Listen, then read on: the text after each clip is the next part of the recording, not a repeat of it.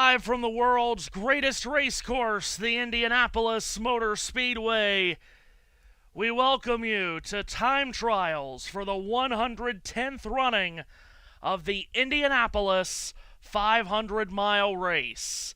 A week from today, 33 of the bravest drivers in the world will square off for the greatest race on the planet and the biggest prize in motor racing. The Indianapolis 500 essentially begins today as time trials to set the field and set the lineup for the 33-car 500-mile race is today. Hello, one and all. I'm Matthew Owens, and welcome to Indianapolis. Thanks for having us in for one of the greatest days on the motorsports calendar. Time trials at Indianapolis, it's as crazy, it's as wild, it's as hair-raising as it gets. 4 laps, 10 miles around this speedway, all out at 240 miles per hour, is one of the most daring feats in all of motorsports. Today, 33 drivers will take at least one attempt as they qualify for their starting spot in next Sunday's 500-mile race. Also later in the day, as you will find out, there will be other runs made to determine the pole and the front-running starting positions for the 500 on Sunday. After rain washed us out yesterday, this is how it all plays out today. Time trials becomes a one-day show. The 33 cars will each take one run in the first session of the day. 4-lap, 10-mile runs. Average speed is your qualifying time. Again, there is no bumping for this 500. There are 33 cars here. Of course, the traditional 33 starting spots are on the line. So in this first session, those 33 cars make one attempt each. The 12 fastest from those 33 will move on to the top 12 session. That will come later in the day, where the top 12 will run again in reverse order of how fast they were to start, meaning that the 12th fastest will go first, the 11th fastest will go second, and so on. The 6 fastest from that session will move on to the Fast 6, which is the run for the pole for next Sunday's Indianapolis 500-mile race. We have taken a session out to accommodate for the different schedule of the day, with it, of course, being rained out yesterday. The first car on the racetrack is Scott Dixon. Dixon, a 5-time pole winner for the Indianapolis 500-mile race, on the track first, as we get what will be a dramatic and very fast day going as Indianapolis 500 time trials is underway. Dixon, the 2008 winner of the Indianapolis 500, winning the race from the pole. Mention he's a 5-time winner of the pole for the 500. Only Rick Mears has won the pole for the 500 more than Dixon, who once again makes an attempt at his second Indy 500 title. This is his 24th start in the 500. And we'll see what Dixon puts down for everyone else to shoot at. His first lap comes in at 231.867 miles per hour. Of course, if you're new to Indianapolis qualifying, it is 4-lap, 10-mile runs, and it's all about high speed, but it's also about consistency. You want consistency in the run. These cars are trimmed out for full qualifying pace. The tires will fall off. It is a good bit warmer today than it was yesterday. Of course, yesterday it rained all day, temperatures in the low to mid-70s. Today will top out at about 84 degrees. Lap 2 for Dixon, 231.433 miles per hour. Dropped off by only 0.4 of a mile per hour did Scott Dixon, who made his first Indianapolis 500 start 24 years ago. He's been running at the finish in 19 of the 23 500s that he has run in, and he has come agonizingly close to winning the 500 for a second time since the 2008 win, but has not gotten it done. Lap 3 at 230.773 miles per hour for Dixon. He is on his last lap. We will have live timing and scoring on the screen for you throughout the day. They just wrapped up a practice session, of course, earlier before qualifying officially started. So we will have live timing and scoring for you as the day goes on, once that sorts itself out. Hopefully it will do that quickly.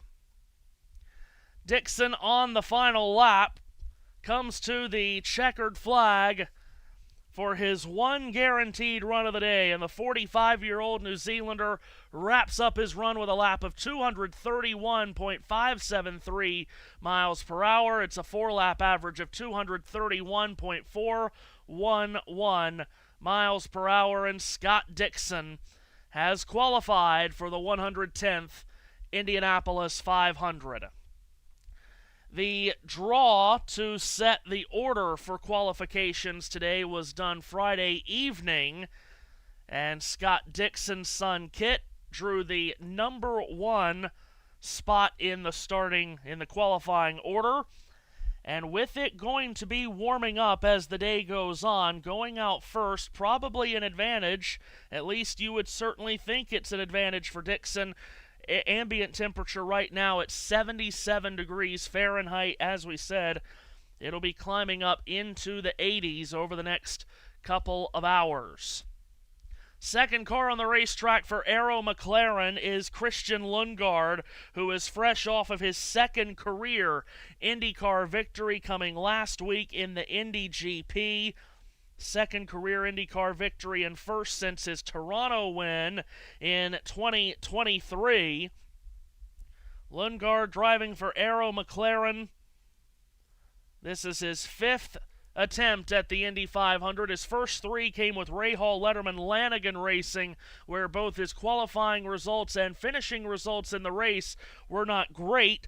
Last year, however, was his best Indianapolis 500 while driving with McLaren, starting 8th and finishing 7th. Lundgaard completes his first lap at 230.926 miles per hour.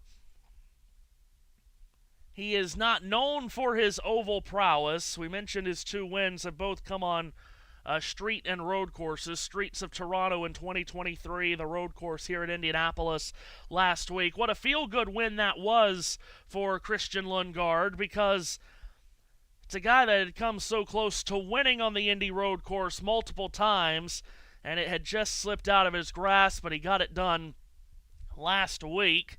Lap number 2 for Lundgaard at 230.745 miles per hour, so he is almost a full mile an hour slower than Scott Dixon as of right now. Of course, the whole week has been filled with many practice sessions for these drivers and teams to tune their car in.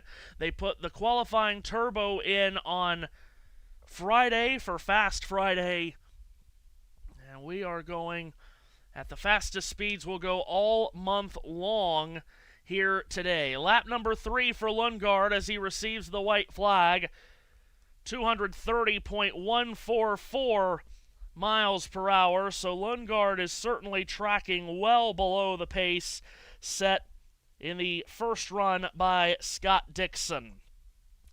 Again, this revised schedule today, we are looking for the top 12. These 33 cars will make 1 run each, and the 12 fastest will move on to the top 12 session later in the day. Checkered flag waving for Christian Lundgaard, whose 4-lap run finishes with an average of 230.661 miles per hour. Lap 4 was 230.832. Lundgaard is second fastest to Scott Dixon. So, the yearly ritual is underway once again as the quest to find the fastest at Indianapolis is started with time trials for the 500-mile race, which will take place, of course, next Sunday. We'll have it for you here on the channel, and we are so incredibly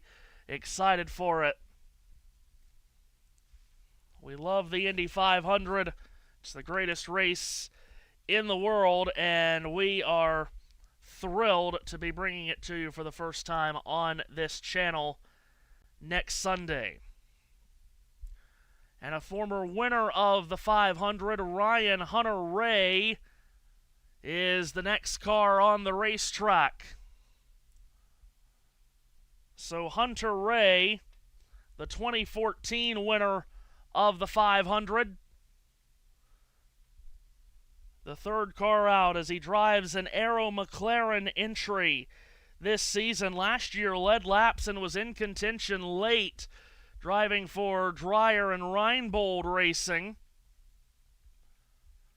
Now with Aero McLaren and an effort that very well could be a race-winning effort if things go well for the veteran Hunter-Reay, former winner of this race, and of course a former champion of the IndyCar Series.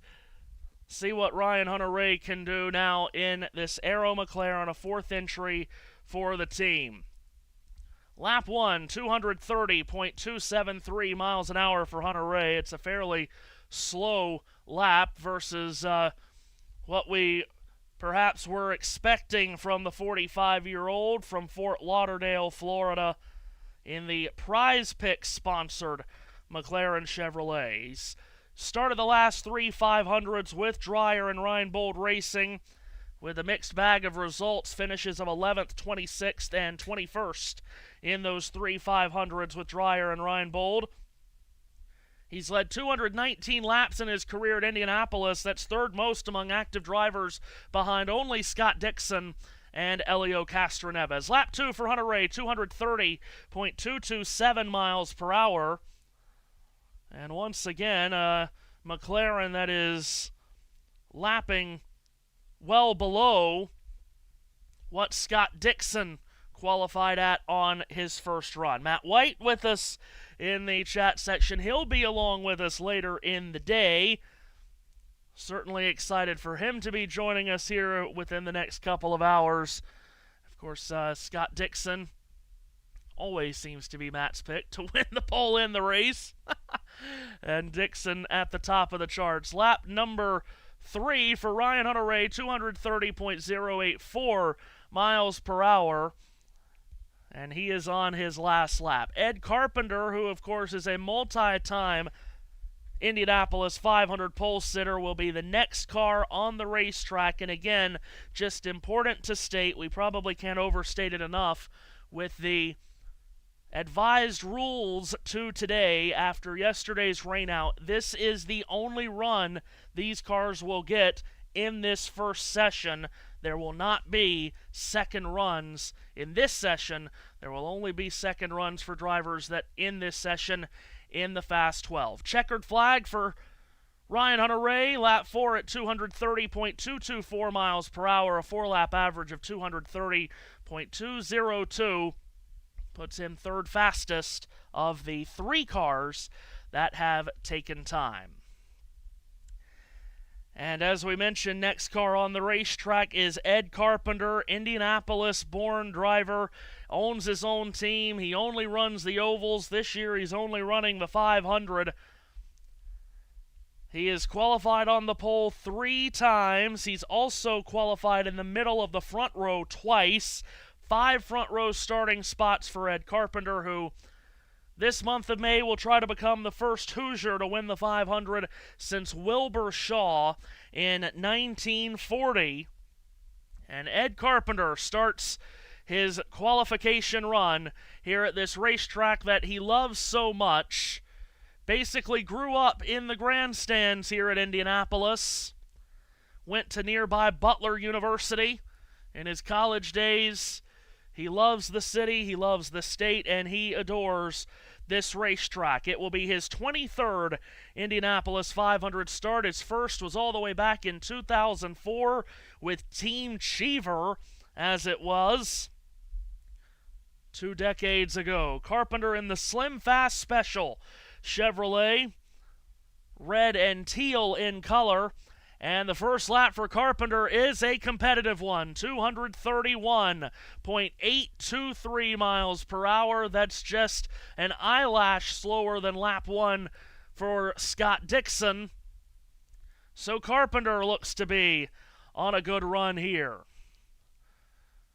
Chevrolet's qualifying early. Dixon, of course, in a Honda went out first.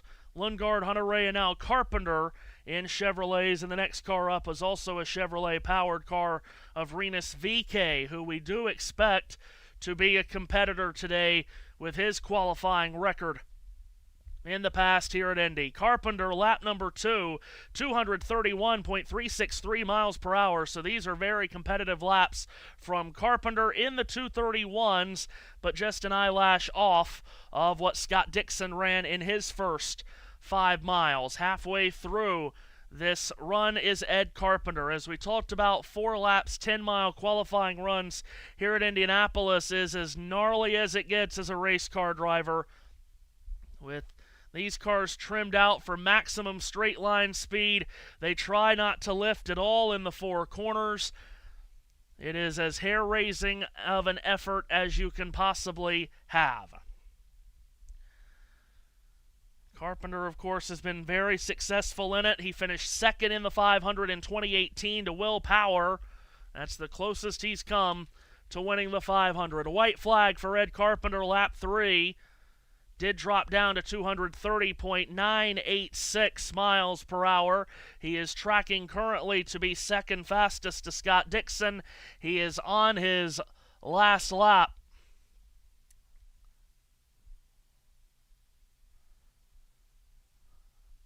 Carpenter with 7 top 5 starts in his Indy career, but he has qualified outside of the top 10 in the last 3 500s. Hopes to make it into the last 2 sessions of the day in his number 33 car that he owns. Lap 4 comes to an end. Checkered flag for Carpenter. And the 4th lap, 229.164 miles per hour. 4-lap average of 230.829. Second fastest of the 4 qualified cars is Ed Carpenter. And now, as we said, Rinus VeeKay, who we do anticipate to be a contender today because of how well he has qualified in the past here at Indianapolis. VeeKay driving for Juncos Hollinger Racing, IndyCar's newest Flying Dutchman, has 3 front-row starts in the 500 in his career. He was 3rd in both 2021 and 2022. He started in the middle of the front row in 2023. And he's had good finishes here in the past as well. He really likes this racetrack. Last year, driving for Dale Coyne Racing was by far the worst qualifying spot he ever had for the race. He started 27th, but even with that 27th starting spot last year, in his 6 prior 500s, his average starting position has been 8.3. VeeKay on the clock as he gets his qualifying run underway. Blue and white, number 76 for the Juncos Hollinger team, who, of course, a handful of years back created the big upset when Kyle Kaiser bumped Fernando Alonso out of the field for the 500. And lap 1 for VeeKay is a sizzler, 232.202 miles per hour, the first lap this session in the 232s. And as we talked about, VeeKay is clearly got a very fast hot rod underneath him. He's outpaced Dixon on his first lap at 232.202. Again, timing and scoring will be on your screen shortly, we hope.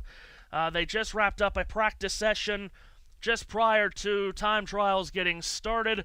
We will have timing and scoring on the screen at some point today. Rinus VeeKay at 232.202 on lap 1. His second lap comes in at 231.790 miles per hour.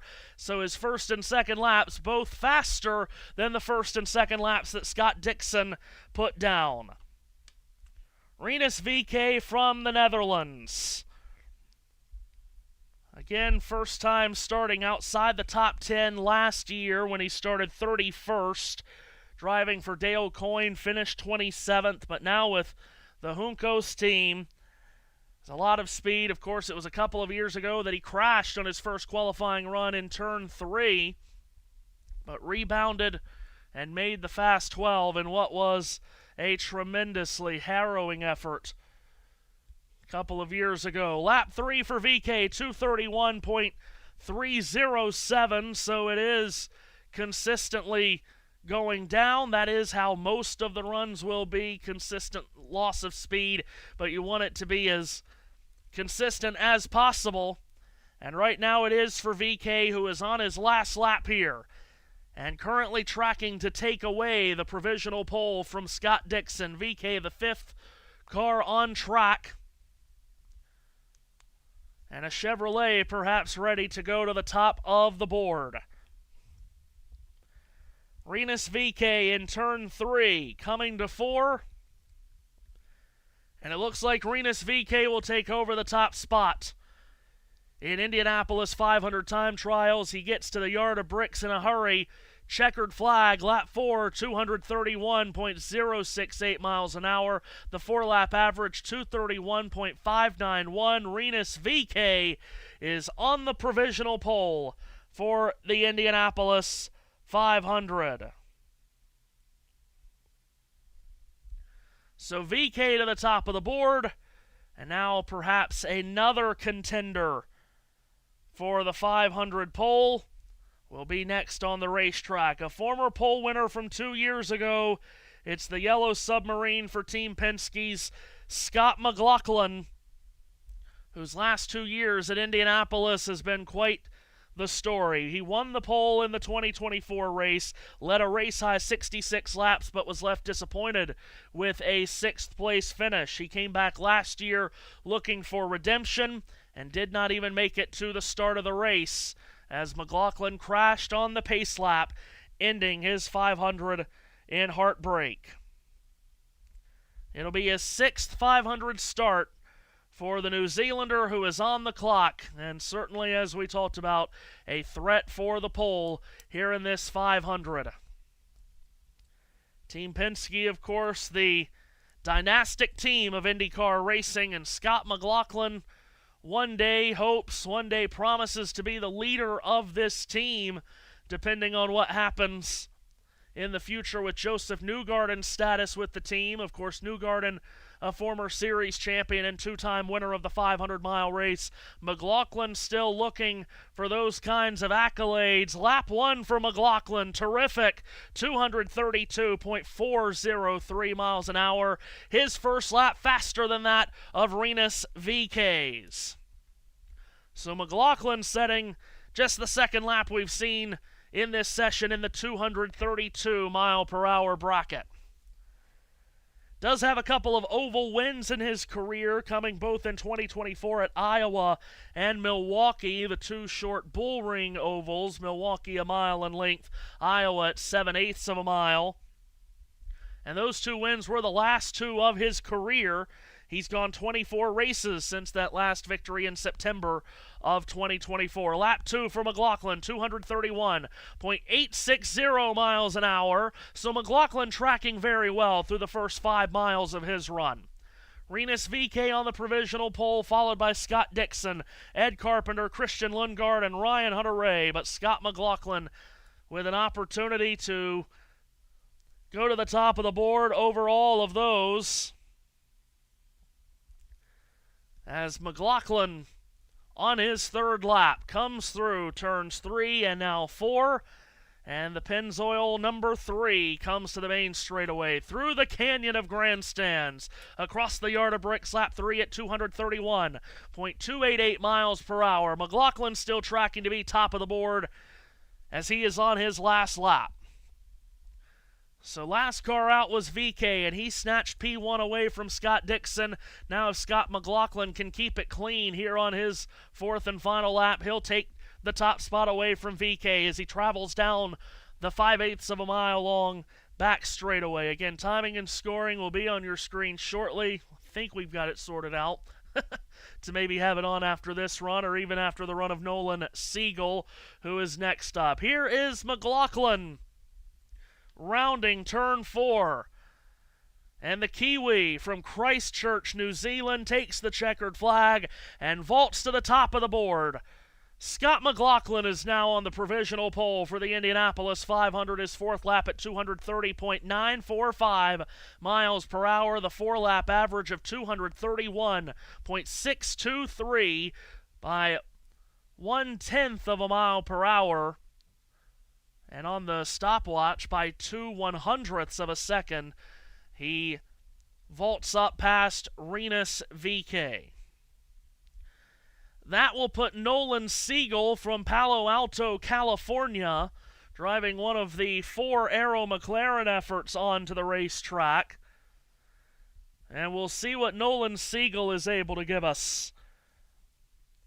Siegel set to make his second start in the 500. Last year he started 24th and finished 13th. He attempted to make the 2024 race with Dale Coyne Racing but failed to qualify, was one of the DNQs. Has been a rough start to the 2026 season for Siegel. Did finish 10th last week in the Indy GP, his first top 10 of the season. Has not really had a lot of success on oval tracks in his IndyCar career, just one top 10 and 11 starts. That top 10 coming at Gateway last year. First lap is at 229.955 for Siegel. That is by far the slowest first lap we've seen. Everyone else has been at least in the 230s. 229.955 for Siegel. Again, he's the 7th car to run. 6 of the 7 have been Chevrolets. The only Honda to go out was Scott Dixon, who is currently now dropped to 3rd after being bested by both Rinus VK and Scott McLaughlin. Lap number 2 for Nolan Siegel, 230.435, so he's picked it up. That's the first time today we've seen a car pick up speed from the previous lap. So a 229.9 to a 230.4, and we'll see what Siegel does on lap number 3. Papaya orange and sky blue along with white splattered on the Siegel number 6 entry. NTT Data sponsorship, lap 3 at 230.427, so 2 laps in a row in the 230s. This is the 3rd McLaren to go, and they're all at the bottom of the current runners. Lundgaard 5th and Hunter Ray 6th, and Siegel looks to be right around that as well. Of course, the 4th McLaren to run later in the day will be Pato O'Ward, who, of course, has had such great success here in the past, and he hopes to finally get a win in the 500 this year, does Pato. Nolan Siegel through turns 3 and 4. And he completes his run with a 4th lap of 230.832. So that's probably the strangest run that we've seen today. The first lap was the slowest, and the 4th lap was the fastest for Siegel, who slots in 6th. 6th fastest of the 7. And we will now join the folks at JB Motorsports, Josh Birch, Josh Turner, as we'll walk you through the next couple of hours here in Indy 500 That is how close it was between McLaughlin and VK over the line. And guys, we talk about a disappointing run, a disappointing first lap being 229 miles an hour as opposed to 232 miles an hour. National speed limit, most places is what? What are we looking at? 80 miles an hour? This is in the good states. In the good states. In the good states. 55, 65. So we're looking at minimum 3 times as fast as anyone will normally be able to drive on a road. This is coming at you so quick compared to what any of us can fathom as a speed. And the average over those laps, McLaughlin 231.6, at the bottom Ryan Hunter-Reay 230.2. An average over the 10 miles, the difference 1.4 miles an hour. That's just wow. Green flag in the air then for Ryan Hunter-Reay. Just to let you know, on JB Motorsports, we're about to introduce the O'Reilly race. Sorry, not the O'Reilly. We're about to introduce the All-Star Cup race broadcast. So we're going to be on 2 streams at once as Graham Rahal continuing on with his attack right now. It is looking very, very strong and very, very much in the Delta Park.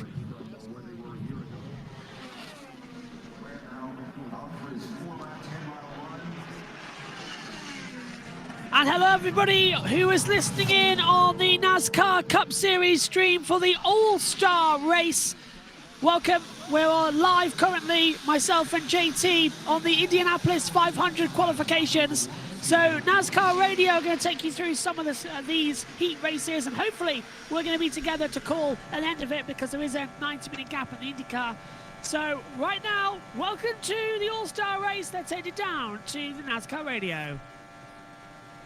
JT and those listening here on JB Motorsports, our first lap time for Graham Rahal has been completed. 2:29.720, JT, very slow lap.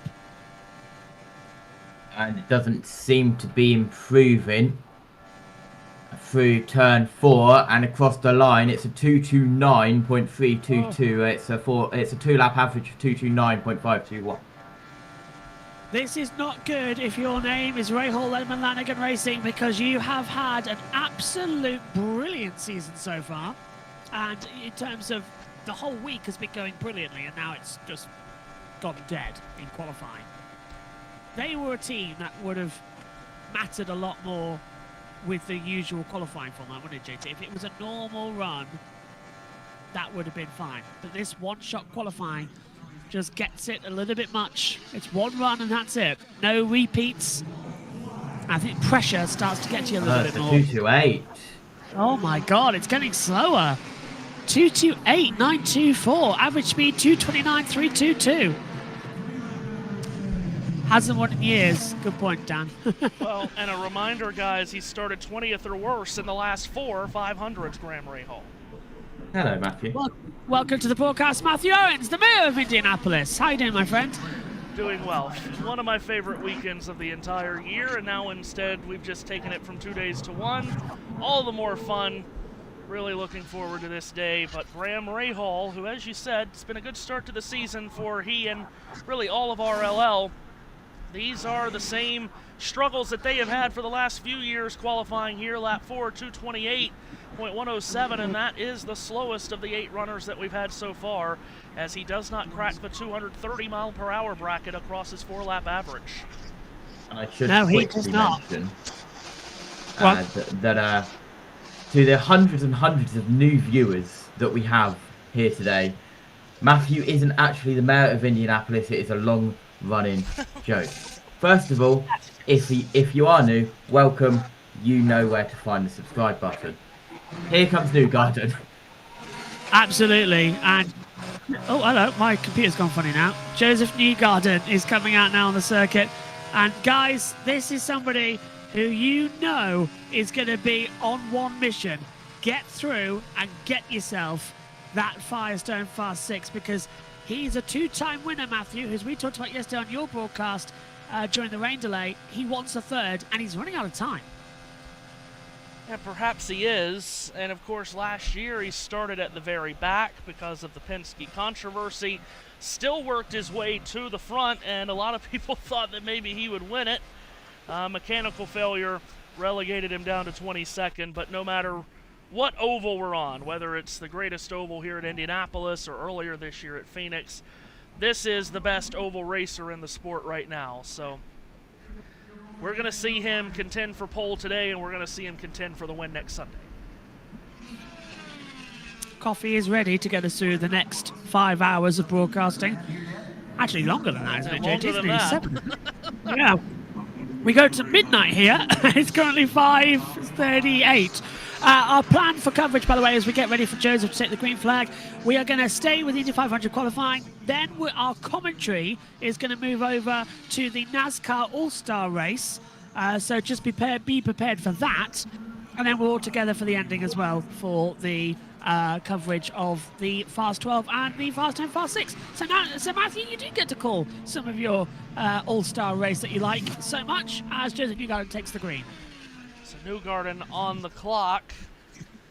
Twice a winner at the 500, doing it with last lap passes in both 2023 and 2024. And the red, white, and yellow livery for Team Penske makes his way around turn 4.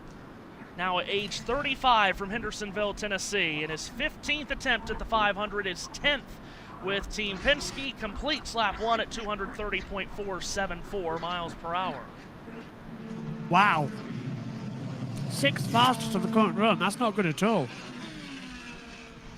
He's using a lot of power out too. He hasn't yet used the hybrid at all, so that explains some of it. Major twitch coming out too, though, as you mentioned, Matthew. 3, 3, and 4. He's downshifting to 5th to get more speed. 238.048 is his turn 3 exit. Over the line now for Joseph Newgarden. And lap 1 is lap 2, 230.024. So averaging out 230.249, has yet to use any of his boost for the hybrid though. Close up to the line. He's shifting the magic paddle down there as well for the ride hacker. Takes the low line tight up now towards exit of 3. Push on the part. He's losing a lot of speed. He's 226 coming out the last corner. Takes the white flag. What's the lap time? Wow, it's a 229.977. He's dropped to 8th place. Wow. Now this is surprising. This is terrible. Yeah, this is surprising, and again, because of this now being condensed to one day, you've only got this one shot. So this does not look like it's going to be anywhere close to getting into the Fast 12, and Joseph Newgarden is going to be starting next Sunday in a lot of traffic, it would seem. Lap 3 was the 229. He saved all his hybrid. He's used at the exit now, coming down to the line of bricks. It's a 230.184. Averages out 231.65. And Joseph Newgarden is currently 8th fastest on the run. Wow. Somebody who we were picking up as being in contention is not looking great. Right. Next up, Will Power. Matthew, what do you think about him? Now in the 26 car.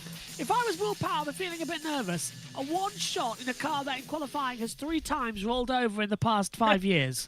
I'd be nervous, wouldn't you? Well, yeah, when you put it that way. He is the most prolific qualifier in IndyCar history, but he has never won the pole for the 500. He's led plenty of laps here, 145 career laps led at Indianapolis. That's 5th most among active drivers. And the 2018 Indy 500 winner, now in this new ride. The bright, vibrant yellow and black number 26 for Andretti Global hits the racetrack, and let's see what we'll get from Will Power across this run as he comes around to start his warm-up lap. Will Power has been slowly building confidence in this 26 oval car. He had a lot of problems coming into the first day of running. Good, cool. We have one shot qualifying. It's this or nothing. Over the line then. They were late to it because, well, Sky Sports F1 has had I didn't realise he hasn't muted himself. I have. I can still hear you, so can everybody else. Now it's muted.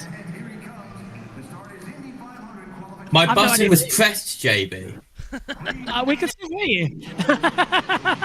It's fine now. Green flag is out, and Will Power starts his lap time. This isn't like technical failures that make you laugh, does it, Matthew? But what do you think about Power? He's nice through the exit 1, bit wide through 2. There's now a crosswind starting to come down.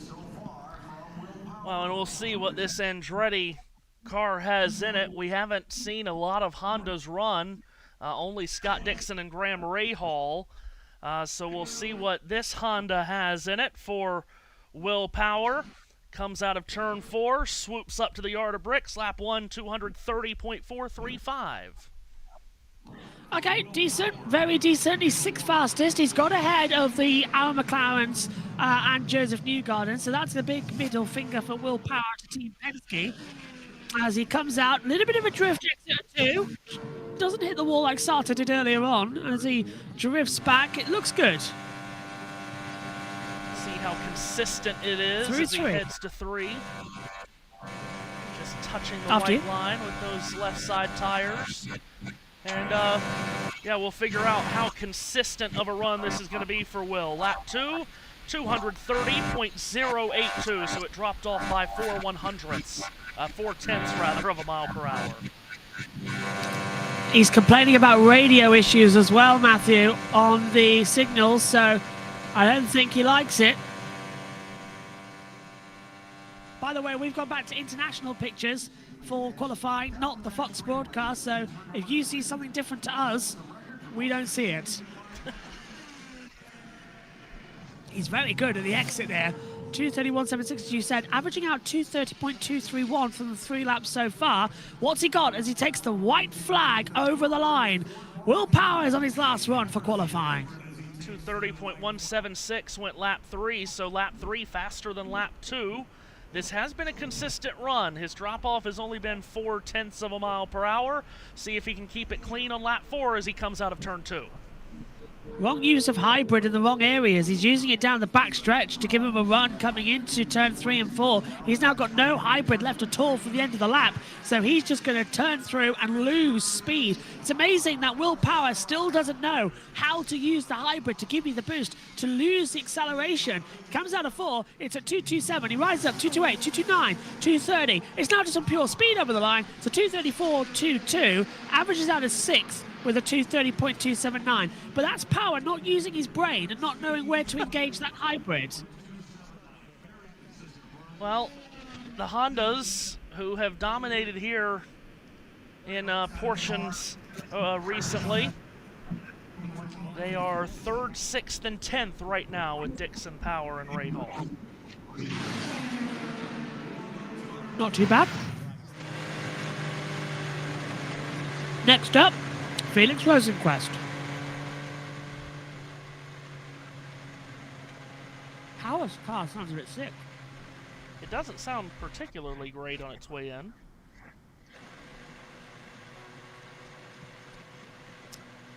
So is it the stereotypical Firestone, Fast 12, Fast 6, or are you just going to have... Is it the same as normal qualifying, as we'll head down to Georgia? Ron, I know your wheels are turning. What are your initial thoughts after the run? That's what she's got.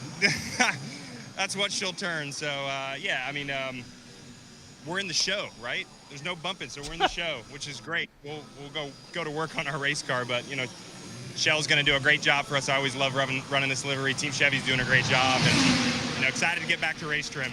Thanks, Joseph. Thanks. Matthew? Pretty short and simple there. He just wants to get back to race trim. He feels like the car will race well, just not very good. He's going to have to come through traffic on Sunday because he's already down to 9th, and making the Fast 12 certainly does not look like it's going to happen. But he is right, no bumping. 33 cars here for 33 spots, so he doesn't have to worry about going through that. But doubtful to make the Fast 12, it would seem. On the racetrack now, Felix Rosenquist, and boy was he fast on Fast Friday. And here he is on the racetrack, Felix Rosenquist, who certainly knows how to qualify, knows how to go fast when he needs to. Sirius XM sponsorship as always. Morgan Wallen Radio featured on this number 60 entry for Meyershank Racing this year. Takes the green flag and he is off. JB, I heard that you're a little couple hours early from happy hour. I am a little early for happy hour, but it's time to crack it open for the Happy Rosenquist. Happy Feely Rosenquist. Right, what have we got? He's actually 240 coming through the top of the corner. What? Oh my God, he's turned through 241.25. This is amazing from Rosenquist, a car that has looked fast in the Meyershank Racing world. Over the line. Oh, yeah. 2:32.984 first lap. Get in. Oh, yeah. Well, we knew he was fast on Friday, and he's carried over that speed to Sunday. And as long as he can keep it clean, he's tracking really well. But there is some really good top-end speed in this Meyer-Shank car. I can feel it right now. That lap alone has put a smile on Matthew Owens' face. He's 240 again through turn 3. This is looking quicker. Surely it can't be a similar speed time. Over the line, 2:32.561. Wow. If this track is just gearing up, Matthew, after practice earlier on, we laid some rubber down. Now if we're having some interesting... This is going to be quite fun. But with that said, the track should probably be slower than it was from when Scott Dixon ran first, because it is progressively getting warmer. So this is just on pure speed from this 60 car. Tickles 240 again heading into turn 3. Now this is good news for Meyer-Shank Racing as a whole. It was a Consistent. 2:40.71. This is really consistent. What's the lap 3 speed? 2:32.428. This is amazing. Oh my God, Felix Rosenquist, you might just go and surprise us all and get yourself on pole position. Listen if you to can the repeat crowd. this in a few hours. Listen to the crowd. They They love it. absolutely love it. Comes out of the southeast corner, heads down the 5/8 of a mile long back straightaway. We are about to see Felix Rosenquist, if he can just make 2 perfect turns here, go to the top of the board. He's heading to 4. 2:40.074 out of the last corner. He's remained consistent completely over the line, Matthew. I think that you should have this one. 232.423, a 4-lap average of 232.599. Felix Rosenquist doesn't only take P1, he's able to blast his way into P1. He's blown away everyone with that run. 232.599, even through a turn 2 twitch in the run. That's as good as it gets. The Swedes were delighted, JT, with that one. Yeah. And now we get to the point where we are getting close to saying goodbye to our first drivers who won't make the Fast 12. Of course, Ericsson will be the person to do that after Ferrucci, who's the 12th driver, out on track now. Santino Ferrucci, every year bar one, has improved on where he qualified. But let's have more power. 25th to 33rd type range. I'm hoping that is already better than at least 33rd. So, yeah, we thought the warmer conditions would help us because we have really good downforce. It just, you seem draggy for some reason. So, happy with that run. Right, maybe hoping for a hot race day coming up in a week. That's willpower. Way better than expected. Right, Santino Ferrucci then, Matthew. What has he got to give? Well, he normally has a lot to give around this racetrack. He knows this Indianapolis race course extremely well. 3rd here in 2023. Top 10 every year. All 7 of his 500s he's finished in the top 10, and he is on the clock as he takes the green flag. The stars and stripes of the red, white, and blue homes for our Troop Chevrolet for A.J. Foyt Enterprises. 27-year-old from Woodbury, Connecticut, in 7 500 starts, has an average finish of 6th, and he's also very good on all the other ovals as well. He's finished top 10 in 9 of the last 12 oval races in IndyCar. At the north end, and looking at turn 4. First lap time over now for Santino Ferrucci, and it is a 2:31.118 first lap time. His foot is to the floor. He's used he did use about 30% of hybrid, but now he's regenerated it back up to 100 coming down the backstretch. So this is a interesting little challenge for Ferrucci. His turn 1 speed 2:32.106, turn 3 2:39.302 as he now approaches turn 3 again. Back to the north end of the racetrack in the American flag livery, a bit high there off of turn 3. Was able to keep it off the wall, points it to 4, now back to the main straightaway through the canyon of grandstands at the world's greatest race course, lap 2 at 230.902 miles an hour. Averaging out still is in 5th position with a 231.010. So that's still okay. We ride now with Ferrucci down the backstretch. He's just drifting too much to the centre, Matthew, isn't he? He's having to realign for slingshots through 3 and 4. It's not the cleanest run. Hello, by the way, Vukta, who's listening in. I see your comments. Nice to see you back again, my friend, as you are every year. And hello to all our new viewers tuning into JB Motorsports and on USN as well. Make sure to hit the subscribe button. As lap 3 time for Ferrucci, 231.318. He's consistent, Matthew. He's got quicker as he starts the last lap. Yeah, lap 3 faster than lap 2 for Ferrucci. Driver from Connecticut has never won the Indianapolis 500, but we do expect him to be a threat next Sunday. Down the back straightaway, heading back to the north end, and Santino Ferrucci heading towards the end of his one guaranteed run of the day. Will it be good enough to make the Fast 12 later in the day? We will see. Here he comes. Over the line for Santino Ferrucci, a 2:31.560, averaging out at a 2:31.224. Yellow flags are out. Next up, it's the 28 car of Marcus Ericsson.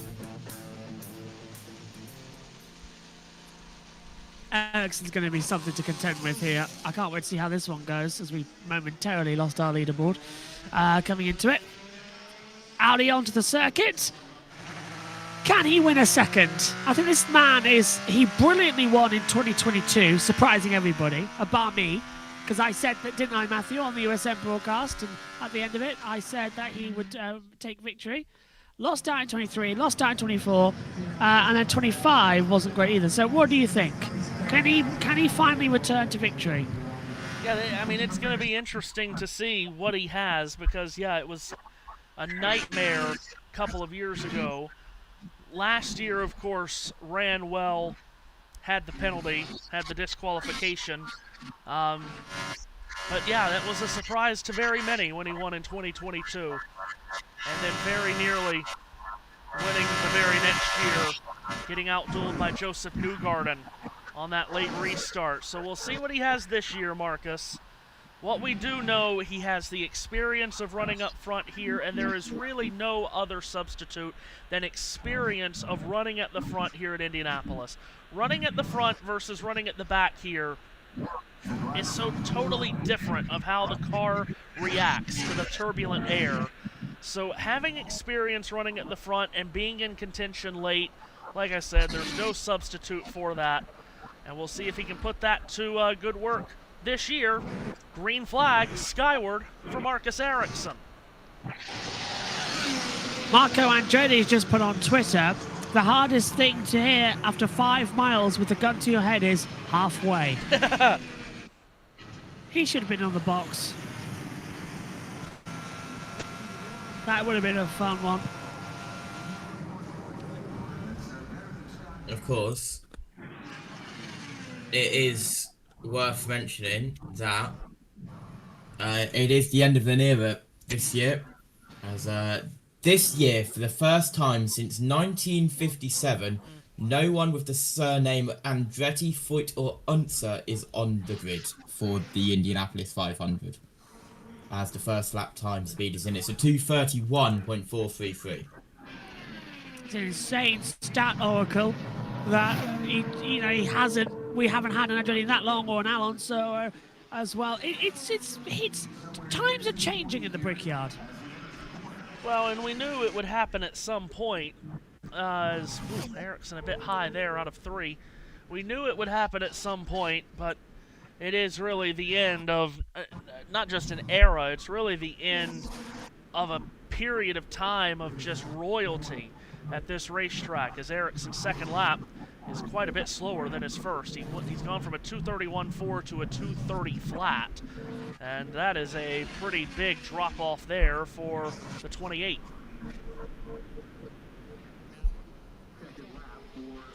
Seems like Tried he to take something, lifted a didn't bit work. through turn 1 and 2. He was only at 229. We shall see, but he will deploy the hybrid, which will help him gain that speed out of 4 down the front straight. And it is an improvement. So he lifted off more in his second lap than he did on his third lap. White flag in the air. 230.889, averaging out then to 230.785 to come into it. Hello, Nathan. Hello as well. Vodka saying that my new name should be Joshua Jackie Birch after Jackie Stewart. That I would happily accept. Of course, Jackie Stewart on many, many Indy 500 broadcasts back on ABC in the 70s and 80s. And we say hi to our good friend Redbox from Canada over on USN as checkered flag is waving for Ericsson. 230.316 went the 4th lap. It's a 4-lap average of 230.667. That is 7th fastest of the 13 that have run. That's knocked Graham Rahal out of the top 12. Redbox, by the way, from Canada, saying disappointed there won't be any Canadians running the race this year. Down to the pits. You were flying. This thing was a rocket ship, and I have to know, what was it like from the inside? It was probably a little harder than it had to be. I was getting a little neutral or a little loose towards the last 2 laps, and yeah, it's quite tough to keep it flat on the last lap, but yeah, big thanks to the Oh, well, we were supposed to have it, but it's disappeared. and the Morgan car is just a rocket, absolute rocket. So yeah, I hope that stands up pretty good, and see if we can get to this fast 12. A standing ovation for Felix Rosenquist from the fans as he pulled in, setting the tone. And deserved. Thank you very much, Georgia, who has got her own animated series coming called Georgia the Explorer. Connor Daly heading out there on the circuit. She's been very good in that role.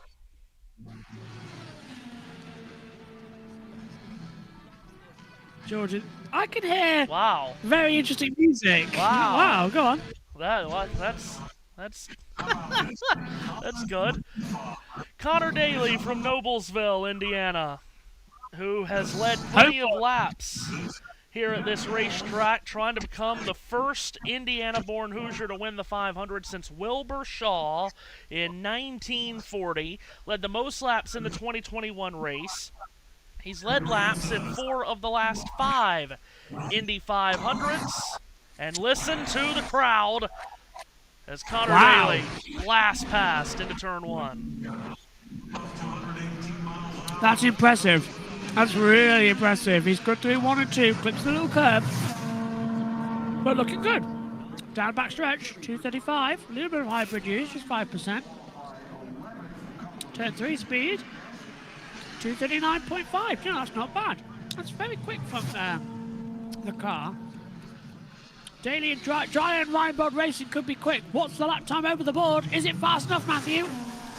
Oh, it's very good. It's 231.798, so it's a terrific lap from Daly. That's the second, what is that? That is the 5th fastest first lap we've seen.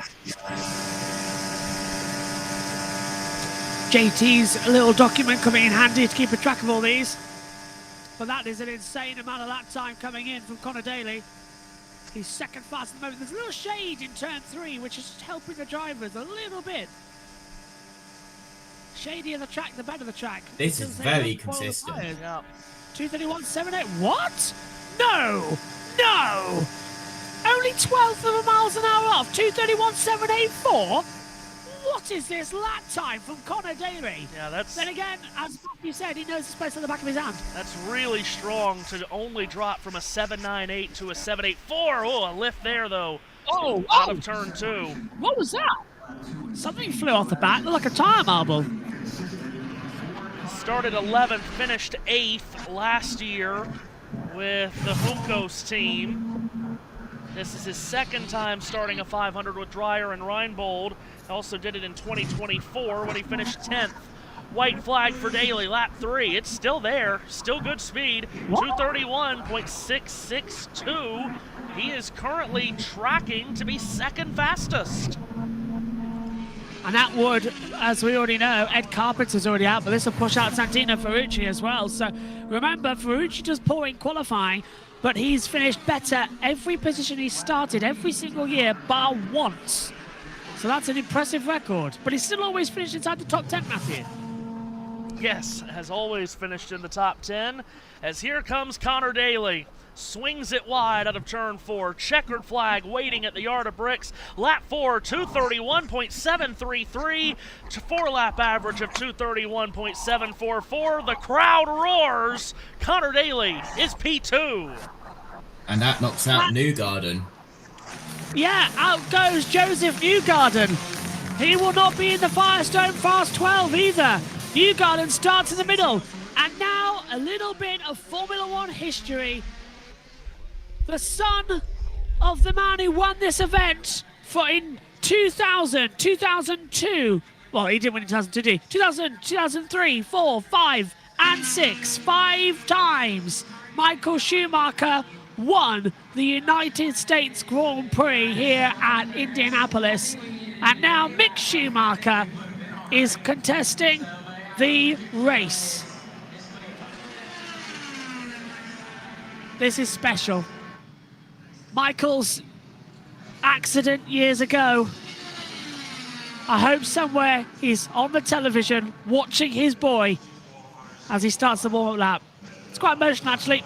Mick's career in Formula One was a bit lackluster, but his moves in junior formulas were fantastic. Got harshly treated, I think. But the son doing something his father never did, putting his own stamp on things. Mick Schumacher is doing the Indy 500, and this is his first ever qualifying attempt. It is special because it's history. May not mean a lot to IndyCar fans, but to Formula One fans over here, for myself, who's commentated and watched Mick coming up through the ranks, to see him here at the Brickyard doing something, that's quite fun. Matthew, he takes the green flag, and Mick Schumacher is going Indy. Through turn 1. Good speed from Schumacher. It is 230.992, JT. That's quicker than we've seen from most of the drivers through there. Yep, down the back straight we go in towards turn 3, 236, 237. Will he reach 238? No. Through turn 3. He's good on the exit, as you say. 238.187 speed. Over the line, lap 1 then for Mick Schumacher. He's lost a little bit of it down the straight. It's a 229.972. We're putting 14th at the moment. That's not the best. It's right with where... Well, actually, he's out qualifying Graham Rahal as things stand.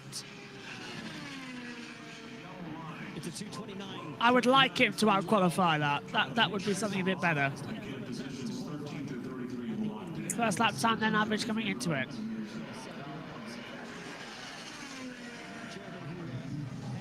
NASCAR All-Star Race has just gone green and then gone yellow immediately. Has it? Incredible.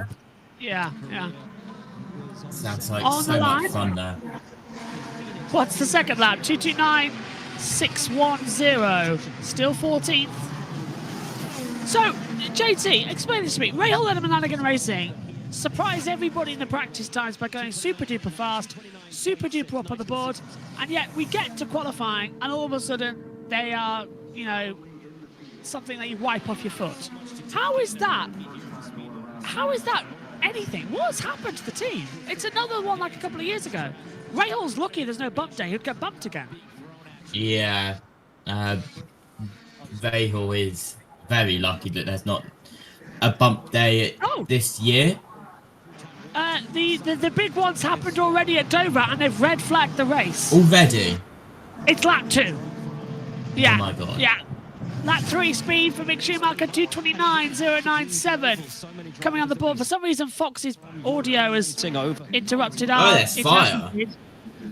What on earth is happening over there in Dover? Well, that might finally cancel the All-Star race. So Ryan Preece hasn't flipped, but he's caught on fire in a big way. So Ryan Preece no longer an astronaut, but a firefighter.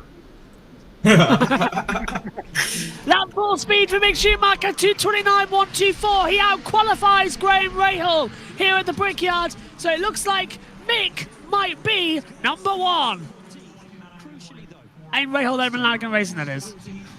So this guys, so, feel for a second. I need to go grab a stick. Well, fire stick. Don't have you won't have a problem me filling right now, JT. This is why this All-Star race idea was so stupid. You've got drivers that are locked in to the final segment, running in the what we would used to call the open, and now Larson and Blaney. And Larson, Blaney, and Chase Elliott have now all taken damage on lap 2 of a race that they didn't need to run. This is dumb. Absolutely incredible. Let's hear from Connor Daly and we'll get back to All-Star So much front grip. But I trusted this car more than I ever have, I think, and I just tried to stay in it. I was changing the bar every corner almost, just working at it. So I appreciate the guys for giving me a fast car, and I do understand it does take a lot of work from the driving side, but I didn't expect it to be that much today. But these conditions are wild, so hopefully we can stay up there. Thanks, Con. Thank you. Thanks, Con. Thank you. How can you not love that guy? Not ideal, Matthew. For the All-Star race. I just don't get it. I don't understand. I just don't understand. But anyway, back to what we're here for today, because that All-Star race is just, who knows. Romain Grosjean on the racetrack for Dale Coyne's small team that brings a couple of cars to Indianapolis. Green flag is out for Grosjean. Speaking of firefighting race car drivers, here's the Phoenix, Romain Grosjean. From one firefighter to the next. Yes. He confirmed it. Busiest run he's ever had. I think best job he's ever done. Around here. He's good for it. In towards 3. Hasn't used any hybrid as of yet. Now he'll come up towards the line for his first lap, and it's 2:30, 2:81.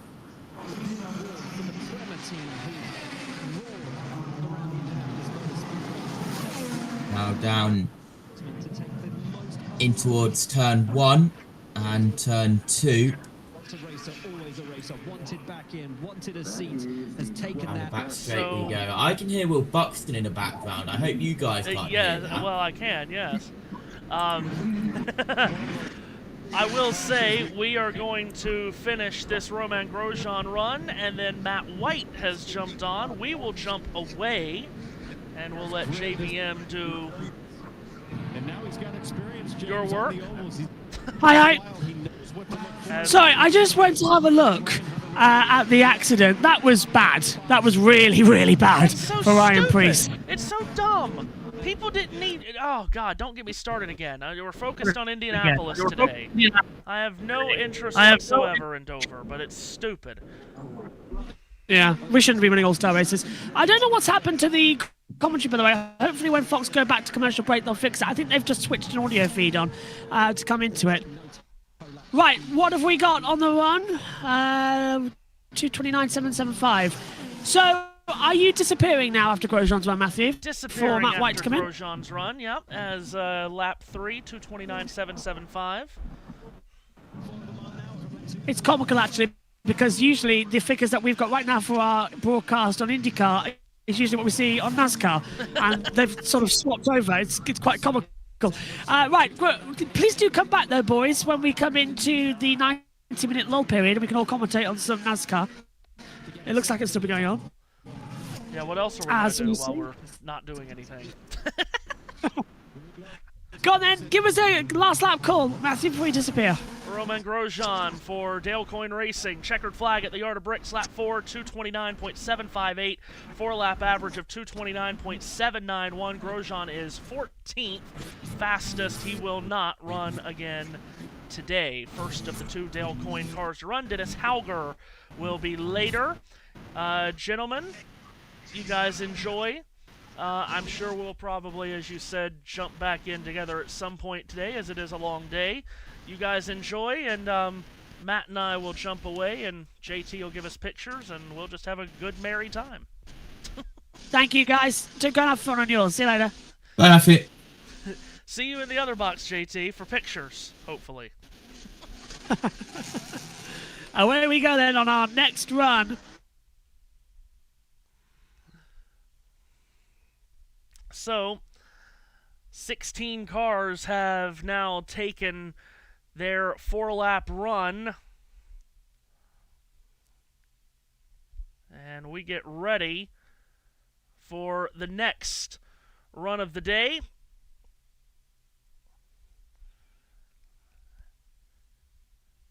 And it is the always exciting Marcus Armstrong to get out onto the racetrack. Armstrong driving the number 66 entry for Meyer Shank Racing in his Acura Honda. And he hits the racetrack, going to start the first of his 2 warm-up laps. We will welcome in Matt White officially. Hello, Matt. Good afternoon, Matthew. Glad to finally be on and doing this. How are you? Sun in the skies and a dry track. This is what we should have been doing yesterday. But here we are. Top 16, or not the top 16, the first 16 runners, Matt, that of course you can see on your screen, led by Felix Rosenquist, who just blew everyone away. What do you make of the first 16 that have run and the order that they're in? Well, I've missed the last little sort of 15 minutes. I listened up to Newgarden from the beginning. Was listening to you in the background, and yeah, it was McLaughlin was top. I feel like at that point, but great run for Felix Rosenquist. He's well clear of Connor Daly, who's as we talked about in our little drop-in show yesterday, always a threat at this racetrack. Very surprised to see Joseph Newgarden already parked up and done for the day. Yeah, that's as surprising as it gets. Marcus Armstrong has just taken the green flag. And the 17th run of the day gets underway with another Kiwi, 25-year-old from Christchurch, New Zealand, Matt.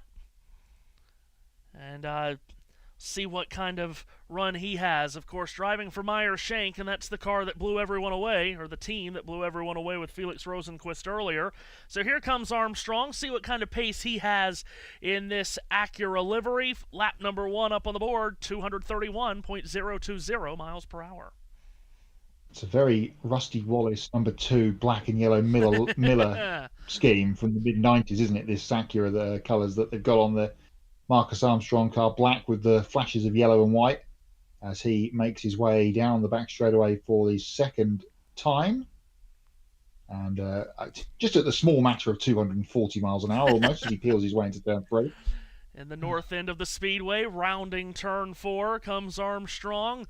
Now straightens out on the 5/8 of a mile main stretch. Lap number 2 across the yard of bricks, 230.339 miles an hour. And of course, we've been talking about it throughout the day, Matt. The name of the game is about being fast, of course, but it's also about being consistent. And that's a good amount of drop-off from lap 1 to 2 for the 66. Yeah, I heard you say about Nolan Siegel's run from before that he was very slow on his opening lap, but sort of built through his run. It's not really the key today because it is just a one-shot show for everybody. You need a good, consistent run to make sure that you're inside the top 12 at the end of the 33 runs as Armstrong heads towards the yard of bricks again and gets the white flag. Lap 3, 230.391, so it's a slight pickup, and I do mean slight, from laps 2 to 3. This is currently tracking 10th. Of course, the magic number in this first session is 12. That's how many we'll take to the top 12 session, of course. And then, of course, from there we'll go to the Fast 6. That is what we're doing here today. A one-day qualifying show at Indianapolis after the persistent rain from yesterday. Here comes Armstrong, sweeps up out of turn number 4.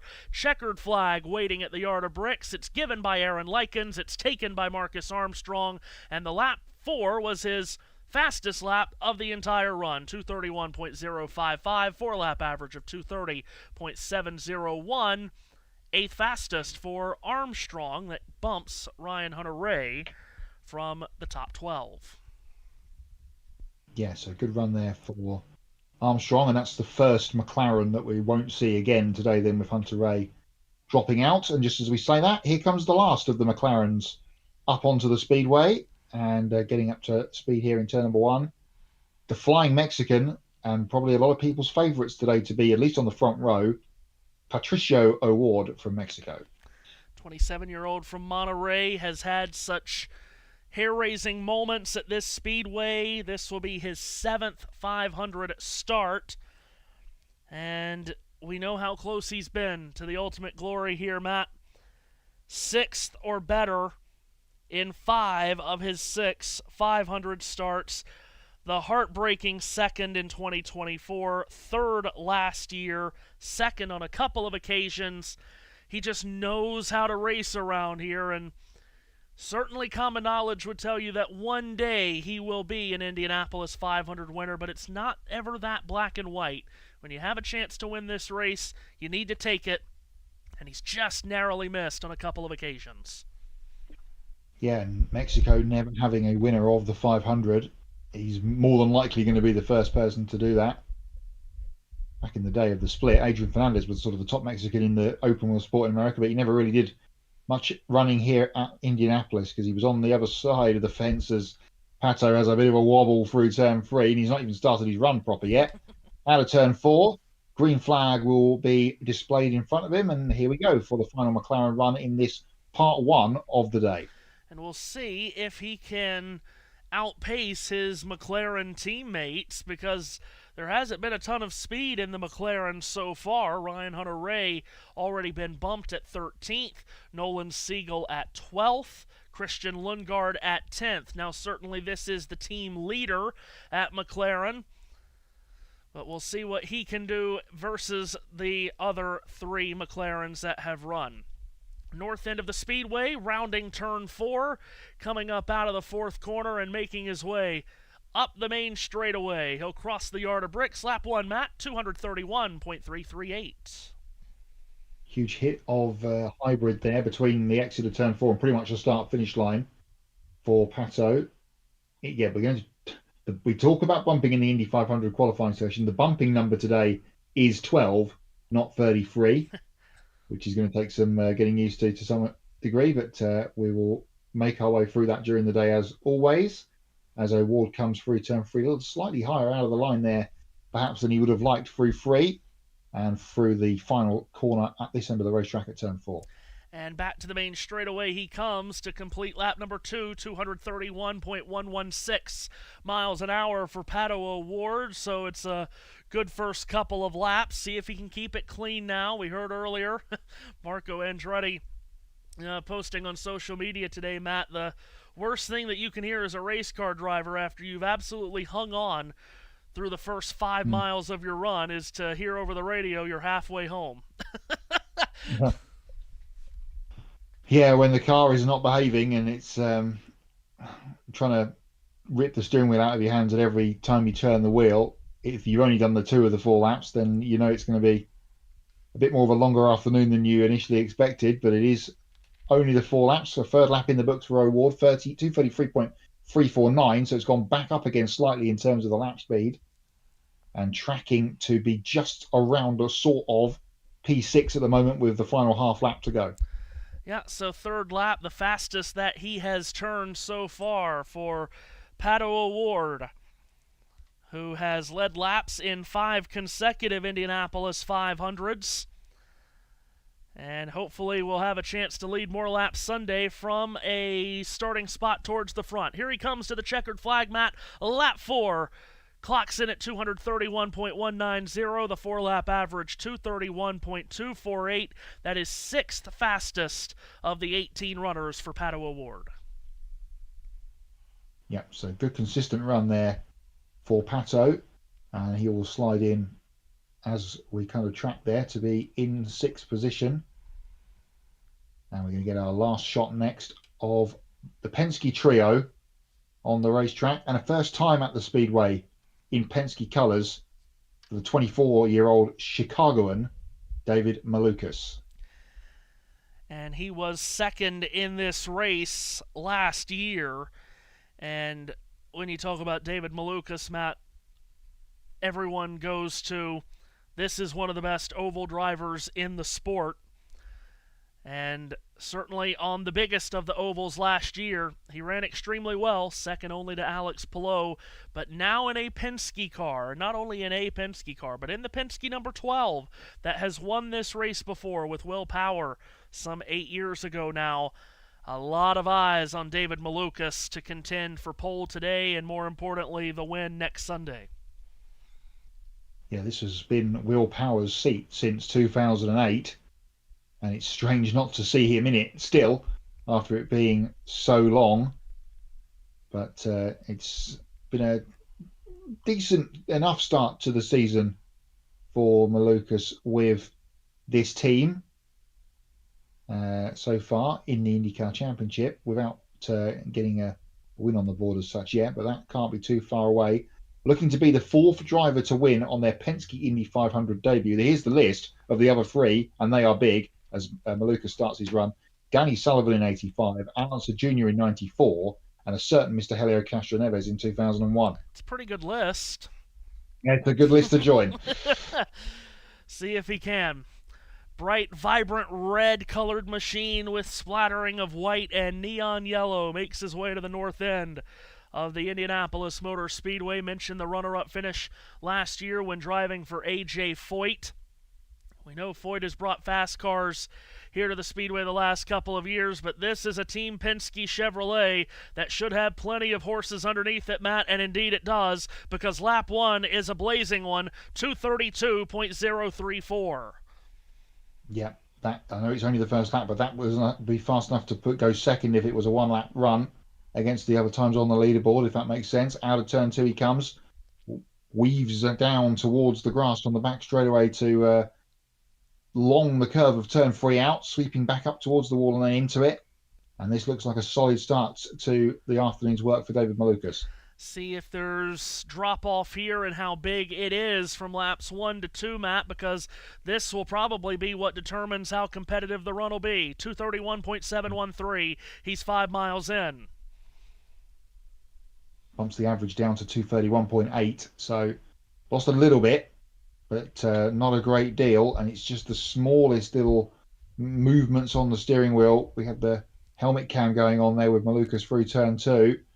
Down the straightaway towards 3 he comes, and again, peeling in at a paltry 236 miles an hour, and out the other side at turn 4. And lap number 3 coming to a close for Malukas. White flag shown by Aaron Likens. Matt, what do we got on lap 3?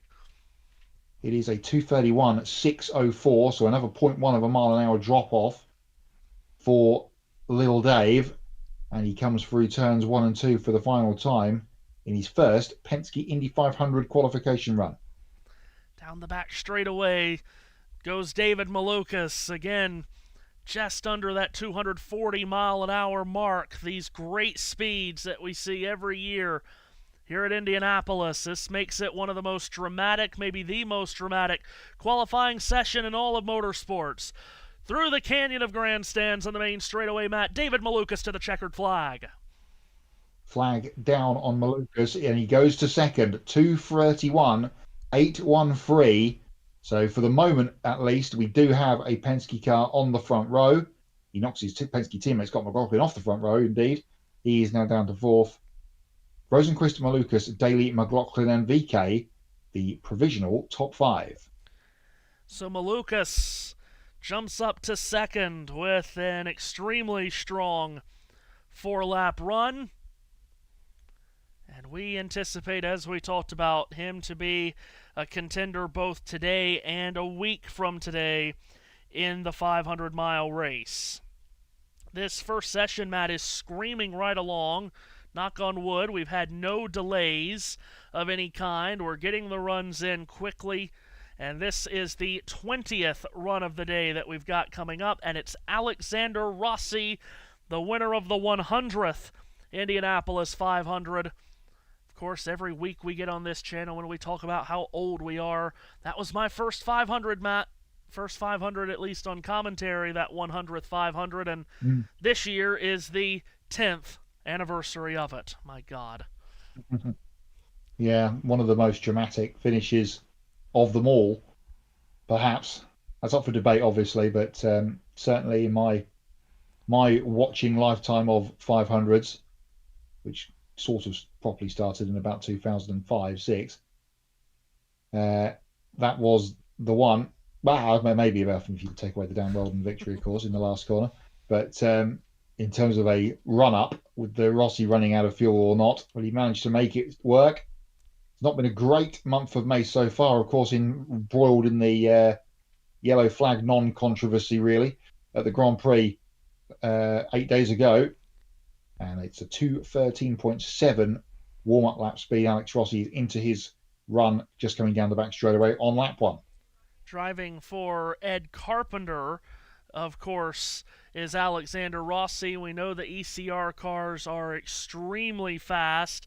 Ed Carpenter currently 9th on the board as Rossi comes up out of turn number 4. Lap number 1 will be complete at 2:32.193. We haven't seen a lot of 2:32s today, Matt, and Rossi puts up one straight away.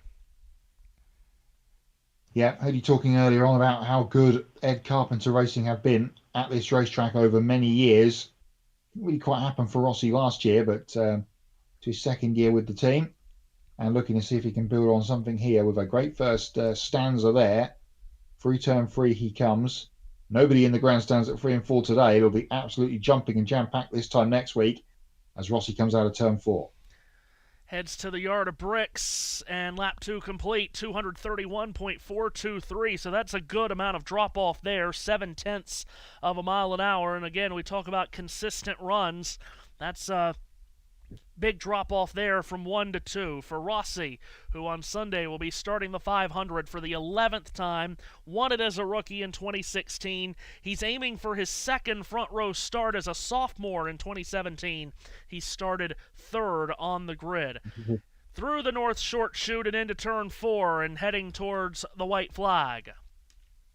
Little bobble in 3 and was quite high coming out of 4 as well, so we might see a little bit of a drop off here in the speed as he goes underneath the white flag that lap at 2:31.1, so not that much. Managed to keep it on going through turn 1 for the final time in this run. And Rossi is on the way, and again the car just moving around underneath him through 2. And it is getting warmer. We talked earlier about temperatures when Scott Dixon went out for the first run of time trials. Ambient temperature was 77. It's climbed to 81. By the end of the day, it'll be around 83, 84, maybe even 85. So it's getting warmer. The track is getting warmer. Alexander Rossi comes to the yard of bricks, completes his run with a lap of 2:31.587, 4-lap average of 2:31.580, 6th fastest for Rossi, at least for now, solidly inside that magic number of 12. We have 13 more cars to run. That was a question that I had on the tip of my tongue because I haven't got the running order in front of me, is how far in are we? So we're going to get into the point very shortly where we are guaranteed to have people locked in to phase 2 of qualifying. That'll come after the next run when we'll only have 12 people to go, as Rossi comes back in from his run. And this will give us a rookie run. Rookie first qualifying run at Indianapolis has to be an incredible experience. It's Dennis Hauger, who we will see on the racetrack next for Dale Coyne Racing. Already one Dale Coyne car has run with Romain Grosjean, who is currently 18th fastest of the 20. So Dennis Hauger, the Norwegian Nightmare, as they call him, Matt. And sure. Big reason why he got that nickname was his efforts on the Indy Next level last year, winning the Indy Next Championship, winning 6 races on the season, and was on the podium in more than half of the season's races. Got him the Indy Next Championship and got him a ride in IndyCar with Dale Coyne this season. And as a rookie and teamed with Romain Grosjean, of course a former Formula One driver. Dennis has had some high points to the season, a top 10 in the opener at St. Petersburg, had that incredible spin and save without hitting the wall at Phoenix in the early laps in his oval debut, and he rebounded to finish 15th in that race, and he's coming off another top 10 at the Grand Prix last Saturday when he finished 8th. So he's not lighting the world on fire, but I'm not sure that was ever the expectations for Dennis Hauger with Dale Coyne Racing, but he's punching above his weight in his rookie season. Yeah, perhaps a bit of a strange career path for Dennis. He was a Formula 2 race winner over the last few years and then made the decision to go to Indy next last year. And what a decision that was, winning the championship, as you say, pretty much at a canter at times. Tailed off towards the end of the season when he kind of knew things were safe, when most of the ovals were in the Indy Next calendar last year. 229.237 is the first run for Dennis Hauger. He's on the back straight away here on lap 2, so this isn't going to be troubling the top end of scorers unless an absolute miracle happens. But they're just trying to get this car as high up the grid as they can. Back to the main straightaway, we'll really be comparing him mostly to his teammate Grosjean, who was faster on his first lap by a full mile per hour. Lap 2 for Hauger is a 2:29.4, so he's picked it up just a bit from laps 1 to 2. Bright green colors along with black and white on this number 19 entry for Dale Coyne Racing. Only Bulls sponsorship on this Honda for the driver from Orskog, Norway. Bird flying across the racetrack here, up and above Hauger there as he was coming down the back straight away. A big one as well. It wasn't a sparrow. It was a big animal. Luckily, that was high enough above the racetrack not to worry Dennis. He probably didn't even see it at the speed he's going as he takes the white flag. Lap 3 is a 2:28.522. So this run is going the wrong way for the number 19 team. And this will really... This last lap is just going to try to keep him from being down there on the last row with Graham Rahal right now, because that is where he is trending to be, is Dennis Hauger, the rookie driver from Norway. North end of the speedway, through the short chute on the north side, and now into turn number 4. Left side tires underneath the white line. Squeezes up out of turn 4, fairly close to that great white wall. Checkered flag at the yard of bricks for Hauger. Lap 4 is a 2:28.696. The 4-lap average is 2:28.982. That is the slowest of the 21 runs we have had, and the only run where the 4-lap average has been below a 2:29. Next on the racetrack will be Idaho's Stingray Robb, the second of the Juncos Hollinger entries, Matt. And we'll see what the Idaho driver has for us, as once again on your screen, if you are watching with us at home, here is the order of the day. I put that up so I can just step away momentarily, Matt, and you can walk us through the order of the day. I better get that up on my screen so I can see it as well then, in that case. 4-lap runs, as we know. Well, you do that as Stingray does get himself going. Luckily, I can do... I've got 2 screens running for the first time in this commentary era of ours for a change this evening where I am, which is... welcome news indeed. As Stingray gets himself settled into his warm-up laps. He comes out of turn number 4. And is he taking the green this time? No, one more lap to go for Stingray. Another of the Indy ladder guys over the last couple of years, promoted up into the main series for a couple of years now, is Stingray Robb in the very Americanly coloured red, white and blue number 77. This will be his 4th Indy 500 start next weekend. Hasn't yet to qualify inside the top 15 and yet to finish inside the top 15 either, so we'll see what this run can do for Stingray Robb as we get through the run of 33.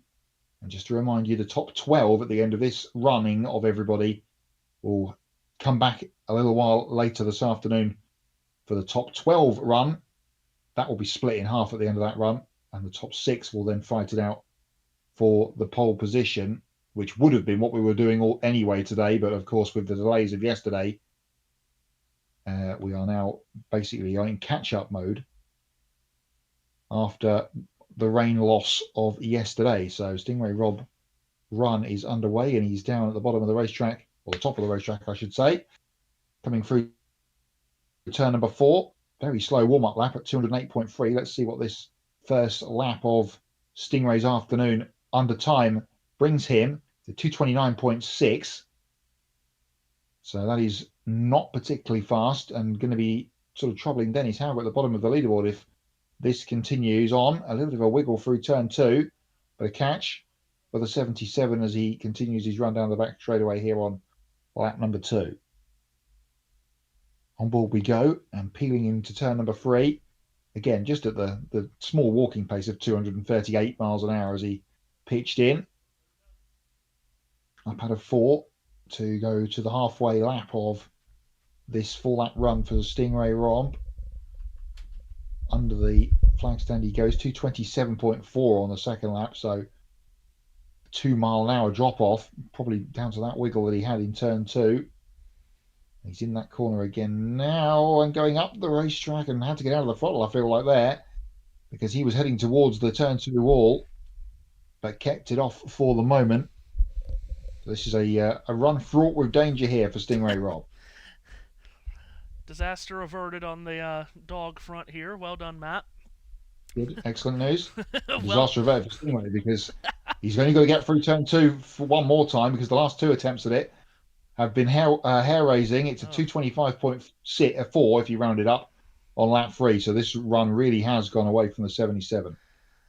Yeah, it has, and this is not going to be anywhere close to his Juncos teammate Renus VK, who currently sits 5th and sits in really good position to make the Fast 12.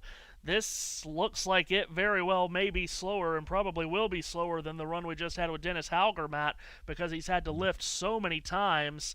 Stingray Rob is going to have to face a lot of traffic turn 1, lap 1 next Sunday. Here's the end of his run. Out of the throttle again there, the exit of turn 4, so it's going to be a back end of the field start for Stingray Rob, you would feel. Across the line, 226.572 is the combined run, and he does slot into last position at the moment for Stingray, who will be pleased somewhat that there isn't a bumping session to come, because at the moment he is dead last on the field. Yeah, that 4-lap average in the 226.5 range, when Graham Rahal, who was last just a couple of moments ago, Matt, is a 229. So, and the fastest time is at 232.5. Yeah. So 6 miles an hour difference between the top and the bottom of the timing tower at the moment. So now that we've gone past Stingray, we're into that portion now where people can be safe if anyone else doesn't go in front of them with 12 cars to run. And the next up is Kyle Kirkwood from Florida, who has a win on the season coming in Arlington, Texas. He is really becoming a street course maestro, is Kyle Kirkwood. But he's run well here at Indianapolis over the past couple of years, too. Had that harrowing crash late in the race a couple of years ago in turn 2 when he went upside down.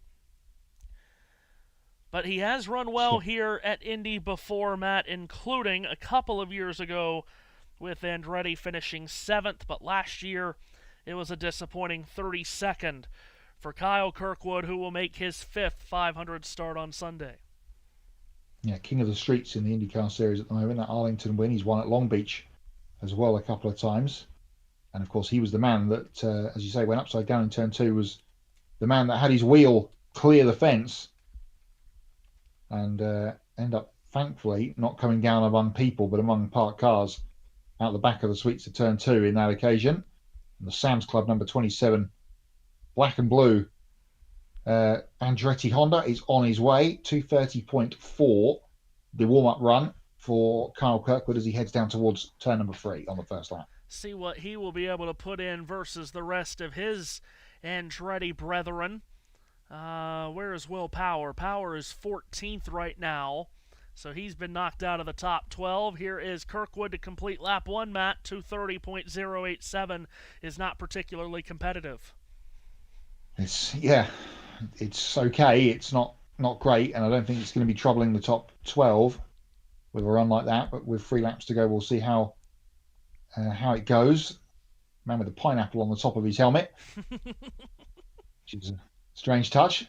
But we go on board inside the helmet of Kyle Kirkwood. If you're watching the pictures from Fox, through turn 3, down a 5th gear as they head towards turn number 4, and that'll give you the boost you need up the back up the front straight away. A little tweak of setting there on the steering wheel. 2:29.5 the second lap. Now this is not a good run for Kyle Kirkwood, who has never started in the top 10 at the 500, was 11th in 2024, and he's not going to start top 10 next Sunday either. No, it doesn't look that way for the Jupiter, Florida native. Out of turn number 4 to finish lap number 3. Plenty of room to his right-hand side, unlike Stingray Rob on the run before. White flag up in the air for Kyle Kirkwood. That lap, a 2:29.287. So not only was lap 1 not particularly fast, Matt, but it's only gotten slower on laps 2 and 3. So this is, I mean, we've got, after him, 11, is it, to run? This could very well be a run that puts him row 8, row 9. Yeah, this is the 23rd car on the racetrack this afternoon, and Kyle comes through turn 4. It's not been a great week so far for Andretti Autosport in terms of their speed, and Kyle Kirkwood blasts up through the canyon of grandstands, to use your line, and across the line. It's a 2:29.4 the final run, which is a 2:29.607, and he goes 19 out of the 23 cars that we have seen so far. So only 4 cars beaten for Kirkwood, slotting ahead of Schumacher, Rahal, Hauger, and Robb. And that will bring up the next rookie run. 24-year-old Brazilian Caio Collet, driving for AJ Foyt. It's been terrific to watch him run this year, Matt. If for any other reason, you never have to wonder who that car is.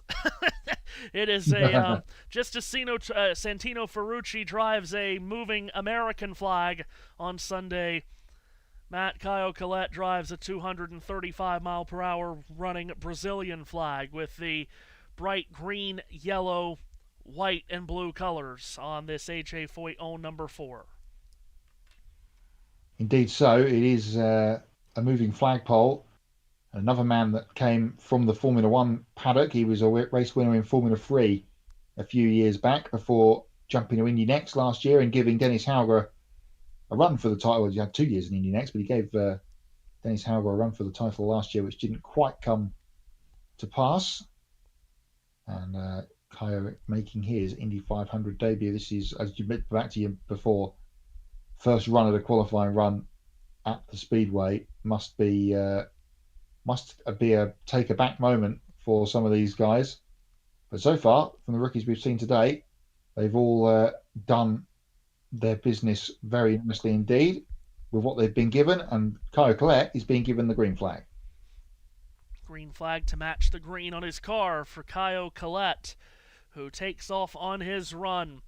Talked earlier, you gave the list of drivers to win in their first 500 attempt with Team Penske, and what a great list that was. Well, how about the list of Brazilian-born Indy 500 winners that Caio Collet one day would love to join, Matt?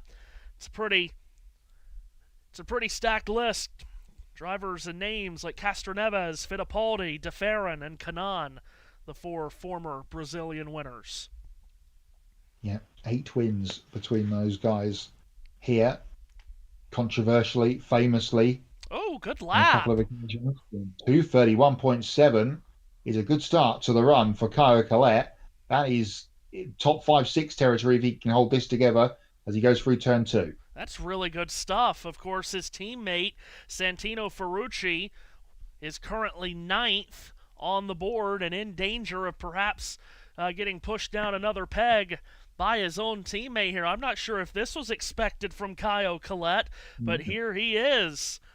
Out of turn 4 and coming back to the flag mat. Can he keep it up? The answer is yes. Lap 2 is a 2:31.6. Great run so far for the young Brazilian, the Paulista. And every year we come here and we talk about how good Santino Ferrucci is. If this man on his debut can out-qualify his much more experienced and highly thought-of teammate, that'll be a feather in the cap, whatever the Brazilian cap is, for Collet as he comes through turn 3 on his third lap. Had a rookie pole sitter last year. You never know when rookies may jump out and surprise you. Here is rookie Caio Collet coming to the white flag. Now, lap 3 does have a good amount of drop-off, Matt. 2:30.991. He's on his last lap. If he can keep it between the barriers at least a competitive speed, he will be in the top 12. He's currently tracking 7th. Down the back straight then for the final time in this run. Might not be the final time of the day for Caio Collet. And a lot of been talked about Mick Schumacher in the build-up to this race. Could one of the other rookies be the surprise? Through turn 4 for car 4 for the final time. That famous A.J. Foyt team. Of course, Foyt, a 5-time winner of the 500. 4 as a driver, 1 as an owner. Caio Collet gives him a really strong 4-lap run here. Lap 4 was 2:31.305. The average 2:31.419. Caio Collet has out-qualified his teammate Santino Ferrucci. Collet is 7th fastest, Matt, and he is in good shape to make the... I'm trying to call it correctly. It's not fast 12. It's top 12. Top 12 and then fast 6, There isn't you it? go. And it was supposed to be final 15, but we've done away with that, which isn't the greatest heartbreak in the world. No. And now, well, speaking of Brazilians, speaking of rookie winners, speaking of legends, Helio Castroneves onto the racetrack, Matt. And we know the story. He's going for, well, the greatest achievement in motorsports history. No one's ever won the Indianapolis 500 5 times. Helio takes another crack at number 5. Yep. And he'll have 2 laps to get himself settled down before the green is given to him. The probably not underestimating the greatest moment in the Ultimate Sport Radio Network history from 2021, when the two of us, Collins and Seth, were on the call for that memorable race here. The first 500 after the pandemic as well, to see Spider-Man climb the fence one more time. Just turned. And what would it mean for everybody to see him do it again? Oh my God. He just turned 51 last Sunday. So obviously there are fewer Indy 500 attempts in his future than in his past. But as we talked about yesterday, it's a human and a driver that does not act 51. So we'll see how much longer he has left at trying to get a 5th win in this race. Here is the start of the next Drive for 5. Green flag in the air for Helio Castroneves, and not only is he great here on race day, Matt, but he's also been great here in the past on qualifying day. He's a 4-time race winner. He's also a 4-time pole winner. Yeah, indeed. So 4 wins from 25 starts is not a bad average, is it? Talking of averages, as Helio goes through turn 3 for the first time on this run. A bit of a wiggle in turn 1, I know, just to start off, which I'm sure caught his attention. Out of turn 1, let's see where the Drive for 5 is settling in. He has not started up the grid very much lately here at Indianapolis. Lap 1, 231.158 miles an hour. That's a pretty solid first lap. And what I mean by that, Matt, he has started 20th or worse in each of the last 4 500s and in 5 of the last 6. Last year he started 22nd. Obviously, that just makes your job that much harder. More cars to pass, more turbulent air to deal with. So, I mean, we're not looking for this car to contend to be on the front row or even the first 3 rows, but if he can be 15th or 16th instead of in the 20s, it makes his job a lot easier come Sunday. Yeah, he's got the experience, good second lap as well, just a tenth of a mile an hour slower than lap 1, so this is a good start to the run for Helio through the first half of it. And if he can get himself into the 12, that would be, to your point, that would really set him up perhaps nicely for next week. Down the back straight he goes and into turn 3. And this is a solid looking run for the 06, not the 6, but the 06 of Helio Castroneves. Sweeps up out of turn number 4. Aaron Likens has the white flag in hand and displays it to one of 4 four-time winners of the Indianapolis 500-mile race. Lap 3 at 230.464. Good amount of drop-off there, more than half a mile an hour from lap 2 to lap 3. This is going to be right on the edge of slotting in to the top dozen, Matt, and still with some big hitters like Sato and Rasmussen and Palou to dodge to make it in to the top 12. Yeah, this is going to be right on the cusp of things for Helio as he comes through turn 4 for the final time. Keeps it pinned and up out of the final corner. Checkered flag in the air for Helio Castroneves. He crosses the line and goes on a 230.6 the final run. 230.811. He is on the bubble at this moment in time in 12th position. Bumps Marcus Armstrong out of the top 12. And Elio for now in the top 12, but likely not to stay there, Matt. Again, Sato, Rasmussen, and Palou, you would think, would be able to best that, and maybe even Jack Harvey and Kiffin Simpson, but it will be a better starting spot than it was last year for him. Again, 22nd on the grid here last year. That looks to be 14th to 17th territory. Yeah, that's, to your point, it's probably all they were sort of hoping for, really, was to be in the teens somewhere and perhaps use a bit of strategy if they haven't got the car speed next week to get themselves up the order. Takuma Sato next out onto the racetrack, who's had an adventurous day already today in the practice session that we had pre-qualifying where he brushed the wall. I believe that was the first person to touch the wall all week. Is that what I'm hearing? Mm-hmm. Which it's good that we've got this far into the week, month, however you want to call it these days, of running here, that we haven't had a incident of any sort. But the now 49-year-old was the first man to brush the wall. He's on his second warm-up lap now. Two-time winner of the Indianapolis 500, Takuma Sato, the first Japanese-born winner of this race when he outdueled Helio Castroneves to the flag in 2017, then winning the August race that was run in 2020 that we hope to never repeat again.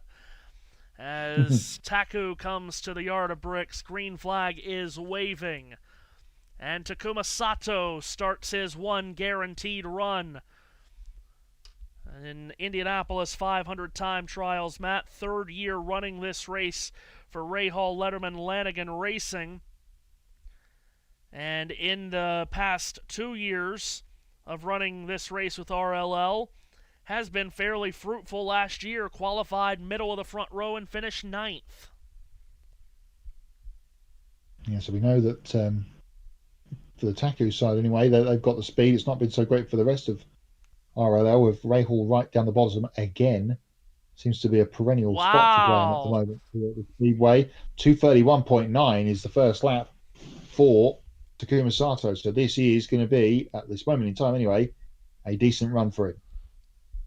Does bring up the question, doesn't it? We've talked about it the last few years with Elio. You can put Takuma in the same conversation, Matt. You get drivers like this. Yes, they're up in age, but they're so experienced. They're so good, especially here, to have a one-off entry. Sometimes that's viewed as, can a one-off do much? But really, these drivers in this particular team is only putting their emphasis on this race. It's a big drop-off from lap 1 to lap 2. Wow, 231.9 to a 230.6. That might be the biggest drop-off we've seen all day from a lap 1 to a lap 2. yeah, you could perhaps put Ryan Hunter-Reay sort of in that category as well. But yeah, that's not a great second lap for Taku as he heads towards turn 3 for the third time of the day. And car looks a little bit squirrely through there, so perhaps this run, after its dynamic start, is perhaps starting to ebb away as he comes to take the white flag. White silk in the air for Sato, lap 3, 2:30.787. So yeah, great top-end speed, but it has not carried over to the last couple of laps. And now Sato, after that great lap, Matt, flirting with being in the top 12. He's currently tracking to be 11th. Fully pinned this time through turn 2. And it's turn 3 where the wind, I think, is hitting the racetrack from the graphic that we had before. So you've got to catch the wind at the right time, a little bit out of the groove perhaps this time through 3. Barrels it into 4 for the final time. Can Takuma Sato find himself inside the top 12? Checkered flag out for Sato, lap 4, a 2:30.623. The 4-lap average, 2:30.995. He bumps Elio Castroneves from the top 12. Sato goes 11th fastest, and that will be borderline on whether it will stay fast enough for him to get into the top 12, as we have 7 runs to go. Next up is the very exciting to watch Christian Rasmussen. More on him in a moment. So 7 cars still to run, and again, that means there are drivers at the top, Matt, that have locked themselves into the top 12. Rosenquist will be there, Malukas will be there, Daly, McLaughlin, and VK will all be in the top 12. I can tell you at Dover, they are towards the end of the first segment.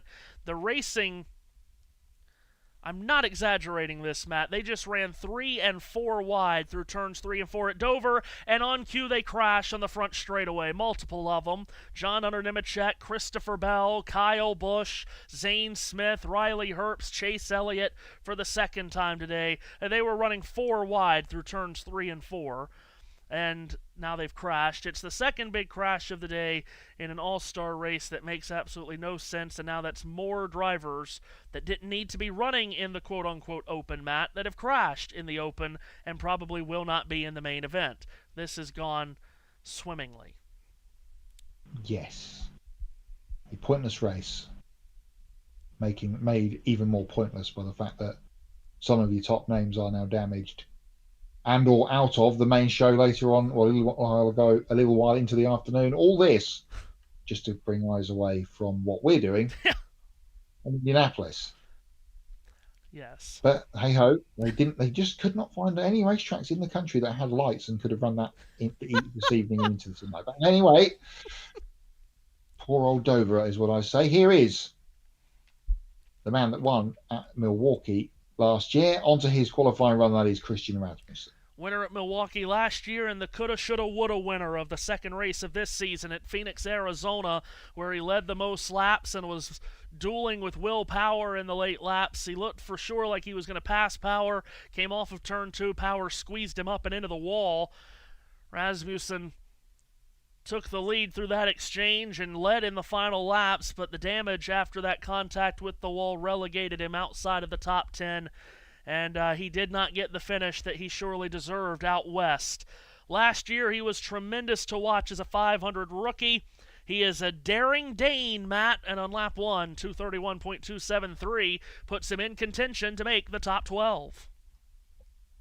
Yeah, captain excitement of this race last year and through all of the qualifying and practice, he was sort of everywhere and doing wild things. And that's a decent start to the run here for Christian, 2:31.2, as you say, through 3, absolutely flat chat through there. Another of the ECR cars we always saw his teammate Alexander Rossi a little while ago goes 6th. And this could be the run that bumps his boss if he makes it in, because Eddie's on the bubble at the moment. Lap 2 is complete, 2:30.5. 12th in 2024, 6th last year, has not started better than 18th in his 500 career. Mistakenly said he was a rookie last year, rookie 2 years ago. This will be his third 500 attempt. both driving for Ed Carpenter. We talked earlier about how the ECR cars are always fast around here. A lot of sunshine over the track here, Matt. Feels like it's been bathed in sunshine for most of the day, but now it looks like there's maybe even more intense sun over the racetrack, heating and baking this 2.5-mile speedway as the white flag waves for Rasmussen. 2:30.470 went the third lap. He's on his last lap, and this is going to be borderline whether it's top 12 or not. Right now, he's tracking 14th, so he's got to pick it up on this final lap. Yeah, to your point from before about the weather, we're into that point now at just gone 2 o'clock local time that the heat soak, let's say, is going to be at its sort of most poignant over the next hour or so. Rasmussen out of turn 4 to complete his run. It started off okay.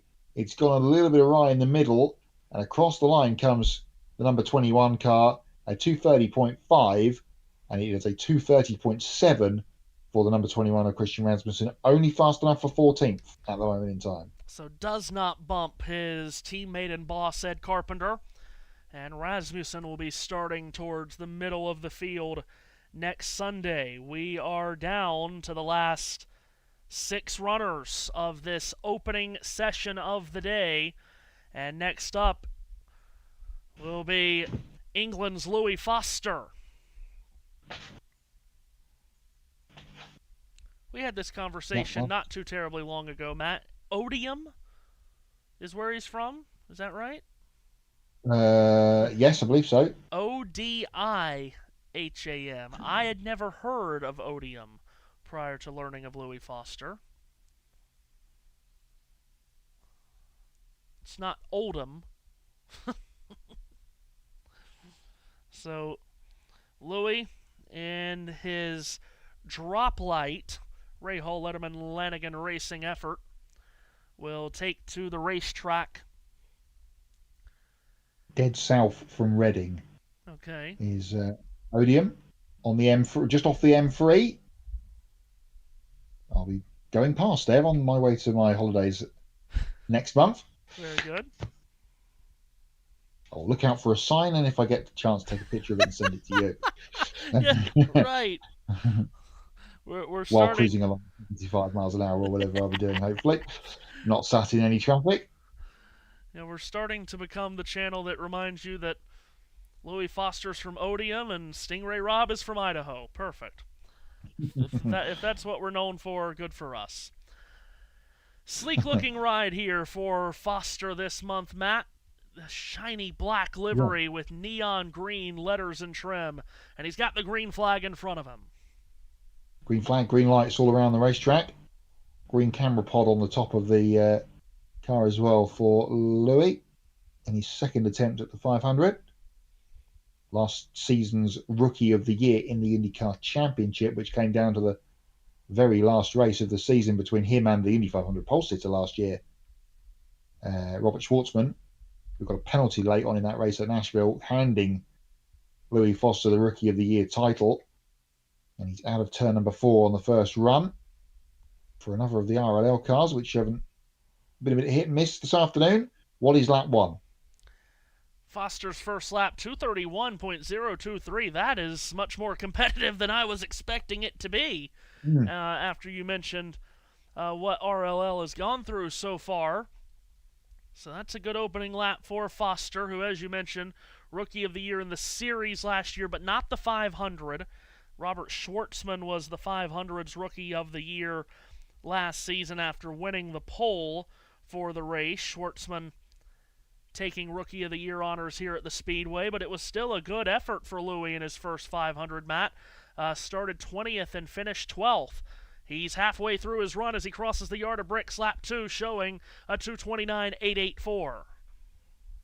Another of the guys that have come across from Europe, and England in this case, and gone through the Indy Next ladder, or Indy Lights and Indy Next ladder over the last few years, and was a race winner in both of its varieties of name, Lights and Next, over the last few years, was Louis Foster. Down the back straight he comes, and into turn 3, a little bit of a lift, only a small one in the middle of the corner, but enough just to keep the car settled. Absolutely flat out through turn 4, And his lap 3 will be, as he gets the white flag, a lap score of 2:30.074. Currently tracking to be 18th. And we'll see what lap 4 does for Louis Foster as he blasts past the luxury suites on the exit of turn 2, gobbles up the 5/8 of a mile back straightaway, looks to the north end of the Indianapolis Motor Speedway. Foster with left side tires on the white line, drifts up through the short chute, arcs it perfectly into turn 4. Here comes Louis Foster, Matt White, to complete his run. Started off well, went a little bit awry in the middle, and he finishes with a 2:29.8, which gives him a lap time of 2:30.212, and he slides in between the McLarens of Nolan Siegel and Ryan Hunter-Reay into P20 at the moment with 5 to go. Next up will be the beautiful Sunoco livery driven by Kiffin Simpson, royal blue and yellow in color. It's a great looking car, Matt, as he lights up the rear tires as he hits the racetrack. Yeah, we don't feel like we often see Sunoco as a major sponsor much anymore these days in IndyCar, NASCAR, NHRA, whatever, sports cars. But when they do a livery, they do it properly. And the young man from the Cayman Islands is getting his 2 warm-up laps underway. I was going to say the last of the Chip Ganassi cars to run, but of course, last year's winner and series champion is in 2 cars' time. It'll be the 3rd start in the 500 for Kiffin Simpson, who a couple of years ago became the first Caymanian to ever start the 500-mile race. Did you know that they were called Caymanian? Comment earlier on in the chat. Yeah, to Redbox's comment, we don't have any Canadians, but we do have a Caymanian right in the race. I did not know that they went as Caymanians, but that is what I am told. It'll be his 15th career start on an oval, Matt, and he was a good 4th in the season finale at the Nashville Superspeedway last year. Yeah, he really was. It was sort of in contention for most of the second half of that race. And it's a bit of a slow burn for Kiffin, who's was dovetailing with his single-seater stuff with some sports car racing a few years ago as he takes the green flag. A couple of European Le Mans Series race victories to his name from a few years back. But he's found a home here with one of the marquee teams at Chip Ganassi Racing. Now turn 2 for the first time he comes. Decent warm-up lap, 2:20.0. Faster than the last few guys that we've seen. So let's see if that brings him much more speed to start his run at least. A little bit of a wiggle through 3. And through 4 for the first time. Comes back onto the main straightaway, does Kiffin Simpson. And his first lap is a belter. Whoa! Where did that come from? From Kiffin Simpson, Matt. 2:31.970. And as you can see on timing and scoring in your screen, that vaults him up to tracking 2nd fastest. My goodness. See if he can keep this together. Down the back straight he comes for the second lap of the run. A little bit faster than perhaps a couple of the people we have seen going in a 4 there. 2:39 was the speed on the Fox tracker. Through 4 and up out of there he comes. Plenty of room to work with on the exit of the corner. And across the line he comes to complete the halfway lap of this run. It's a 2:31.2. So this is a really good start to the run for Kiffin Simpson. Is a good amount of drop-off, but still it's in the 2:31s as he shoots off turn 2, and down that back straightaway goes car number 8, Kiffin Simpson. Heck of a run right here that I'm not sure many expected this to be, but how consistent is it? I know lap 1 was fast, Matt, but to see 0.7 of a mile an hour drop-off, that's a pretty large number. Let's see what lap 3 shows us. White flag out. Do worry sometimes when people have a really fast first lap how it's going to go. 2:30.5, so it is trending away from Kiffin here. He would still put him sort of semi-comfortably inside the top 12 with 1 lap to go. he has dropped off basically a mile and a half from lap 1 to lap 3. So yeah, this is going to be tight, whether it makes it top 12 or not. As he rounds turn 4, Chip Ganassi Racing driver heading towards the checkered flag.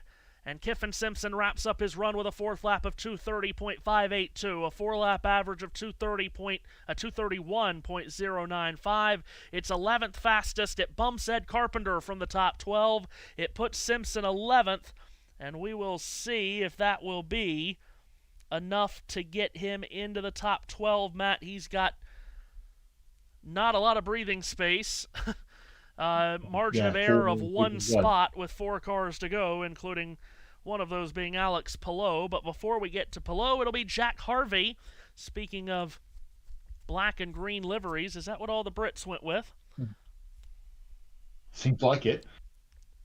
Not quite the same as Louis Foster from before. More green on the number 24 car for Bassingham, Lincolnshire's Jack Harvey, pit lane reporter connoisseur for Fox, but he's got the microphone for, well, the last couple of days anyway, to get back behind the wheel, which we all know he's very good at, especially here, especially at the Grand Prix. He always used to go well in the GP, but never got the result perhaps that he deserved for all those good runs. I remember that rain race that we did. He was in contention late there. But having a run here at the 500 again, and we'll see what he can do here and get himself perhaps close to or into the top 12. This will be his 9th Indianapolis 500 attempt for Jack Harvey, who was a very solid 9th place finisher in the 2020 race with Meyer Shank. This is his 2nd year running with Dreyer and Reinbold. Green flag in the air for Jack Harvey as he sets off on his 4-lap, 10-mile qualification run. And a bit wide off of turn 1 went Harvey. Yeah, a little bit of a wobble in the middle of the corner, so that's not the greatest start for Jack. And he'll go mid-tracking down the back straightaway here on the first lap. I have to see how that little wobble there in turn 1 has affected the first lap time, and then how we can recover and build on that throughout the run, through 4 for the first time of this qualification run for Jack Harvey. Lap 1 for Jack Harvey in the books, and it's a slow one, 229.889 miles an hour, and that is not going to be a run to get you into the top 12. When you start out that slow, Matt, you're not going to start with a 229 and then all of a sudden laps 2 and 3 pop up in the 231s. Yeah, to the Simpson point from before, when it's a fast first lap, it's, well, can he or she keep this going? And then when it's a slow first lap like that, it's, it's not going to be troubling the scorers perhaps for Jack as he comes out of turn 4 to complete lap 2 and heads up the straight towards the line. And it is a lap 2 time of 229.774, so a touch slower than on the first run. So Harvey just looking to keep it clean in between the barriers here. Very well could be starting around some big guns though, Matt, because this is tracking towards putting him right around Hunter Ray, Newgarden, and Kirkwood.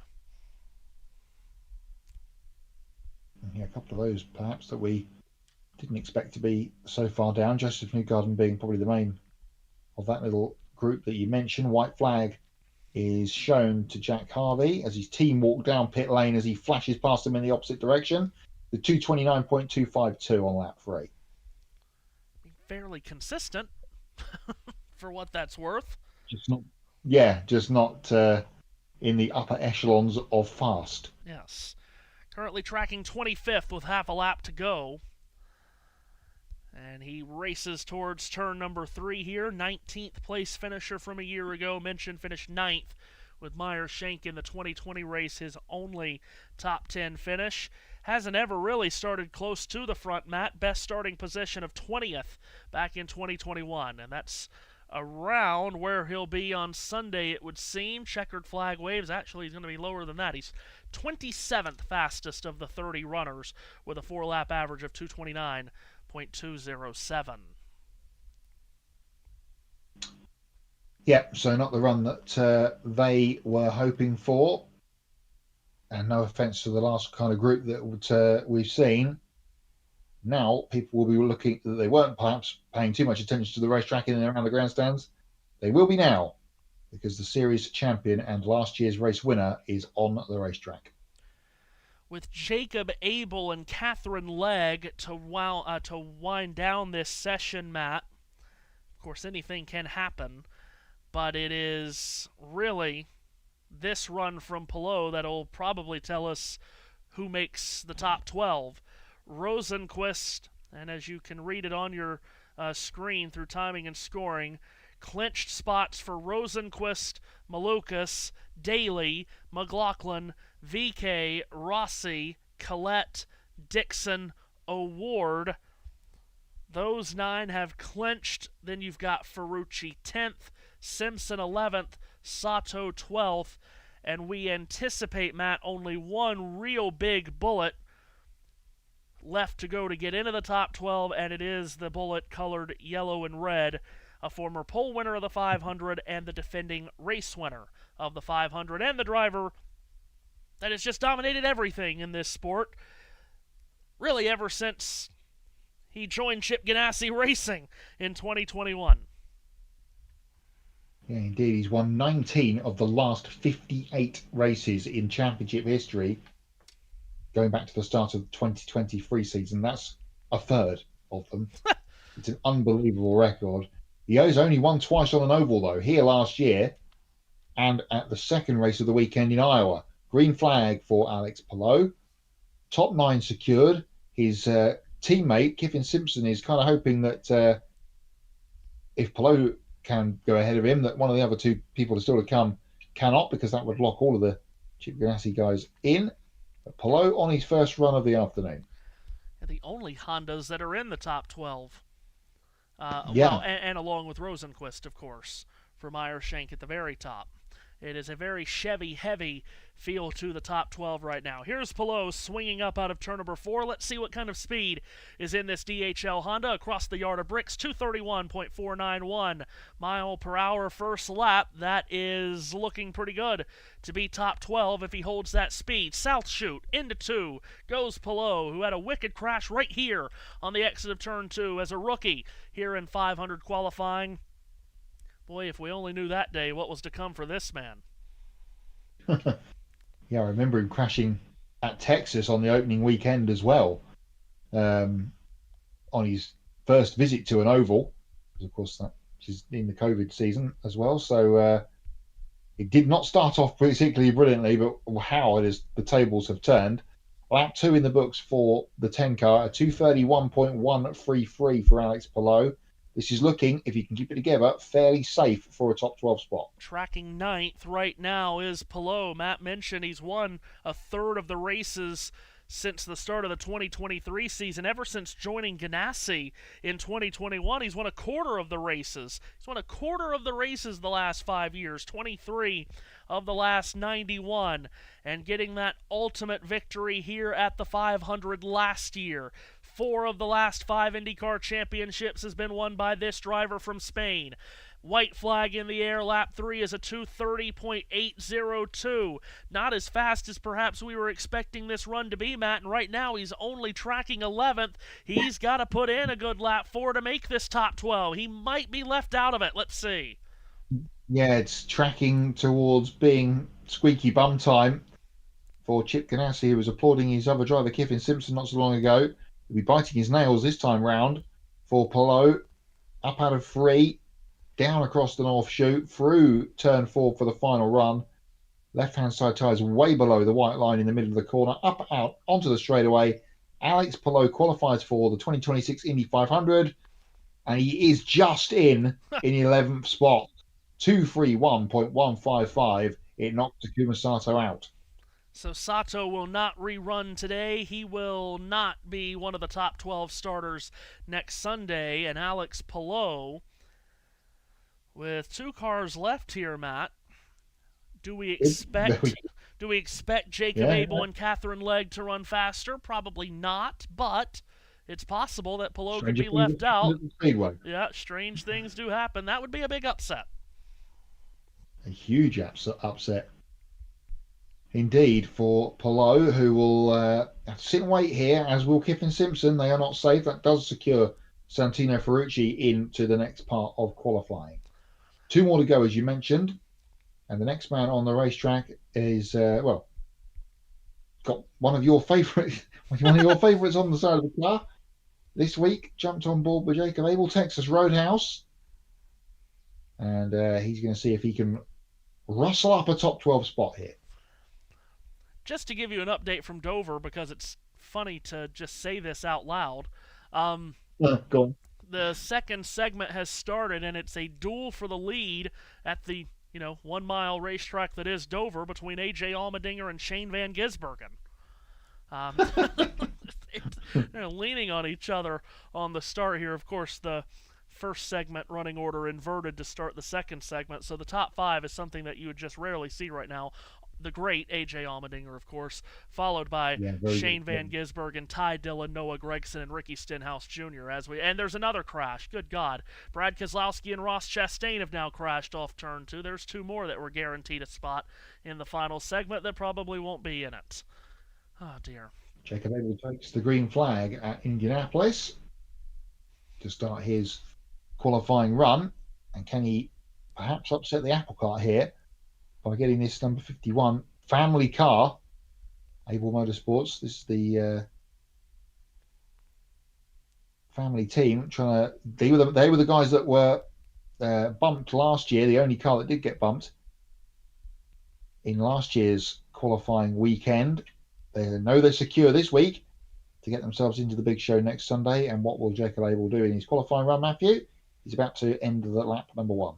2:29.068 for a slow first lap for Jacob Abel from Louisville, Kentucky. Same hometown as the 1985 Indianapolis 500 winner Danny Sullivan, as he's able to blast his way out of turn 2 and down the back straightaway. This will be the first IndyCar race he's run this year, Matt, after running the full schedule last year, minus the 500 here at Indy. Yeah. So making up for lost time, perhaps, on this one to complete the set. Up out of 2 comes the 51. Blank white livery with the red around the halo. It's a 228.6 for Jacob. So this is not trending in the way of upset. So it looks like Alex Palou's 11th spot at the moment looks fairly secure. And again, the top 12, as we've been talking about, will rerun in the next session. The 12th fastest will go first. 12th fastest from this session will run first. 11th will run second, and so on. And it's the top 6 from that session that will move on to the Fast 6, which is the run for the pole. Abel to the yard of bricks, white flag in the air.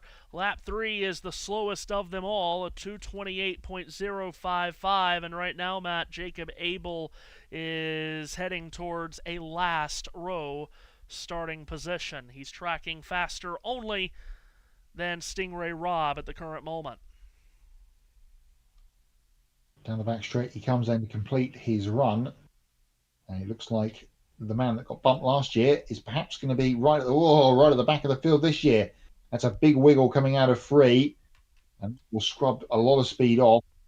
Out of the final and across the line comes Jacob Abel to complete his qualifying effort. The last lap is a 226.8 with the big slide, and he goes 31st of the 32 cars run. Slots in behind Dennis Hauger. And this sets the scene. Yeah, this sets the scene for the last run of the opening session of the day, and it is, well, she's not an American woman, Matt, but she is the American woman. At least gives the spirit of the American woman. Catherine Legg once again coming to Indianapolis to attempt the 500. Matt, it'll be her 5th Indianapolis 500 start, but it's not just that she's attempting next Sunday. No, she is attempting real history. Yeah, indeed. So the double attempt is on for Guildford's finest, Cat Leg. So she'll be running the 500 miles, hopefully all 500 of them, next Sunday here at Indianapolis, and then jumping on multiple forms of transport to get her to Charlotte Motor Speedway for the NASCAR Cup Series World 600 next Sunday night, a little bit closer to your neck of the woods for the traditional Memorial Day longest race of the year in the Cup Series. Is it the sixth person to attempt the double? Was that the correct number? Have I got that right? Yep, 6th person to attempt it. First woman, of course, to attempt it. Now, a reminder, no bumping. First non-American. Right, first non-American. Now, remember, no bumping here at the 500, Matt, but there will be bumping in the 600 qualifying. She will have to qualify at Charlotte next Saturday and will have to make the field for this double to happen. So hopefully that'll work in Catherine's favor next Saturday when she qualifies for the 600. Today she qualifies for the 500. She's just taken the green flag, and she shoots down the back straightaway in perhaps, Matt, the best car she's ever had at an Indianapolis 500. This is an HMD Motorsports entry, which partners with AJ Foyt, and we've seen already today the speed that Foyt cars have had, with Ferrucci and Collette both making the top 12. So we'll see what Catherine Legg has for us here. Lap 1. Oh, that's a good lap, 2:30.398. Yeah, it's solid for Catherine Legg then. She goes through turn number 2 in the mirror chrome number 11, thanks to Elf Cosmetics with its pink mirrors and other striping going on.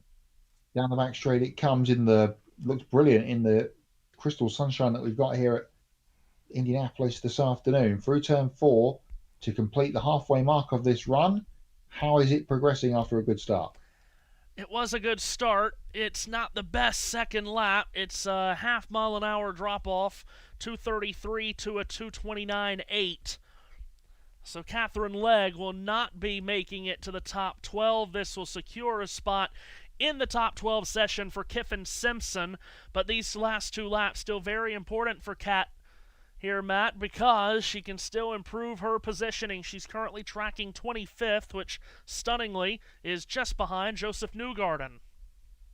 Yeah, the winner of the race two of the last 3 years as such. So how comes Catherine through the canyon of grandstands across to take the white flag to 2:29.111 for lap 3? So slipping slightly away after that decent start. But all she needed was a solid run, and she is getting that. Ran here back in 2012 with Dragon Racing and finished 22nd. Best finish she's ever had at the 500. Elf Cosmetics, the entry for Catherine Legg, looks towards turn number 4, and this will complete the 33rd and final run of session number 1. Catherine Legg across the yard of bricks finishes her 4-lap run with an average of 229.456 miles an hour, 27th fastest.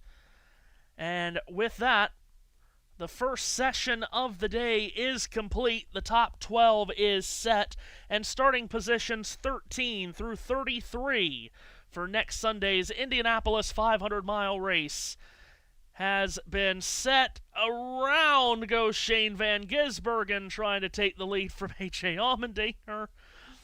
What a day at Dover, good Lord. He has kept it off the wall, though. Well done for Shane, who already has his spot in segment 3 clinched, of course, with all the wins that he had last year and last week. So, Session 1 complete, Matt, and the top 12 is set for the session coming up later in the day. Yeah, indeed. Some big names in there that we expected. One big surprise, though, with Kyle Collette 7th. And you kind of look at that and go, well, if he can build on that and go a touch faster, he could make it fairly convincingly into the top 6, which would be very, very impressive for a rookie. Could we have 2 rookies in a row as pole sitters at 500 after Robert Schwartzman last year? That would be a story. Really would be. No one would have expected that. I was going to say, when was the last time that happened? But you've probably got the answer somewhere in your Rolodex of Indianapolis Speedway facts and figures. Surely it's somewhere in that notebook over there. Probably.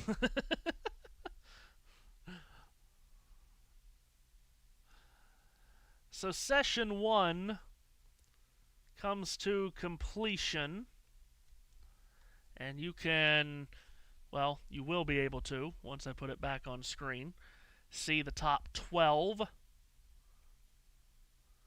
As you see right now on your screen, what the rest of the day will look like with the run of order today, with the way this session and the multiple sessions will go after the rain yesterday changed things up for us. Here we go. There you are. You don't have to see my pretty face right there. There is how everyone ran in the first session. And again, positions 13 through 33 now set, Matt. And the top 12, which you see at the top of your screen, from Rosenquist down to Simpson, they will run again. Yep, in reverse order, as you say. So it'll be Kevin Simpson, the next man we see in that lovely Sunoco number 8 livery. Will be first onto the racetrack in the what was it we're calling it? It's not the Fast 12. Top 12. Not 12, sorry. Session, which will be coming up next. They were trying to be alliteration kings this weekend with Final 15, Top 12, but then it's Fast 6, not the Super 6. Stunning 6. Why they didn't call us, no one knows, but we press on. And we do apologize that you can't see the lap speeds for Felix Rosenquist at the top of your screen. Timing and scoring has a session clock, which there really was no clock for any of these sessions today. But for some reason, we have a session clock covering the Rosenquist speeds. That's, well, oh well. You can see the drivers in their order.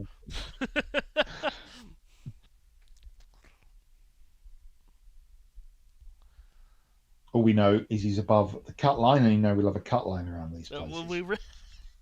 Yes, we do. we do that. Takeaways from the first session, Matt. I think, at least for me, you almost have to start and end with Joseph Newgarden, don't you? That's pretty surprising.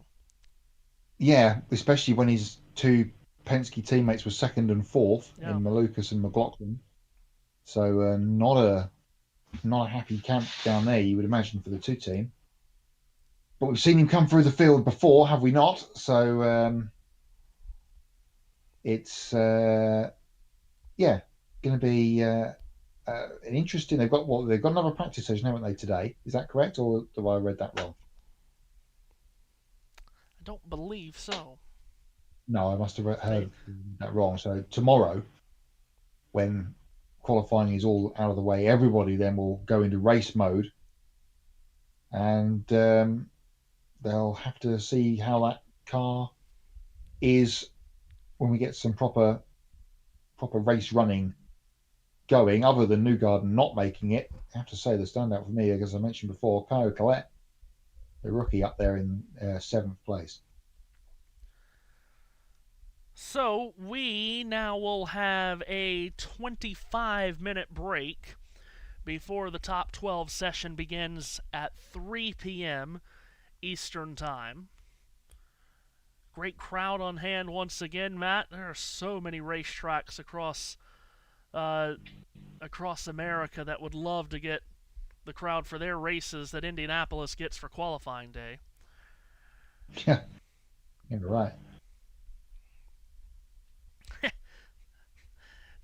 JT does a great job at giving us the update from Dover, where the damaged AJ Allmendinger still leads. They are in the never-ending segment 2, which still has 55 laps to go. His first 2 segments have taken an absolute age to finish, and the final segment is 200 laps. I'm just going to take a wild guess here, Matt, that this is not going to be on your watch list during the week. Well, I don't know. There will be podcasts that need listening to. That's the thing. True. That is true. Yes. Well, if you do watch it, I want updates as you watch. Okay. It'll probably more than likely be Tuesday or Wednesday evening. Because that will be a great piece of commentary to hear you in text form. Yes, watching this, as was called on the Grid Network a handful of weeks back by the great Matt White, a fruitcake of a race.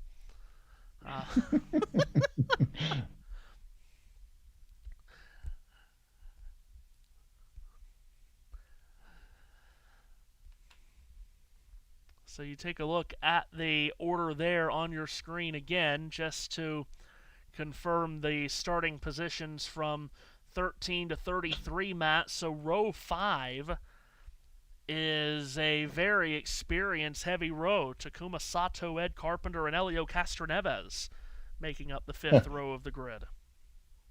Yeah, we've seen some high-powered, high-credential rows before. That might actually be right up there on the top of the list. With those 3 guys all starting next to each other, funneling down into turn 1 next Sunday. And hopefully, unlike it was last year, we had a crash. We had a McLaughlin shunt, didn't we, under warm-up? We had a crash at the start of the race last year? Yes, turn 1, Marco Andretti. That's right. In it turns out, his final start. Back-to-back years with a lap 1 crash at the 500. Marco last year and the year before that, we had a multi-car crash in turn 1 that included Marcus Ericsson in 2024. If memory serves, it was... Be in the middle of the storm. If memory serves, that crash was Ericsson, Fittipaldi, and there was one more in there too. There's one more. And now it's going to bother me that I can't remember who it was. Oh, it was Tom Blomqvist. That's right. Shame that we haven't seen him back at the 500 since then. Tearing it up on the sports car scene, of course, with Shank over the last couple of years. Back with Colin Braun and that duo that did so well a few years ago before Tom came back to the IndyCar paddock. And now they're back together again. Just going to step away for 2 moments while we are in a bit of limbo. Yeah, now we are just waiting. And then we can do our regular Sunday segment. That's right. Oh, very good. Very good indeed. Now, we do have normal Sunday segments around here, and we're excited to bring that. We were going to have it yesterday, too, remember? And then, of course, we all know what happened there.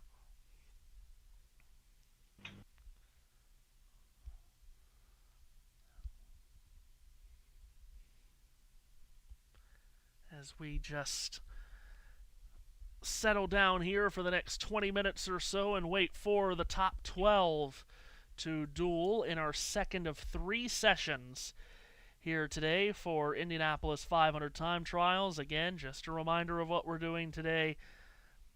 We have made it through the middle bullet point. Top 12 have advanced and now getting ready for that top 12 session, where then we'll take the top 6 and we'll have the run for the pole.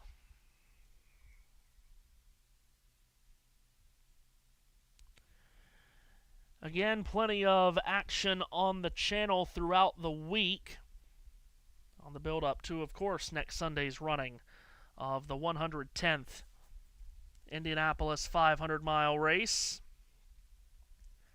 Excited to bring you plenty of Stanley Cup and NBA playoff action for you through the week. Tomorrow night at 7:30 p.m. Eastern Time, we will have Game 7 between the Buffalo Sabres and the Montreal Canadiens. Had Game 6 on the channel last night. Buffalo scoring 7 unanswered goals to win 8-3 and force Game 7 tomorrow night. Jarek Rubel will have the call for you. 7:30 tomorrow night to see who moves on to the Eastern Conference Final to play Carolina. Also tomorrow night, Game 1 of the NBA's Western Conference Final between the San Antonio Spurs and the Oklahoma City Thunder. Eastern Conference Final starts Tuesday, including the Knicks playing either Cleveland or Detroit. The NHL's Western Conference Final starts Wednesday night. That's Vegas and Colorado.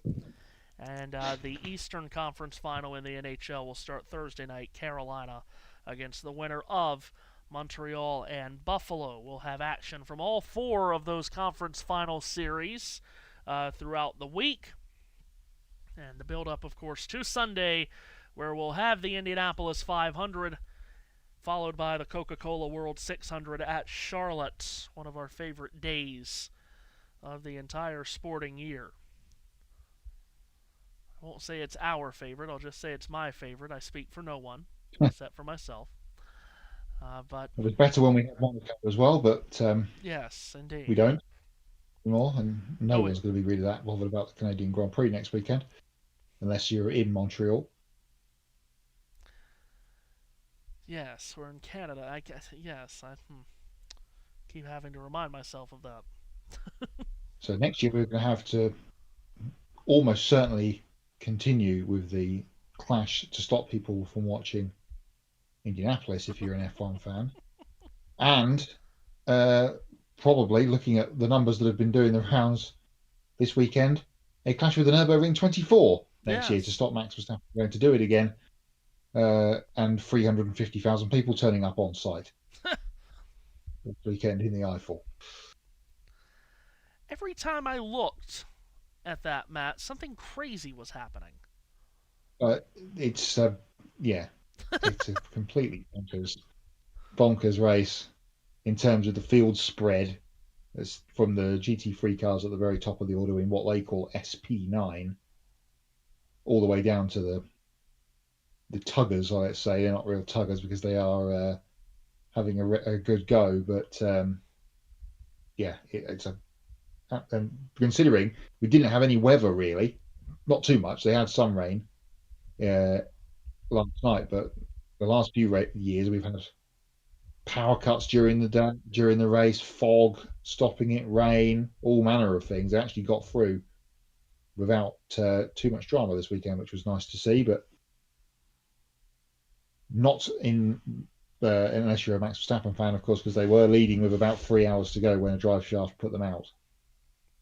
Drive shaft failure put them out, should I say. Well, excited. We were going to have 2 of these this weekend, and Mother Nature kept that from happening, Matt. But yes, we will. We have to race through it today, as we would do normally under a caution period in NASCAR. Yes. So we can take our time a little bit more. So on this day in racing history, Matt will give it to us, and then we'll do the hot lap between the next sessions. Yeah, that's probably a good time to do that, isn't it? After the 12. So yeah, we can do that. So yes, May the 17th, as we always do during stage 1 caution break of the NASCAR races, which I won't be doing next week because I won't be on the call for the 600, but someone will do it for me. We do on this day in racing, and we start with the birthday list, which features such luminaries this week as Brandon Wimmer, Ted Musgrave Jr., Peter Barron, Chico Longo, Mark Seeney from Australia, Skippy Parsons from Australia, Anthony Reid, British touring car ace from the mid to late 90s. They are all birthday recipients today, amongst others. So happy birthday to all of those. 2020, a memorable date, Mr. Owens, the 17th of May in 2020, because we were together at Darlington Raceway for the return of NASCAR Cup Series action in the Real Heroes 400, the first race back after the COVID safety car period, and it was won by Kevin Harvick. The two of us, Seth and Daryl, on the call for that one. Full house. Yeah, it was, because we were itching to do something, because there was nothing much else to do. That's right. During that time. So that was 2020.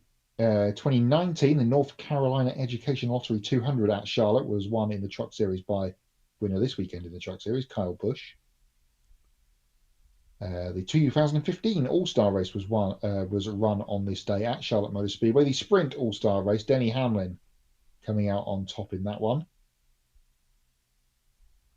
Man in Cup Series action right now at Dover, winner on this day in 2015 as well in the Menards 200 presented by Federated Car Care, the ARCA Racing Series at Toledo, that being Todd Gilliland. And on that same afternoon at Iowa Speedway, Chris Buescher was winning an Xfinity Series race at Iowa, the 3M at 250. Jamie McMurray's All-Star race win came on this day as well in 2014 at Charlotte. Wow. On that same day, Scotty Mack and Craig Lowndes winning in supercars at Perth, the Perth 400. Another Kyle Busch Truck Series win at Charlotte in again the North Carolina Education Lottery 200. That was 2013. And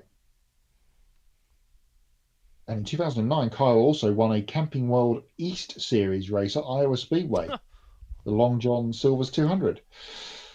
Grand Am in 2009, John Fogerty and Alex Gurney in the Red Dragon, winning the Verizon Festival of Speed at Laguna Seca. Meanwhile, up the West Coast in Utah, at Miller Motorsports Park, the Larry H. Miller Dealerships Utah Grand Prix in the American Le Mans Series was won by two winners of this race here at Indianapolis, Gilles de Ferran and Simon Pagenaud. Wow. Combining for that one. Just before Simon came back to IndyCar.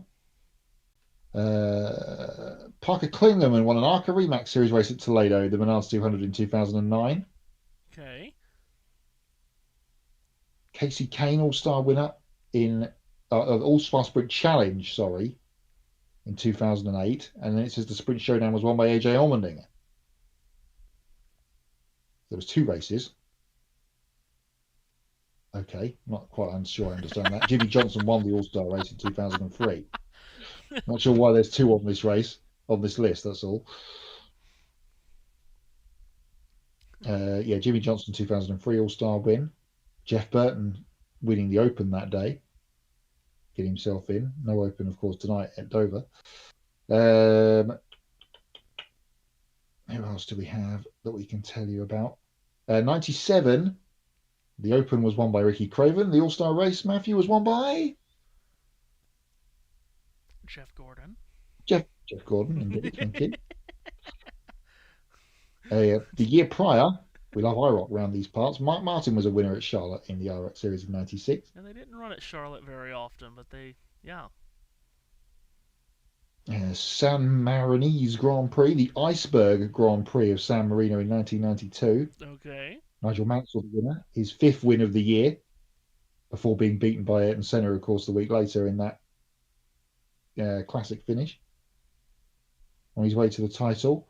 1987's All-Star race was won by Dale Earnhardt Sr. on this day.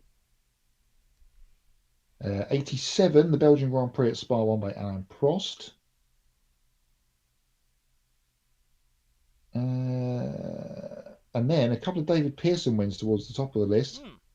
69, the Tidewater 375 in the Grand National Series at Langley Field. The Tidewater? Tidewater, yes. Okay. And in 1968, it was the Beltsville 300 at Beltsville, again won in the Grand National Series by David Pearson. Okay. And in 1964, the national race was won by South Boston Speedway by Richard Petty. The And that Tidewater. pretty much concludes. I was hoping there was going to be a 500 on this list, but there isn't. Oh, no, far too early. Yeah. Yeah, just on the cusp of not having. So, yeah, that concludes On This Day in Racing for, what day did I say it was? 17th of May. Yes, 17th of May. Very good. A lot of all-star races in there. Back when that race was revered. Because I have just been scanning social media here, Matt. The controversy of the day that started early, and it has indeed been confirmed. Chase Elliott is done for the day. The crashes that he has been involved in, so he doesn't even make it to the main event. Even though his spot was clinched in it, he did not make it there because of 2 crashes in the, again, the open is what we normally call that.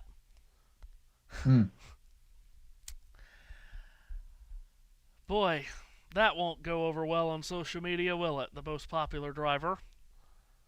2-time winner this season, not even in the All-Star race. That's okay.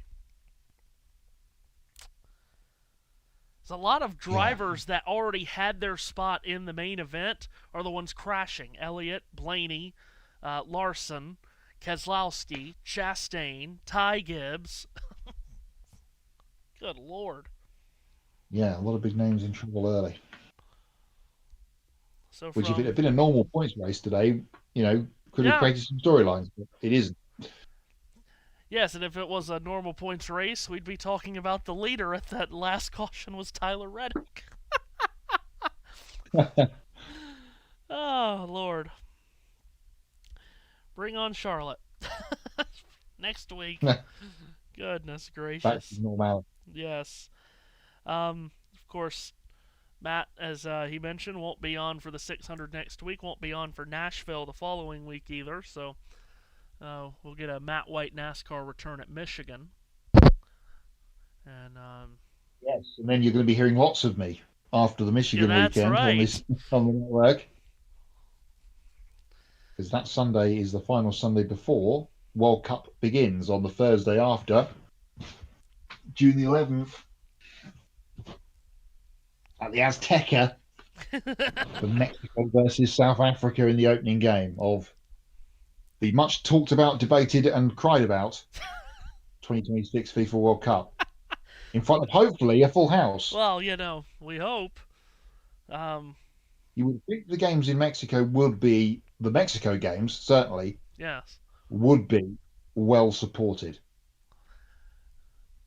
Yes, we were looking earlier in the week at ticket costs for the Canada-Bosnia game. My God. Yeah. Good Lord. Which I'll also be doing.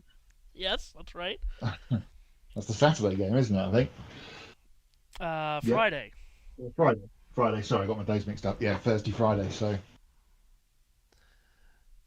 Yeah, we're gonna get a lot of Matt White on the air for the World Cup. That'll be great fun. The opening game between Mexico and South Africa just a couple of weeks away on that Thursday, June 11th, and we are excited for the World Cup. We've been building up to it for a long time, and it is finally just about here. Yes, very much keeping my eye on a couple of web pages over the last few days when squads are being announced. Yes, indeed. So we can get some stuff ready. To Redbox's point from before, I'm going to be doing 2 of the 3 Canada games in the group stage. Get ready to learn Canadian. Yes, indeed. Maybe even French Canadian. French Canadian. Yeah, the list of games for Matt, including Canada, Bosnia, and of course all of this could be subject to change because yes, number of things could change. Canada, Bosnia, Qatar, Switzerland, Belgium, Egypt, France, Senegal, England, Yeah. Croatia, Switzerland, Bosnia. So you're learning Bosnian as well. Yeah, indeed. Germany and Cote d'Ivoire. Let's see, where are England, Yes. Ghana, Canada, Switzerland, either Ecuador, Germany, or Curacao, Ivory Coast, or as it was called by Wayne Gretzky during the World Cup draw, Caraco. Probably Ecuador, Germany. I'm going to go with because that You might would- be for a group win. You would think. Yes, it was That- Wayne that might- Gretzky's performance in the draw. We had him say Caraco. We also had him call Jordan. Jordan. I had to do a double take. Is that how you say it? Have I been saying it wrong this whole time? Eddie Jordan. The Jordan Formula One team. Oh dear. Thank you, Matt. Hello, guys. Hello, JT. Hello, JT. How was your call? How was your broadcast? I am aware we are still on, so hello everyone on the USN side. All is well. What is your plans for the next hour and a half? Hold on, hour and a half? What are you talking about, hour and a half? Fast 12 is scheduled to start at 4:32. Oh, good even lord. though Fox are on at 4. Hold the phone. Hold the phone. Hold the phone on that. What happened to the schedule that said it would start at 3? It was meant to end. It was meant to end at 3, and then Fox are back from 4, and then Fast 12 is meant to start at 4:32. Oh, for heaven's sakes. So we have 90 minutes. What is your plan? Yep, Sky is about to show highlights of last year's 500 for the next hour. Well, I had no plan for that. That is what JB was talking about the 90-minute break about. I see. I thought he just didn't know how to do math. Oh, God. We know how to do maths. We don't know how to do math. Very good. Oh, God. Oh, Jesus. Okay. Well, you know what? We're going to take a break. This changes things. This changes things, doesn't it? Yep, sure does. Holy moly. Okay, well, what I will tell you for sure is going to happen at this very moment is we're going to step away. We're going to step off of mic here, and you can just, enjoy this hour and a half, apparently. But for a moment, we're going to jump off mic because I have many things to discuss with JT. So, we'll be back. Promise.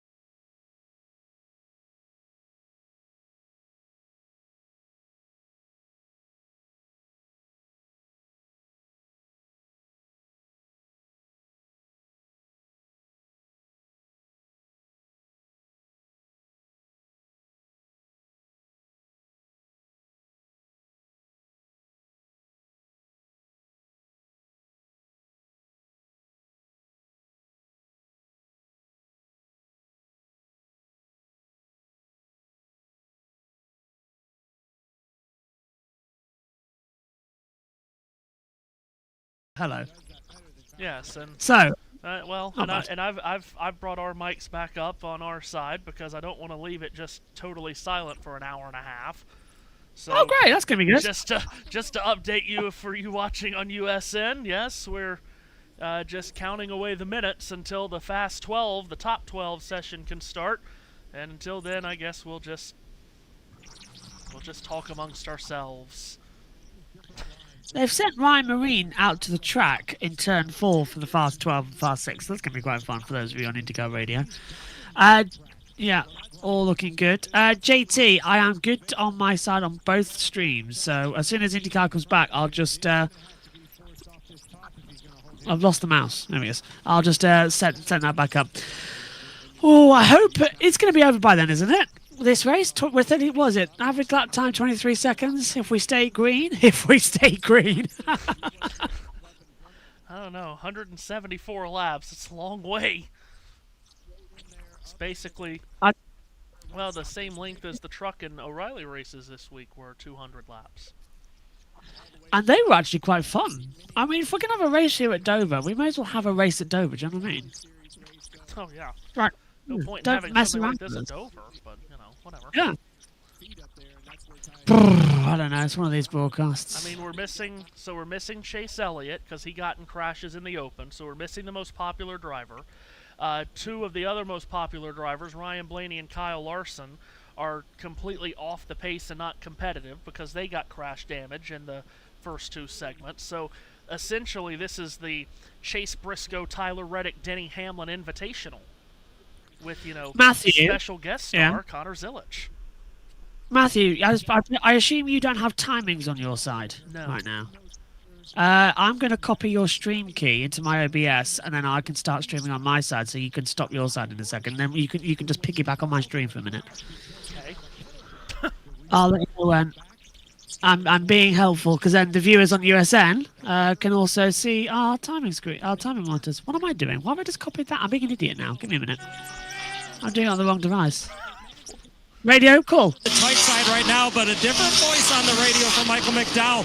Travis Peterson, the team's normal crew chief, actually back home. He and his wife Hannah welcomed their second baby girl, Sophia, to the world a couple days ago. He stayed home. There's coming home from the hospital today. On the radio from Michael is Matt McCall, of course, with Spire Motorsports, and former crew chief doing a nice job with the 71. Yeah, I think the baby call we had last week was quite nice, but we don't really get to call these races together. So, guys, what have you made of this season so far? We've had a classic, I feel. Well, as far as the season goes, I think more so than in the last handful of years, we're getting a season where drivers are so laser focused on points, and obviously the change from the playoff to the chase helped that along massively. But and I know a lot of people wanted to go back to a system like this. What that does bring is not everyone's going, just pedal to the metal to win every week. And I think we have seen the consequences of that in a few weeks. But we have also seen good races. If you want to stop, by the way, streaming, I've got it. So so viewers on USN can now see the hybrid screen that JBM's IndyCar stream is seeing. Okay. So you can still see the timing monitor from IndyCar, but you've also got the timing towers of NASCAR as we do this strange hybrid thing coming in. Yeah, it's very strange. But yes, so that I think we've had a good first third of the season, but you really do have to get other pieces of the puzzle to figure it out, because the whole season's going to be just got to take pieces of it, push it together, see how it looks at the end of the year. Well, we've got 54 minutes until that green flag. Matt, what have you made of it? Yeah, similar really. It's we've had some couple of clunkers in terms of races, but generally they've been fairly exciting. And to Matthew's point, it's when we start going back to the tracks that we've been to already, and we've been to a good chunk, if not all of them so far, that are going to be in the chase. that it's going to be they ran well here in the spring or whatever, i.e. the 45 basically, and then kind of go from there. But once we get the reset, as in most of these, whatever format we want to talk about over the last however long, nothing really matters that much until we get the reset. Yeah. I've put a ticker on the timing screen now to those of you watching on the broadcast on IndyCars. So there's that long until we go green for the IndyCar qualies. Have you stopped streaming, Matthew? So I agree. Tyler Reddick has had a great start to the year. I think we've often hotted him. I don't think he's here because he's muted. Ah, right. Well, we've often hotted him, Tyler Reddick, as a great advantage this year, and I think now we can sort of accept that he's going to be definitely the regular season champion. But this chase format, he could have it wrapped up quite easily by maybe two, 3 races before we head to Miami. Oh, that's a real possibility, which is terrifying, man, isn't it? Really? Well, is it? Because if we had a full points format like everyone in air quotes wanted and haven't been seen on Twitter since, that could have been a possibility anyway. So they still might get what they want when we get to even Martinsville Stage 2. The championship could be wrapped up at the end of a stage, perhaps, rather than at the end of a race like we might often see with races to go. Still a chance that might happen. Just to comment on Alison, who says, why are we listening to NASCAR, not IndyCar? There is a gap between IndyCar and the 2 sessions of the 33 cars and the Fast 12 of 90 minutes. And during that time, the NASCAR All-Star Race is on, so we're dual streaming across 2 YouTube channels, 2 YouTube streams, and a Twitch stream. And basically, if I try to explain it, my head's going to explode. So the countdown for 52 minutes to go, that's when the greens goes on.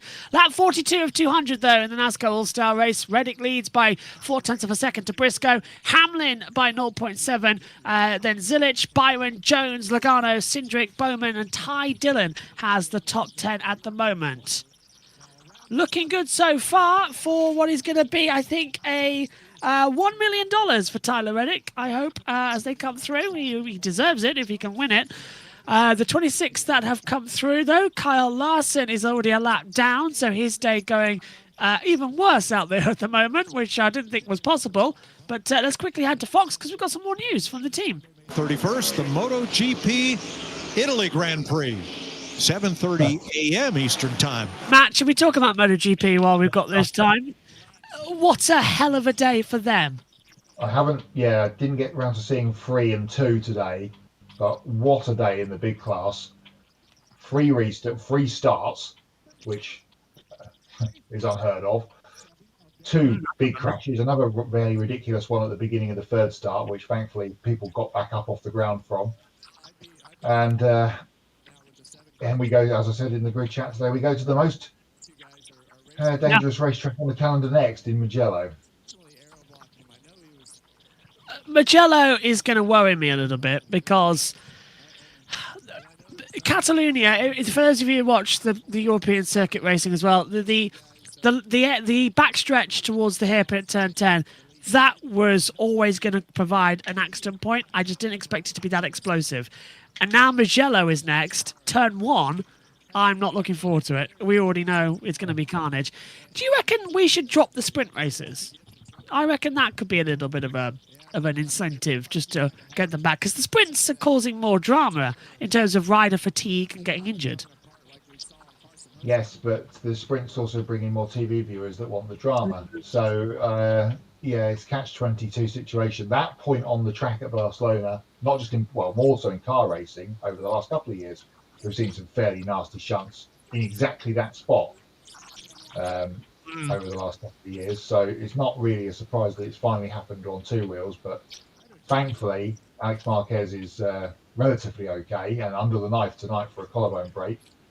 Don't know what have you seen the outcome for Zarco? What was his prognosis? Conscious and okay-ish. I did have a confirmation here. I'll have a look, actually. I got the email come through on the press release as, oh, Gibbs came into the pit lane. He's brushed the wall coming out of turn 4. So that's why Ty Gibbs came in to the pits early on in the day. He had ligaments, knee gave way, and the femur is not broken. So just a couple of bits of... He's banged up, basically, but he's genuinely fine. It's definitely Alex who got the worst of it with the broken collarbone and everything coming in.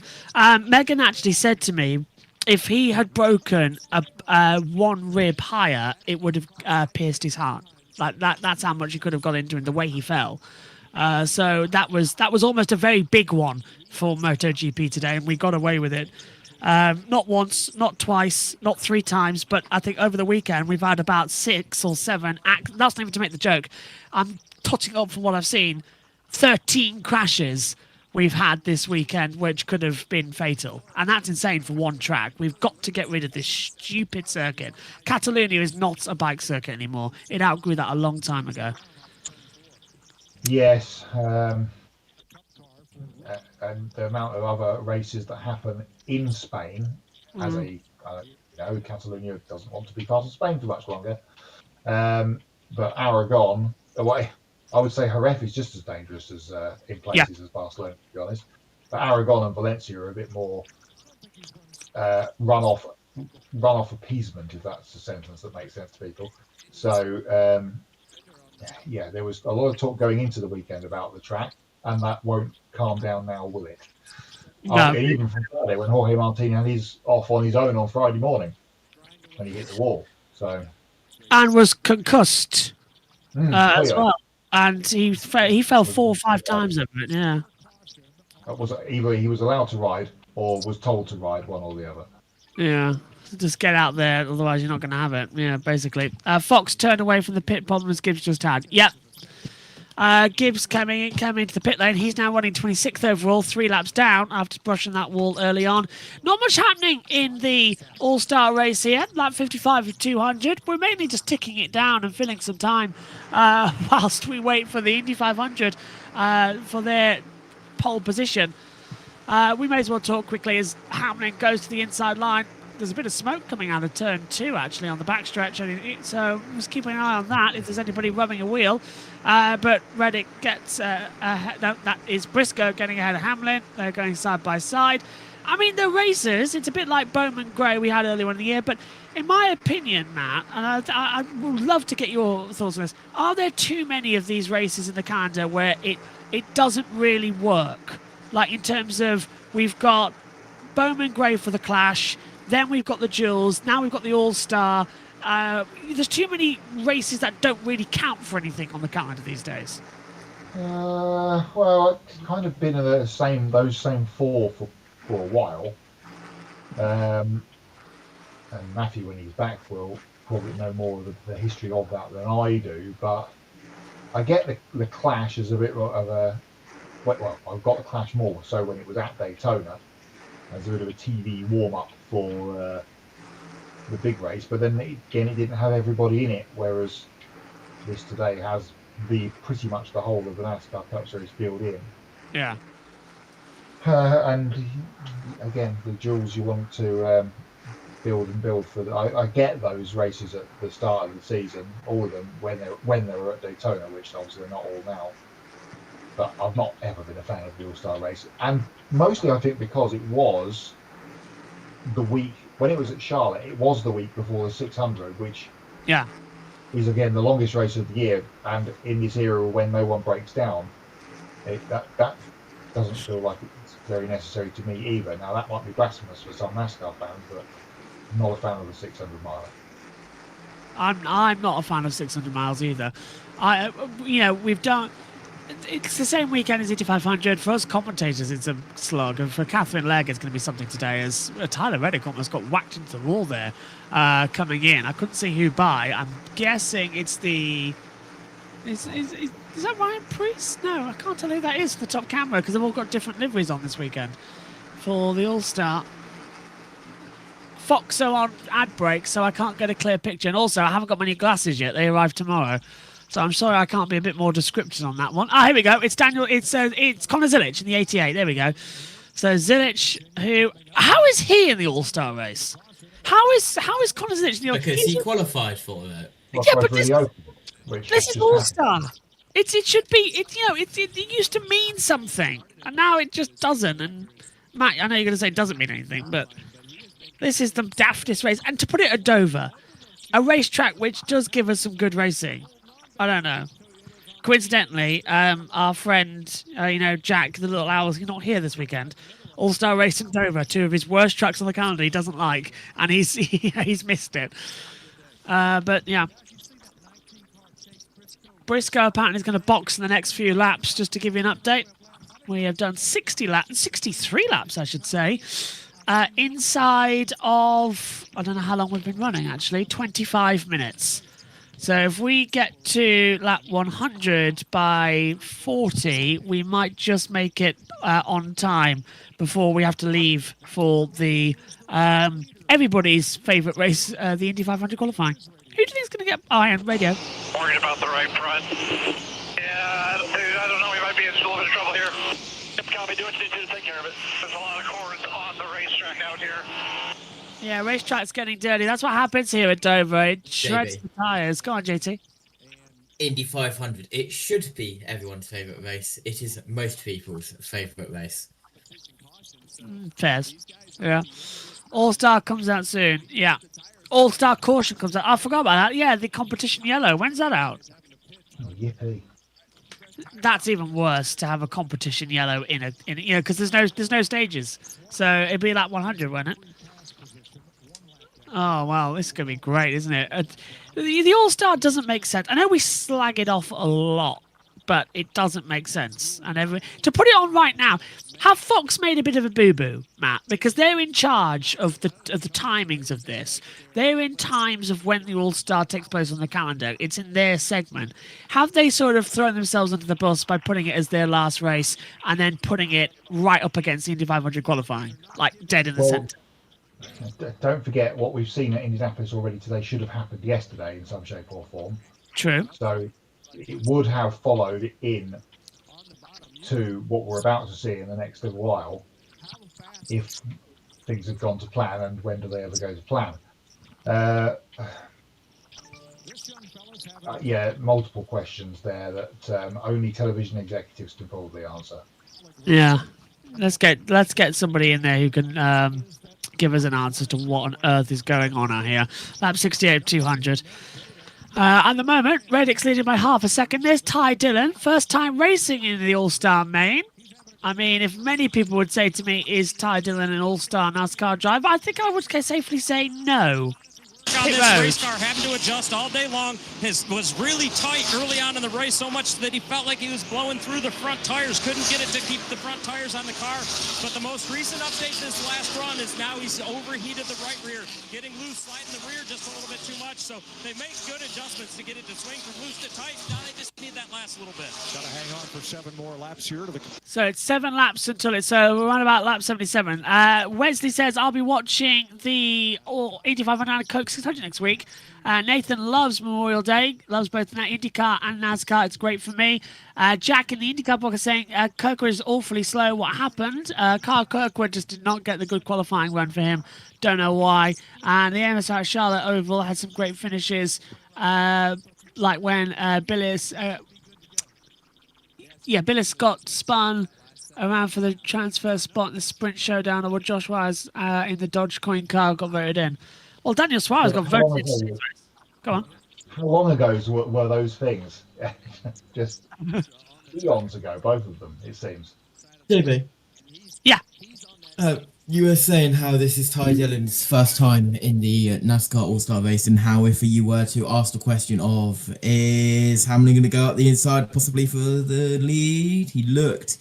And if you asked, is Ty Dillon possibly an All-Star? You'd say no. Well, since he was able to get into it, I have the radio message of what NASCAR said to Ty Dillon, and it goes like this. Hey now, you're an all-star. Get your car ready. Go play. Hey now, you're a rock star. Get the car on. Maybe get paid $1 million. Oh, I don't get paid enough for this. And I can see the metal of the grandstands. It's that empty. Yeah, it has not been the best day. I think Matt, did you see in our Grid Network chat? The boys who are actually over there who live near Dover said that they were struggling to sell the tickets. They've actually given some away for free, if I'm not mistaken. Doesn't surprise me. Doesn't surprise me. And yes, that was a shocking joke because all of my jokes are shocking. I'm not surprised at all. Competition Yellow is coming out soon. Let's check in with Fox for a bit. Here it comes. Oh, and Hamlin trying to go on the inside of Reddick. Reddick sent up high, and Denny Hamlin leads the All-Star here at Dover. Worst time to go there. That was the quickest Fox segment we have had in the history of JB Motorsports. And literally, it was just, here he comes. So perfect. Clip that one. Reddick's going up, actually, as well. And the Competition Yellow will come out. And we now go to the caution. That saved Tyler Reddick right there. Did, because he was Jones coming through. That right front tire was down to the cords and no more turn. And how about this? 6 different teams are represented in the first 6 positions. 2311, Joe Gibbs Racing, Trackhouse, Legacy, Hendrick, Spire in the top 6. Look how far Briscoe fell back from the lead. This high horsepower, low downforce package, I like it on a track like Dover. This has been quite a day. Bubba Wallace will get the free pass. He is the first car 1 lap down. Now, when pit road opens, they're going to get a chance to get Goodyear tires. And Sunoco race fuel with Poet zero carbon bioethanol. You know, when they first introduced ethanol to gasoline, I was not a fan because I own a lot of older cars, and that just doesn't work well for cars that are stored. But I've become a believer because in cars built since 2000, ethanol, 10, 15%, and maybe more, allows us to reduce our dependence on petroleum without drivers having to change their driving habits. So we're going to see in the next couple of years this partnership between Poet, Sunoco, and NASCAR result in race fuel with a higher percentage of ethanol, less dependence on petroleum. It's going to be an exciting time in racing to watch, and this may roll over into our street cars as well. Well, it'd be a little bit cheaper at the pump. I know that for sure. That's true. And we could all use that. That's a fact.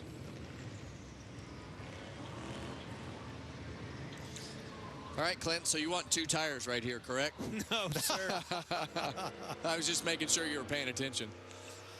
No, sir.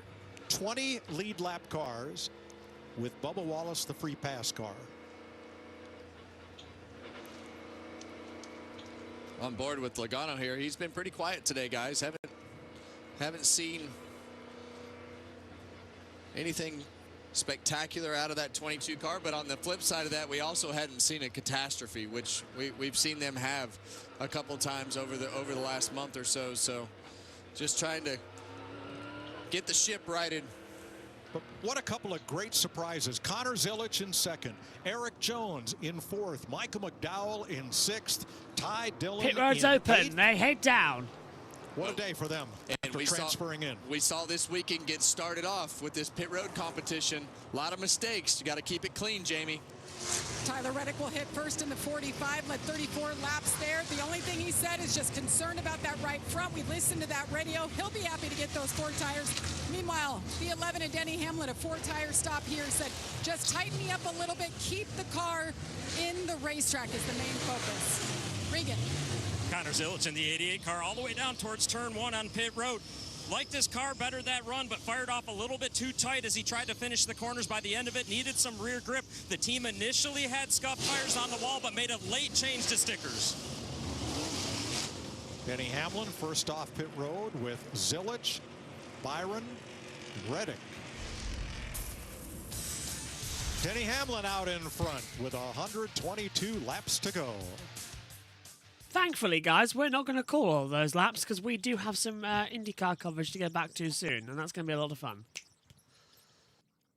Matt, does this count your list then as races you watch? No. No, I thought not. At this moment, no. If I do decide to go back and watch it during the week, then yes. Right. But that's unlikely. No.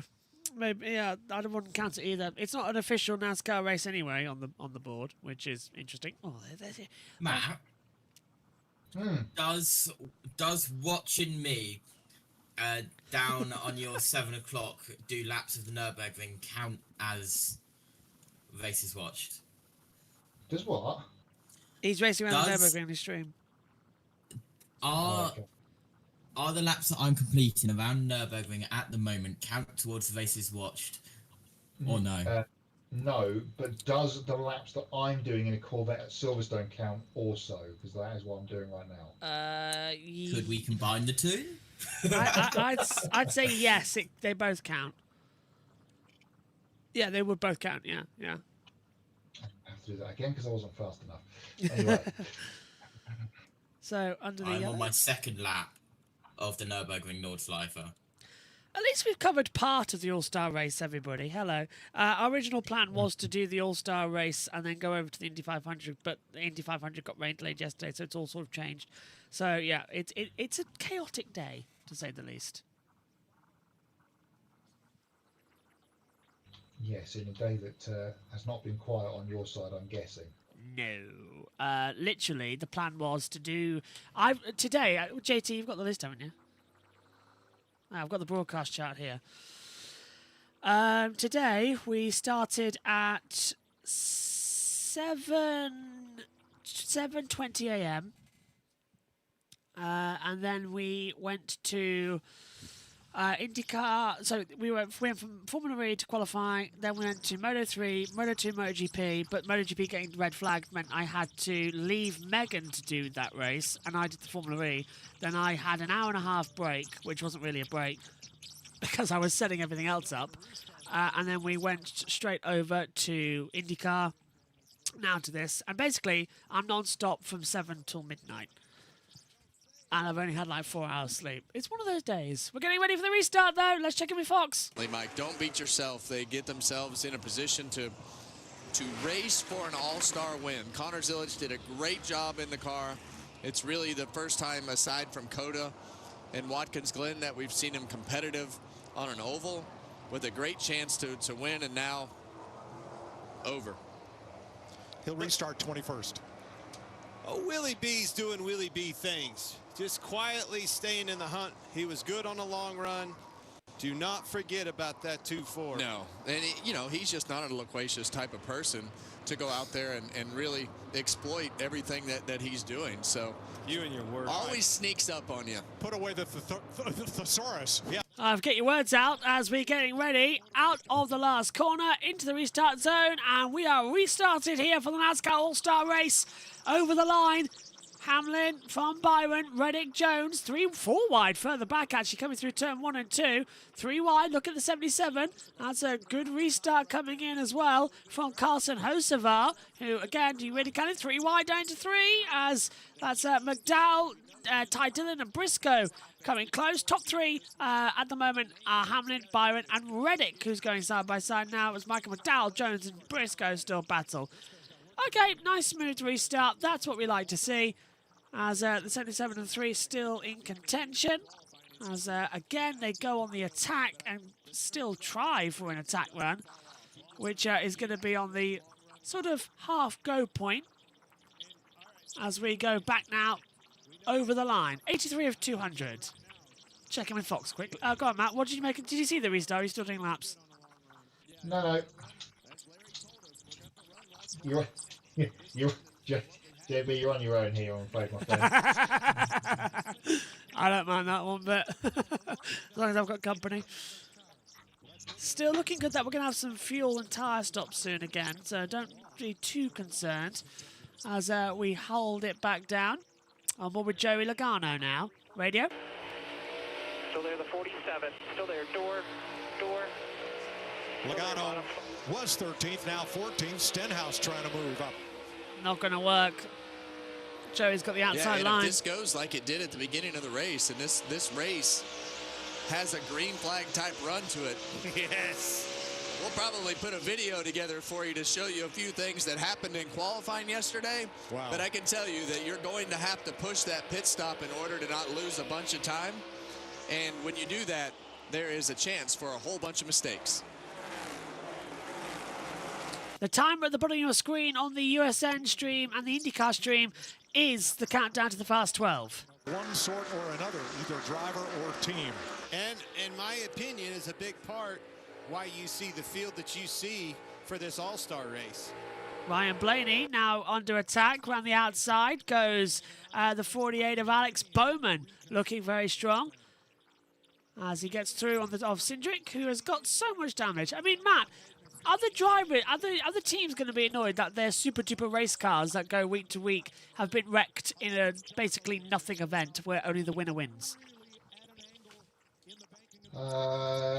Yeah, yes. You say only the winner wins, but the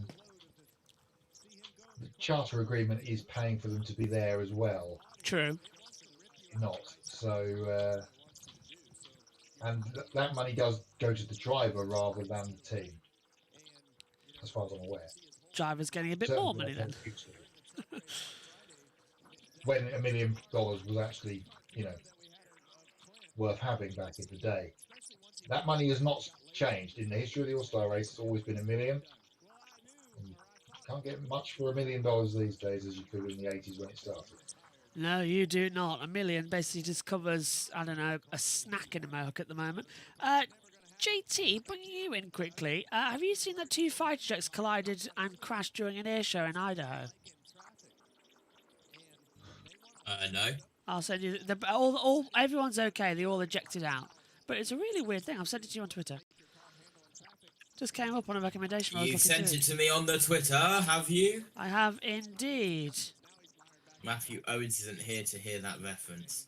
No, he's disappeared, which is worrying me because he should be back soon. Radio, Jamie. End of 75 laps. Look at the left rear on Denny Hamlin. It was coming apart, delaminating. So how long will these crew chiefs hold those drivers out before they come in for some fresh Goodyears? Okay, thanks, Jamie. So the tyres are disintegrating quicker. That's what we saw last year here at Dover, which is kind of to be expected. Larry? I think they're going to come too much sooner because then that makes you have to run too many laps on the other half of the run. Pay me now or pay me later. Yeah, and a lot of these cars that fell off at the beginning, knowing that they're going to fall off a little sooner than some of those cars, they might take a chance hoping that they get a caution or something at the end of the race. But you don't want to wait.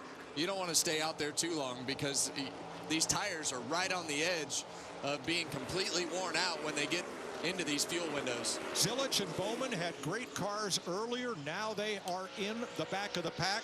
Two fellas who are not are the Dillon brothers. Here is Austin in 8th. His younger brother Ty is right behind him. They drive for different teams, but the Dillons are having a great day here. There's the other RCR car. Now, once again, I would not classify either of the Dillon brothers as an all-star NASCAR team, which is just balmy to me at the moment, but still looking quick as we get close to lap 100.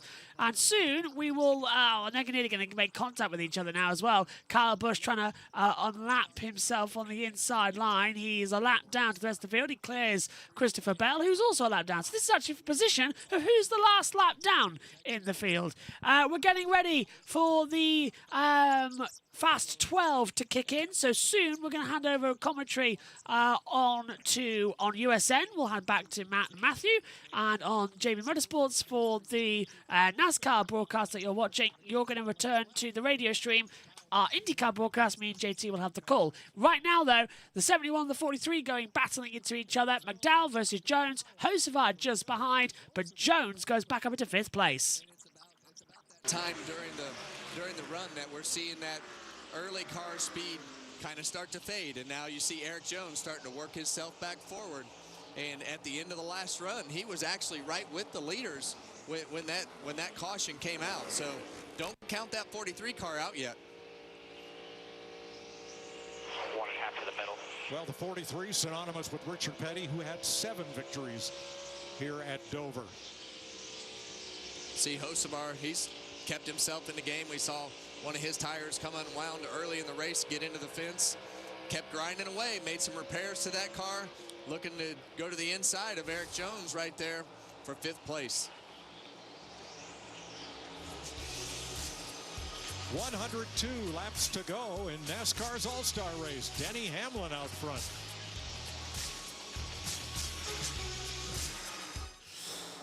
Lap 99 to 200, nearly there for the All-Star race, and we are kicking off with Denny Hamlin, who will take us onto half distance in stage 3, or the final segment of the All-Star race here at Dover Motor Speedway. Over the line and Kachik onto 100. That took 45 minutes, which means we will not see the end of this race, which is a shame, but Yay! yeah, that red flag, that red flag cost us a lot of time. And I blame Mike Joy. If you What did they do at the start? Did Mike Joy wave to who called the start? The start was actually called by Kevin Harvick. Nice. They sort of let it go. They let Mike wave the flag, and then Harvick did the commentary of what was happening after, which I think is right, because at least it wasn't Jamie Little. I'm just saying that would have. That would have been different. I was hoping that we were gonna get Mike Joy say on the ball. Something. Yeah. I was hoping we were gonna hear Mike Joy say something on the flag stand, then wave the green flag, and then pick it up again. I can tell you that the Monster Jam's Power Rush has set the new monster truck world speed record at IMS, 103 miles per hour. He's done it. Where is the video? I'm sending it to you now on Twitter.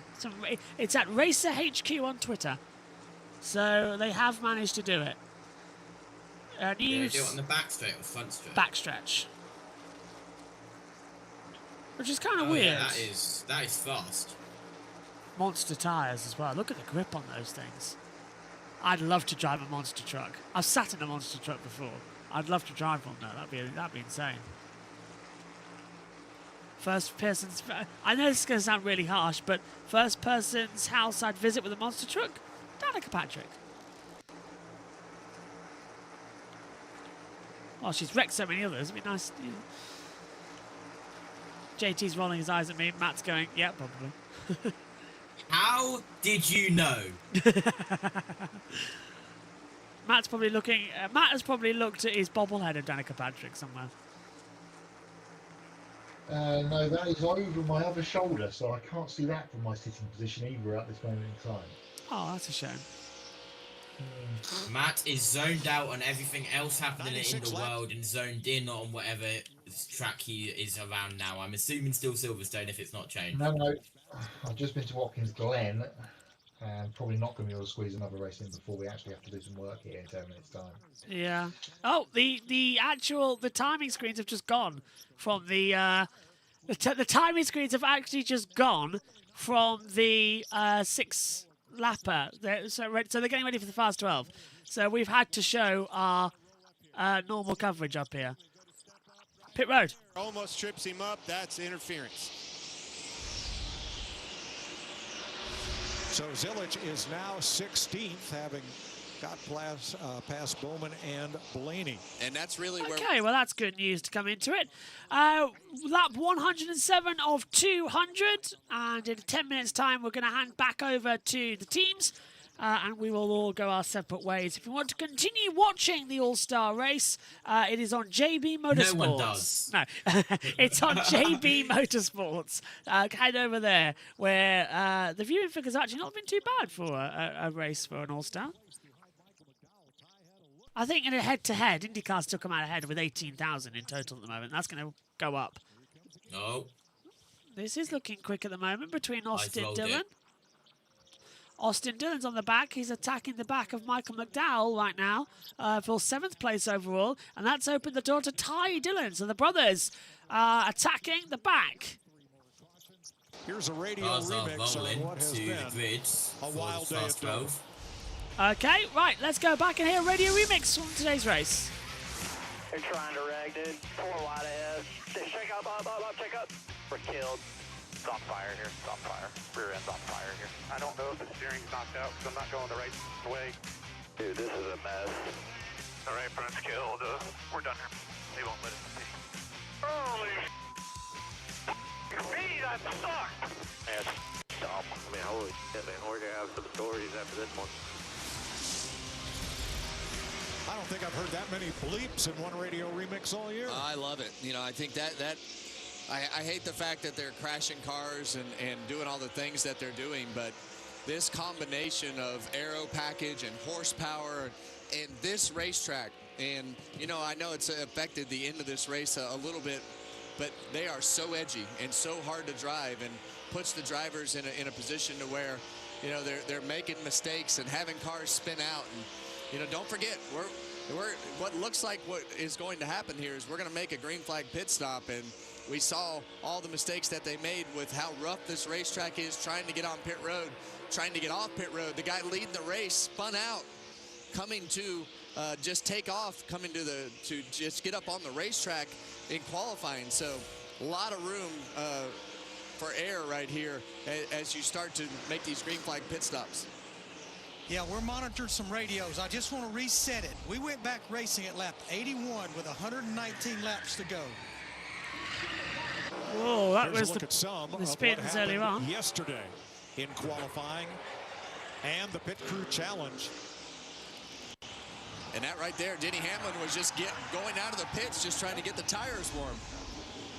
1/3 of the field had trouble in qualifying. Sorry, back to Larry. No, that's okay. We went back racing at lap 81. That's 119 laps to go. Split that right down the middle. That's 60 laps a run. That means you're coming about lap 140, 141. We may see some come a little early, 135.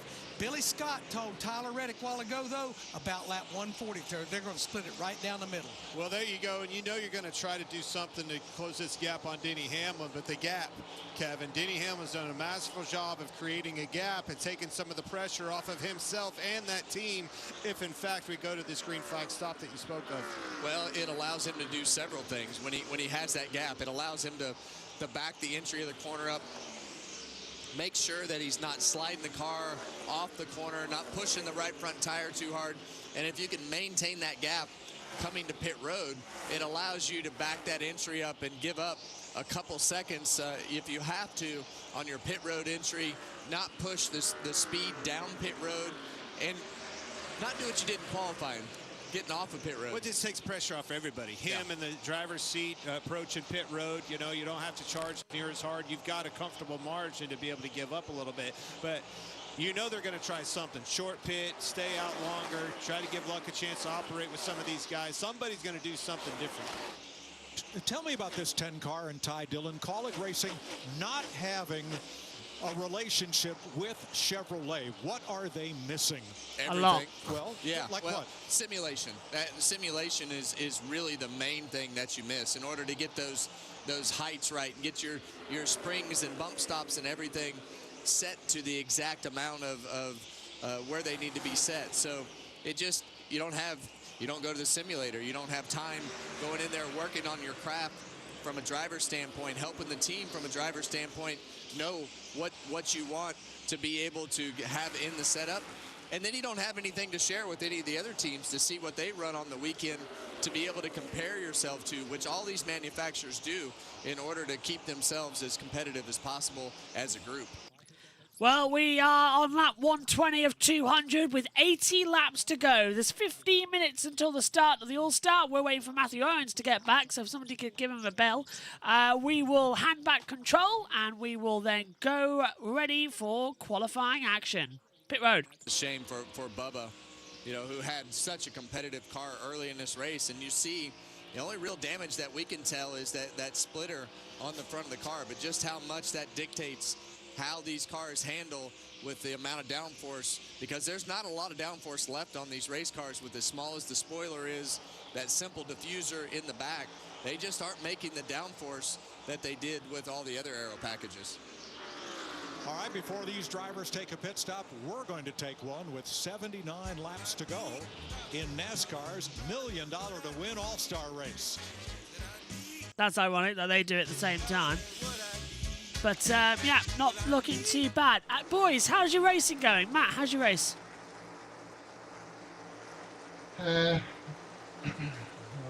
Park the bus on that for the moment as it's around waiting for things to happen elsewhere. No, Oh, yeah. good idea. We're all waiting for the same thing. Like, come on, let's have a race. We want qualifying. That's, I think, what everybody's waiting for. JT, how's yours?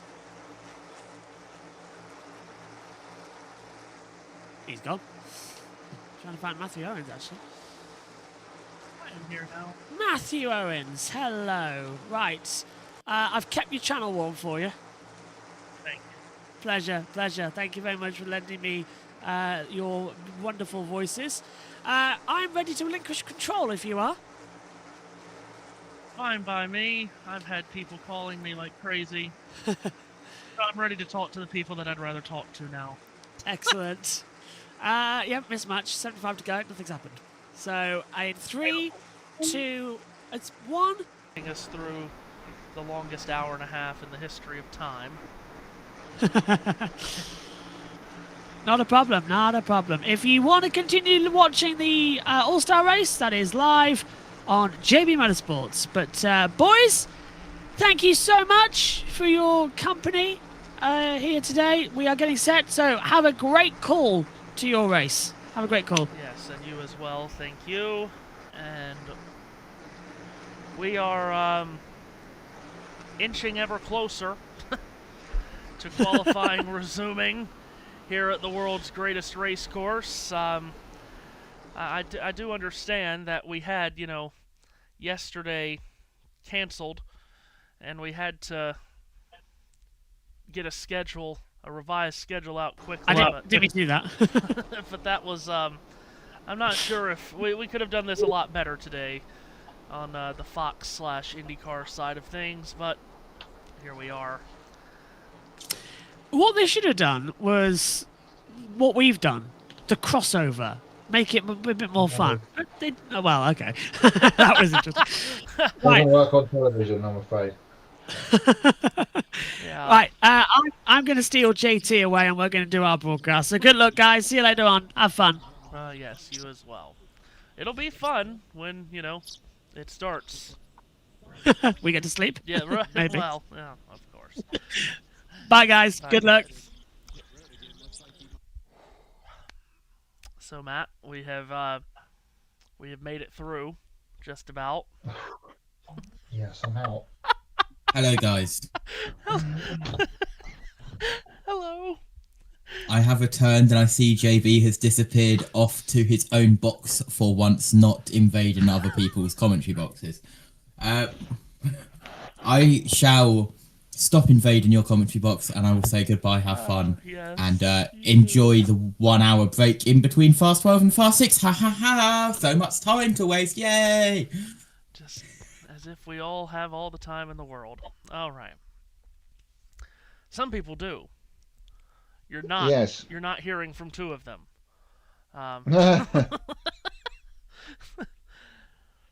As I said, and we all know at this point, TV dictates everything, and there was a UFL football game on Fox today ending at 4, so obviously they were wanting to time this up after 4, but again, why are we waiting till 4:30 to start it? Yeah, whatever. Anyway, we press on. Apologise for the infiltration that has happened on this channel over the last little while. We press on like a Lee nail. Yes. Redbox in the chat section. I never thought I'd be glad to return to qualifying over an actual race, but here we are. There's so many ways that I could say I agree with that. Anyway, Matt, we do get ready for this top 12, which we have been waiting for a very, very long time. And we're excited for it to get started, and it looks like it is just about to get rolling with Kyffin Simpson. Again, these will be 4-lap runs, 4-lap averages to determine the top 6 from this session. And Kyffin Simpson about to roll out. He'll have 2 warm-up laps. It's the most renowned roadway in the world, a rectangular path paved by 3 million bricks over a century ago, destined to become the world's largest and fastest sporting arena. To drive the 2.5-mile track is simple. To race it is a dream. To qualify is a daring extreme sport mastered only by the best and bravest of pilots. A century ago, 80-mile-per-hour speeds were the standard. Today, over 240 miles per hour is not only expected, but demanded around the speedway, rimmed by unforgiving walls.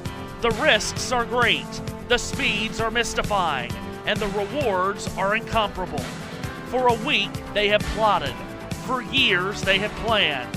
For a lifetime, they have dreamed of victory lane at Indianapolis. Today, the first step towards making that dream a reality, as the great race against the clock begins again, where the visions of a life will be measured by fractions of a second.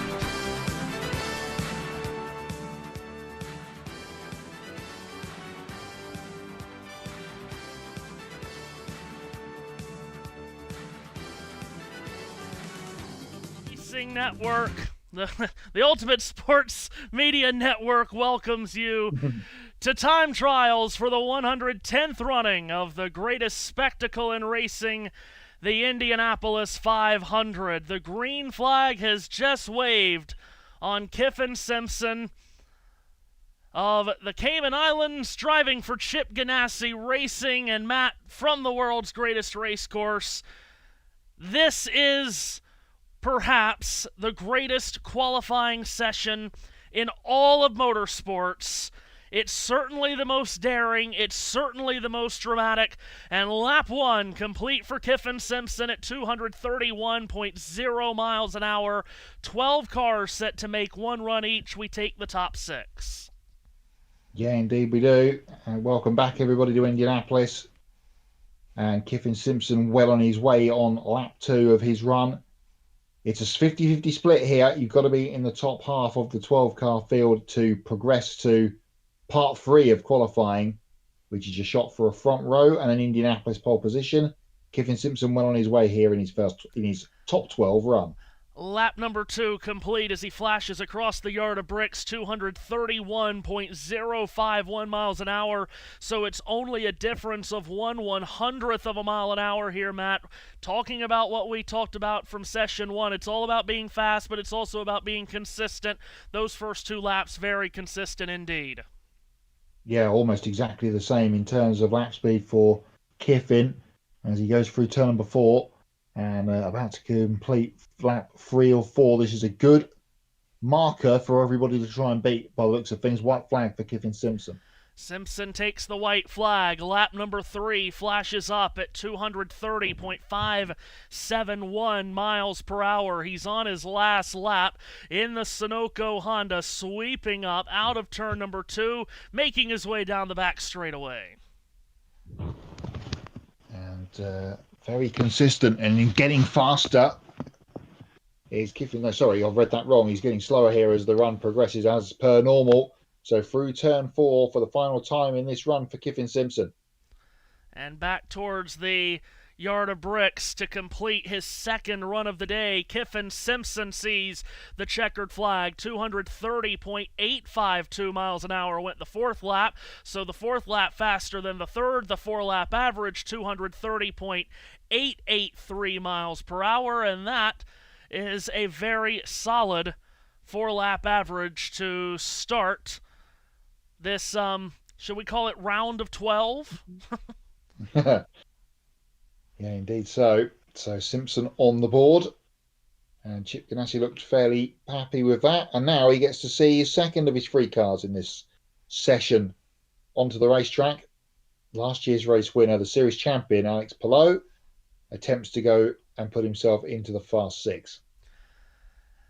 We talked earlier about Alex Palou and the dominance that he has had for so many years now, ever since joining Chip Ganassi Racing. All those years ago, Palou has won a third of the races over the last 2 seasons and change, Matt. That's how dominant he's been. He is now a 4-time IndyCar Series champion. He's won 4 of the last 5 championships. But as we always know in this series and in this sport, you have to win the Indianapolis 500. He did it last year, and Alex Palou is on his way to being a part of the all-time greats of this sport. Yes, edging himself towards Mount Rushmore, isn't he, of IndyCar American open wheel drivers, not American in terms of nationality, but in the land of America. And if he keeps the current sort of record and stats that he's got going, by the time he gets to the end of his career, God only knows what numbers he'll be racking up. Green flag up in the air for Alex Palou. So Palou sets off on his second 4-lap, 10-mile run of the day. That bright yellow and red DHL Honda swings up out of turn number 2, heads down the back straightaway, Matt. Now, we didn't talk about deploying hybrid a lot in that first session, but that is a part of qualifying now at Indianapolis. It's still very new to us. Yeah, indeed so. And the deployment generally is coming out of 4 and out of 2. Although, as I say that, Palou does not use his battery boost this time, coming up out of turn number 4 across the line. His first lap, 2:32.056. It's a fantastic opening lap from Palou, who was marginally close to missing this top 12 shootout earlier, Matt. He only ended up 11th fastest in that first session. That surprised a lot of us. But this track has now had about 90 minutes, even more than that, to bake in the sun and get very hot. So I think the track has totally changed from the first session to the second, and we're going to see who really has the raw speed in their cars in this session and who has the handling. That's right. Yeah, indeed. So it's going to be very slick out there. Here comes Palou to complete the second of his 4 laps, 2:31.465. So dropped just over half a mile an hour there on that second lap. But you're right, the longer the run goes on here, the more the tyres will wear and the slicker the racetrack will become, because as we talked about earlier on, we're sort of in the peak now of the heat on the racetrack, and everybody running in reverse order that they finished the first part of qualifying in earlier on. As you mentioned, Palou was 11th in that portion, which is why he's going second here as he comes out of turn 4. And towards the white flag comes Alex Palou. Aaron Likens puts it high into the sky. Palou completes his third lap at 231.391 miles an hour. And with that said about the tires wearing, you would expect the slowest of the laps to be the 4th lap, Matt. So that's more than likely when we're going to see all that hybrid energy used. And Alex Palou has basically drained it in the first half of this 4th lap. Yeah, absolutely. Used pretty much the whole of his charge there coming out of turn 2 on this last lap. He's got a good chunk of it back and using a bit more through turn 4, which is absolutely flat out of the corner and towards the line. Checkered flag waving at the yard of bricks for Alex Palou. His 4th lap clocks in at 231.749 miles per hour. So he sets his second fastest lap on the 4th lap. The average is 231.665. It is provisional pole for Alex Palou. Again, just a reminder of the situation today. You've seen this flashed on your screen multiple times today, but just one more reminder that this is the top 12 session. It is just one run for these 12 drivers, and we take the top 6 and advance them to the run for the pole later in the evening. So Alex Palou with a 4-lap average of 231.665, Matt. That 4-lap run, half a mile per hour faster than his first run of the day in session 1. Yeah, with the sort of hour and a half that we've had, these 12 teams have taken their cars back to Gasoline Alley and tweaked them up, whatever they felt necessary to make them go faster for this session and the session after. As you say, we take the top 6 from this 12, and then the people that we don't see again later on, 7 through 12, that is where they will start the Indy 500 next Sunday. Our third driver is on the racetrack, Woodbury, Connecticut's Santino Ferrucci. Ferrucci's first 4-lap run in the day was 231.224. That was the average speed of his first run of the day. The Stars and Stripes, adorned again by A.J. Foyt's team. And Santino Ferrucci driving this 14 car. As we've talked already today, Matt, he's never failed to finish inside the top 10 at Indianapolis. Green flag waving for the Connecticut driver. He powers the number 14 car towards turn number 1. A leisurely warm-up lap, perhaps, compared to Alex Palou, who was 2:20. Ferrucci's was 2:12. So let's see if a difference in warming up has done anything for Ferrucci. He comes up out of turn number 2 and heads down the back straight away. And we'll get a check here at the end of the first lap once he completes of how this red, white and blue star color covered number 14 is going. So Santino Ferrucci trying to make a memorable moment for A.J. Foyt and this iconic team here in this month of May. First lap, Matt, at 2:31.237. Which is, as you said, pretty much bang on his average from the first run. So we'll have to wait and see how this plays through. Down the back straight they come, or he comes, should I say, Ferrucci, and peels into turn number 3. Absolutely pinned. No hint of a lift through there.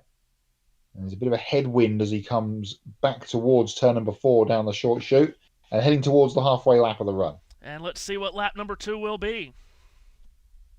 It is a 2:31.4, so he's picked up 0.2 of a mile an hour there against his first lap. So this is getting better through for Ferrucci as he uses a good chunk of his battery boost through turn 2 and now heads down the back straightaway back towards the north end. And back towards turn 3 comes Santino Ferrucci with still the sun shining brightly over top of the Indianapolis Motor Speedway. Ferrucci makes his way into turn 4, swings it back up to the main straightaway. The white flag is waving. What will lap 3 give us, Matt, this time around? 30.865, so it's starting to go away slightly for Santino as he goes through 1 and 2 for the final time, but this looks like it will put him in front of Simpson. Might not be quite fast enough to challenge Palou for the provisional top spot, with 9 more guys to run in this session after him.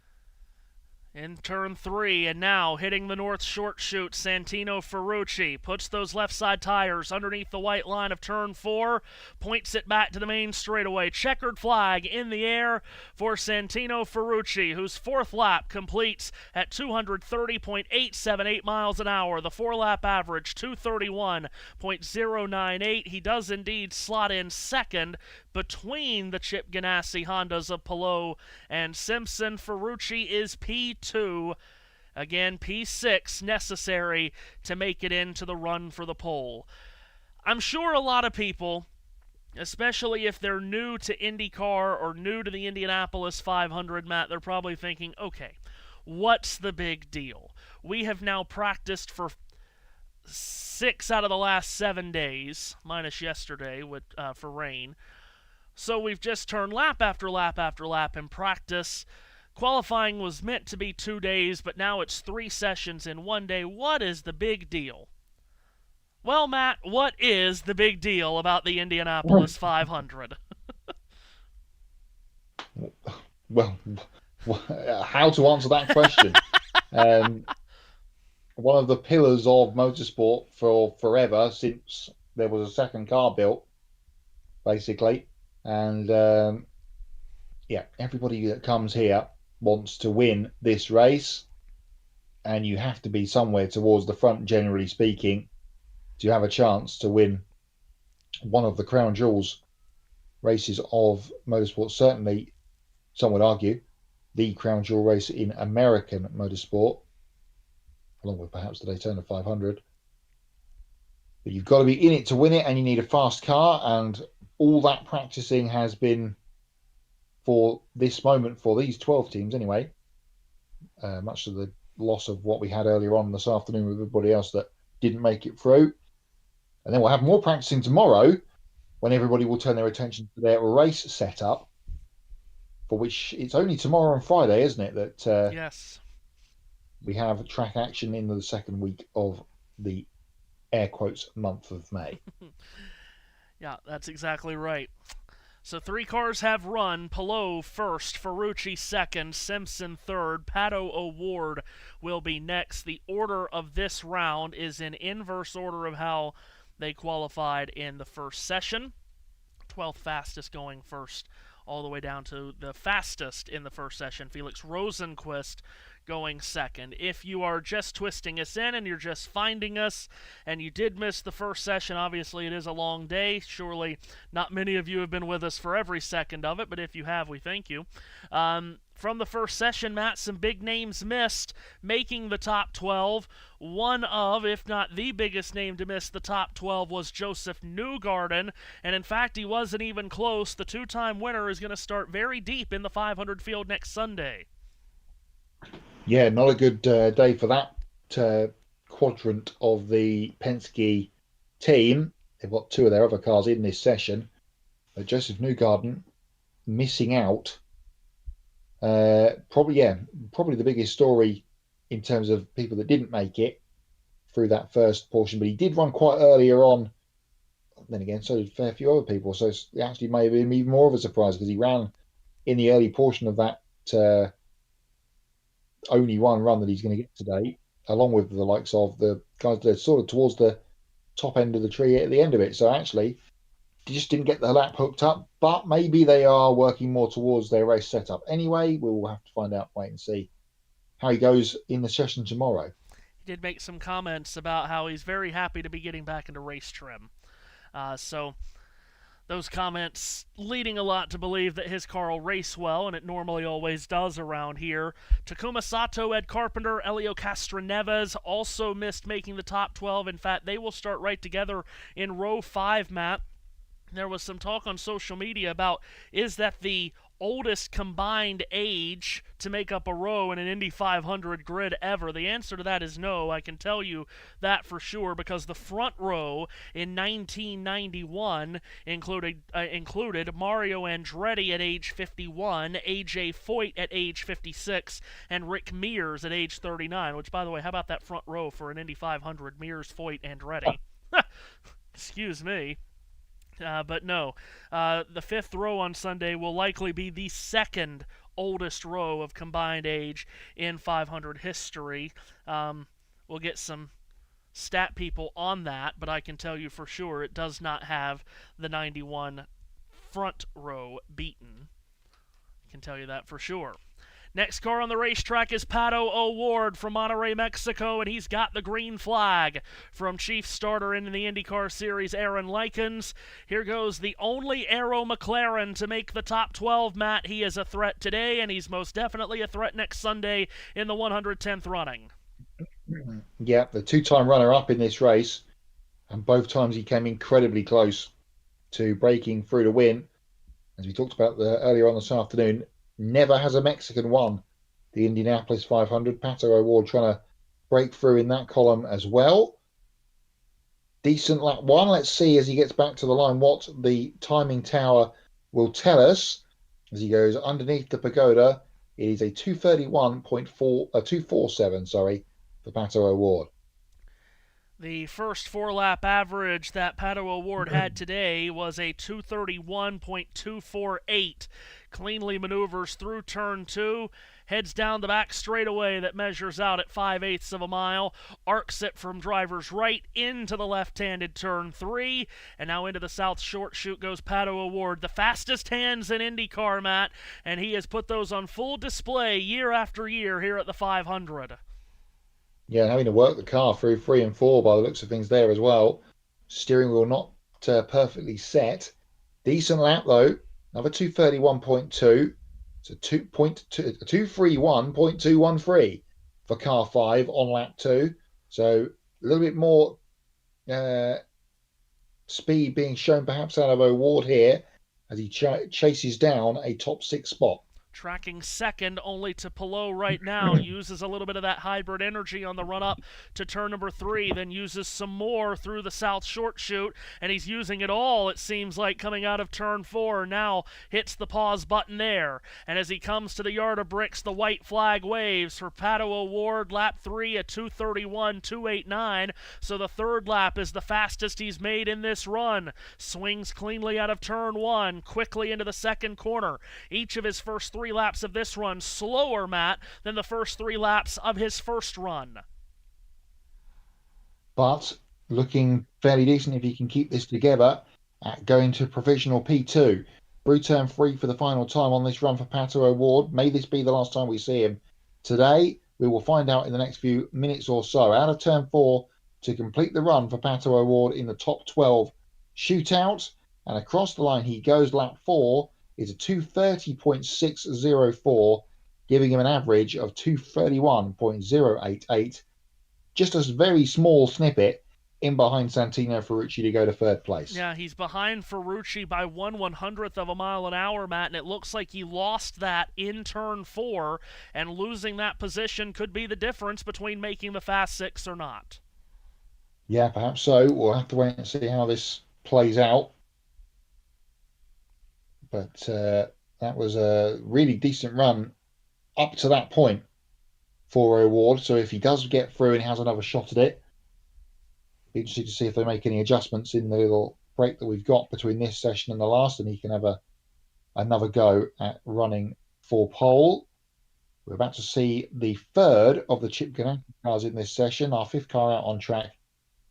The New Zealander, Scott Dixon, in the number 9 PNC Bank Chip Ganassi Racing Honda. Yep, as you can see flashing on your screen in blue, that indicates the car that is just taken to the racetrack and is on the track. So it is Scott Dixon, 5 times a pole sitter for the Indianapolis 500, Matt. Only Rick Mears won more poles for this race. Mears won 6. Dixon as smooth and calm as Rick Mears was when Rick was driving. And the long-awaited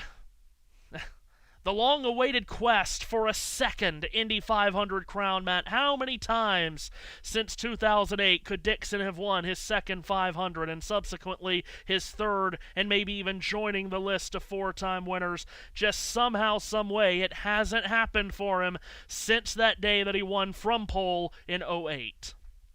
Yeah, it seems like an absolute eternity ago. And yeah, he probably could and should have had 2 or 3 more to add to the list, because he could be on for the drive for 5 if things had gone differently.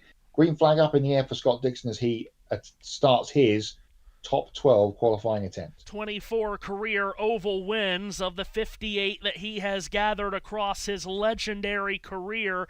And since that 2008 win here at Indianapolis, Matt, so essentially what I'm saying, in the last 17 Indy 500s, he's finished 7 of those 17 in the top 5. He's led the most laps in the race 5 times, and he's led over 500 laps in the last 17, including 111 in 2020, a race that he could have, should have, would have won.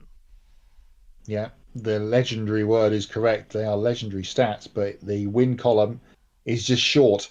2:30.852 the first lap time for Scott Dixon. And that is a disappointing first lap speed, you'd have to say, as he is trying to track down drivers that have put in averages in the 2:31s, Matt, and he does not break 2:31 on lap 1. Yeah, I need to get back into saying lap speed rather than lap time. One of the only qualifying sessions anywhere in World Motorsport where we look at speed rather than time. And that's another reason why the Indianapolis 500 is so special. I'm out of turn 4 to go to the stripe at the end of the second lap. It is a 2:30.487 on lap 2.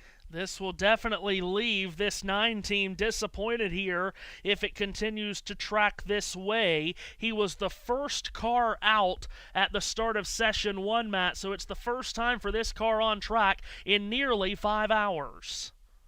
Yeah, he's had the longest time to think about it, and was obviously patiently waiting to make sure he made it through, and did so out of turn number 4 to complete lap 3. And back up the straight between the grandstands, he weaves his way. White flag up in the air. Lap 3 time is a 2:30 2:38.068. His first lap earlier in the day compared to his first lap in this run, a full mile per hour slower. He's yet to hit the 2:31 mark. He might be able to do it this lap, Matt, by draining his hybrid energy, but this is not going to be a run that pressures Palou at P1, and honestly, this might not be a lap to make top 6 because right now he's tracking 5th of 5.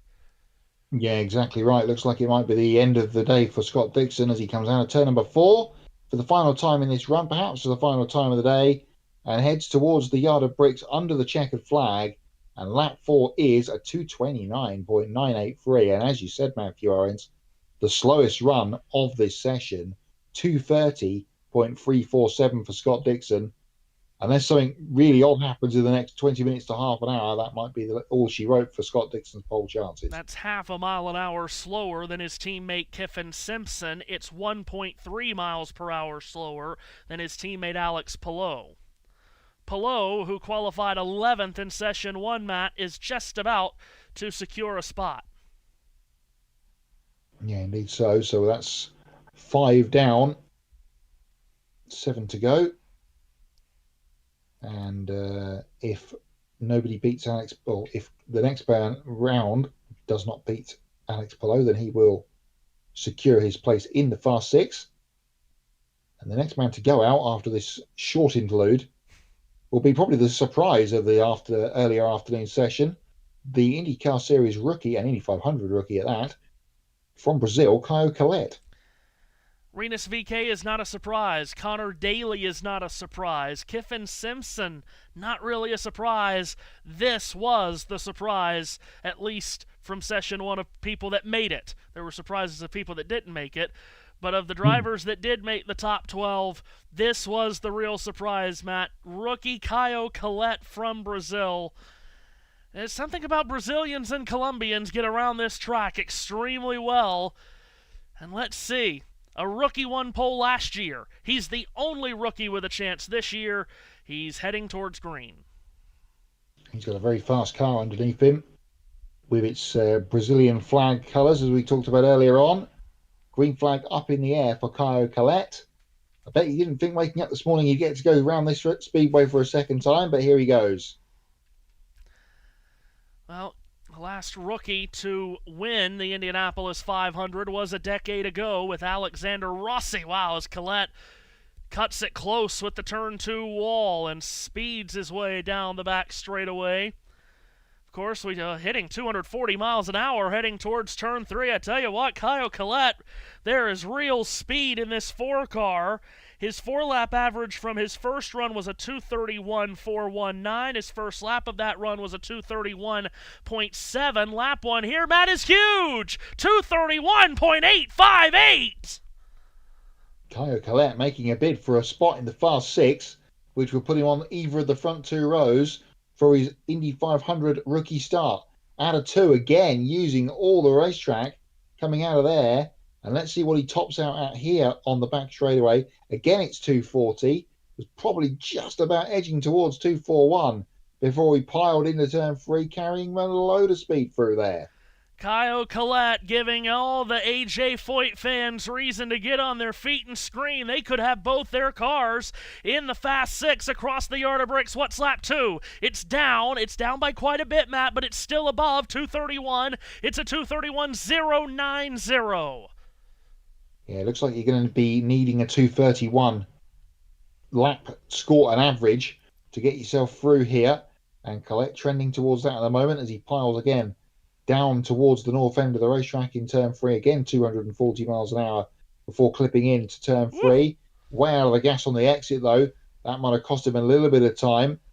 Up out of 4. Let's see what that's done to his average. I think you're right. This is going to cost him some time for sure. White flag is out. Caio Collet completes lap 3. Oh, my goodness. It's a 2:29.415. he's going to have a big fourth lap. It's going to need to be what his first lap was, or at least around it. You're right, there was a big dump of the throttle there at the south end last time through, and that's really hurt the average. That's what makes this qualifying session so unique. It's not just a single lap. It's an average of 4 laps, Matt. And again, he's wide of the apex in 3. Did not have those left side tires on the white line at 3. He does in 4. Let's see what he's got here as the run comes to an end. It's been a heck of a day either way for Kyle Collette. Yeah, absolutely. Fast, but perhaps loose. 229.808 is the speed for Kyle Collette. He will out-qualify Scott Dixon for his Indy 500 start, and he goes 5th in this session out of the 6 cars that have run. Alexander Rossi will be next. We are halfway through the top 12 shootout here at Indianapolis. And clearly, we are learning that we are on Big Fox now. So network television now. Yeah. Unlike this morning where it was just car after car after car. Right. Yeah, every 3 runs, we're pausing. So it goes in big-time auto racing.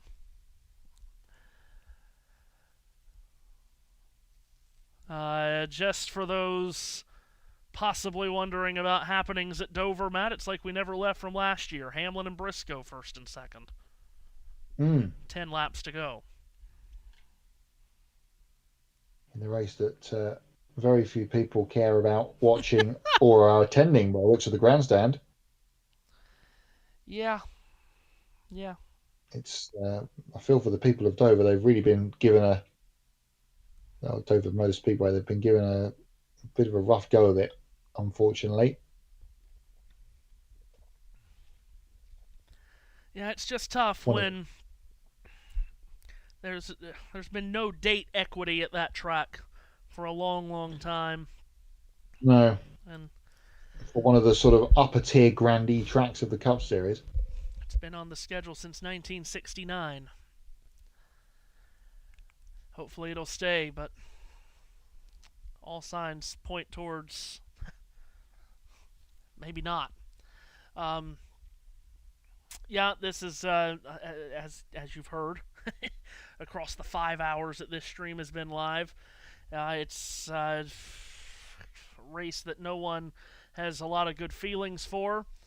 We'll say that we're 6 laps away from getting top 5s from Eric Jones, Austin Dillon, and Connor Zilic, so good for them. If they hold on.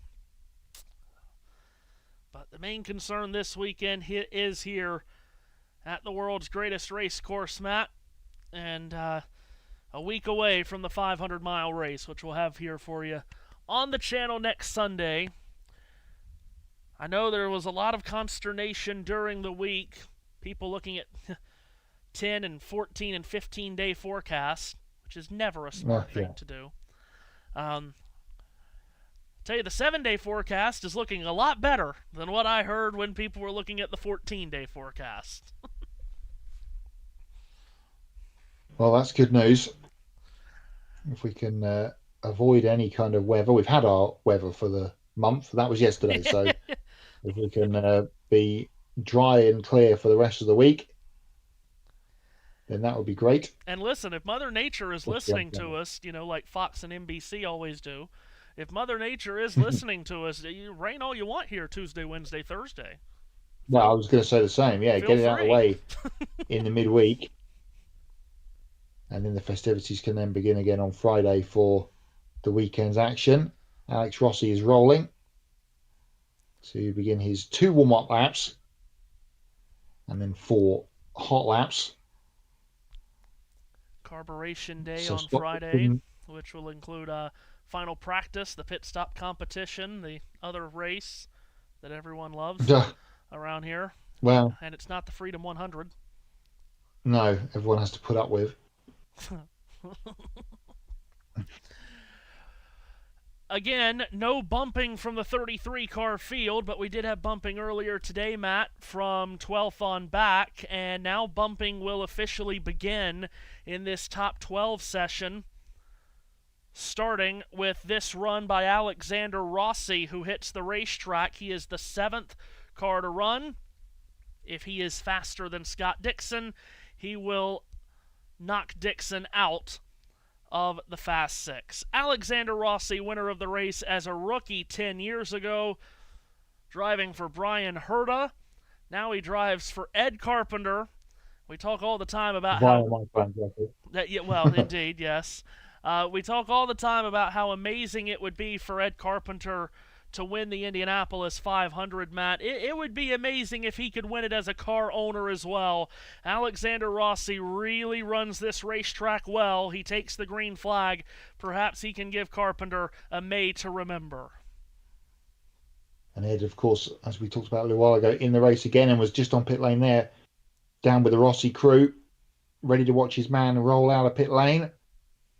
And Rossi is through the first couple of corners here on his first lap, looking pretty solid. Not as fast down the chute as Caio Collet was, perhaps, on the previous run, but it's a solid-looking first lap for the multicoloured blue and yellow number 20. This should be a good first lap, and it is, because I was watching, he was using a lot of the hybrid energy on lap 1, Matt, which isn't how everyone else has strategized it. He's using a lot of it here through 1 and 2 on lap 2. The first lap was 2:31.6. Indeed it was, and down the straight again comes Rossi, a little bit slower this time, a couple of miles an hour, perhaps slower actually, by the time he got to the end of the back straightaway as he was on the last lap, through turn 4, in front of the, at this moment, empty grandstands. They will be absolutely jumping next Sunday. Up to the line comes Alex Rossi to complete lap 2, and it is a speed of 2:30.660. Big 1 full mile an hour drop off there for Rossi, who wrangles his car through turns 1 and 2 here. The Java House livery on car number 20 swings up out of turn number 2. To your point, Matt, for the second straight year, it is a full grandstand sellout for the Indianapolis 500 next Sunday. There will be no local blackout on televisions in the state of Indiana because of the grandstand sellout. We're expecting a crowd closing in on 500,000 people next Sunday for the largest single gathering of people for a sporting event. Alexander Rossi will be in the middle of it, Matt, and right now he's at the end of his second run. Lap 3, 2:30.858. Picking it up again slightly after that not very slow, but slow by his standard second lap. Out of turn 2 comes Rossi, onto the back straightaway for the final time. Really, all he's got to do is beat Scott Dixon here, and he looks odds on to do that, to get himself in to the final part of the day. But out of turn 4, Matthew Owens, what is the speed going to be? Left side tires underneath the white line. Swings it wide out of turn number 4. Checkered flag in the air. Alexander Rossi across the line completes his run with a lap 4 of 230.880. 4-lap average, 231.005. It's 4th fastest of the 7. It bumps Scott Dixon out of the Fast 6. And Rossi will be waiting it out over these next 5 runners to see if he'll run again today. The bubble now is Caio Collet.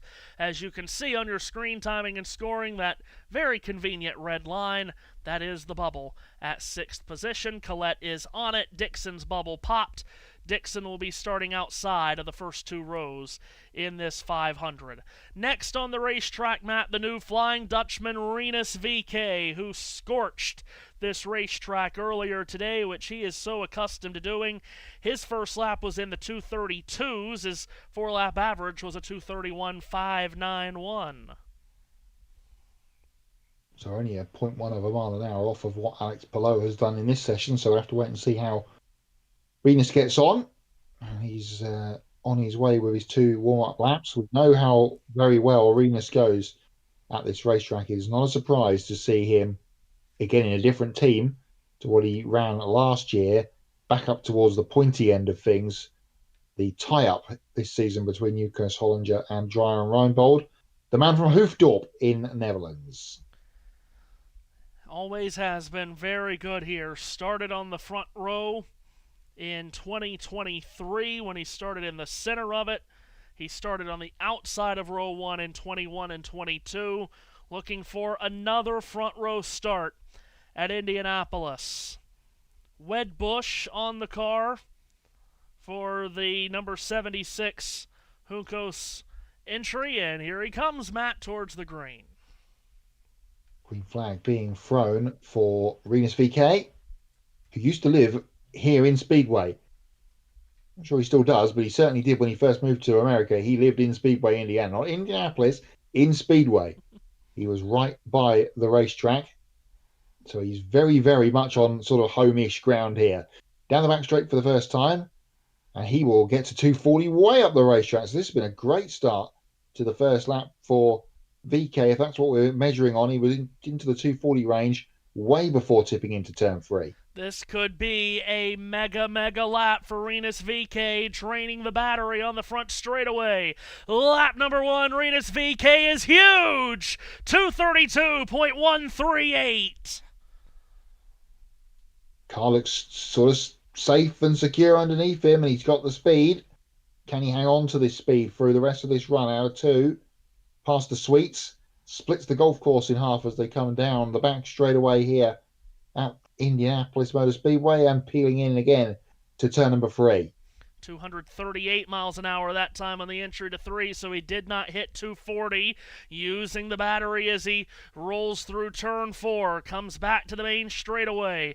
Lap number 2 for Rinus VK across the yard of bricks, 230.344 miles an hour. Ooh. My goodness, what a drop-off, Matt, of nearly 2 full miles an hour. What is that? 1.8 mile per hour drop-off. Oh, Yeah, wow, no, and a big lift. And he had to get out of it there as well, coming out of 2. Almost got up and into the wall. So after a firecracker of a start, he still made it to 240 on the back straightaway, though.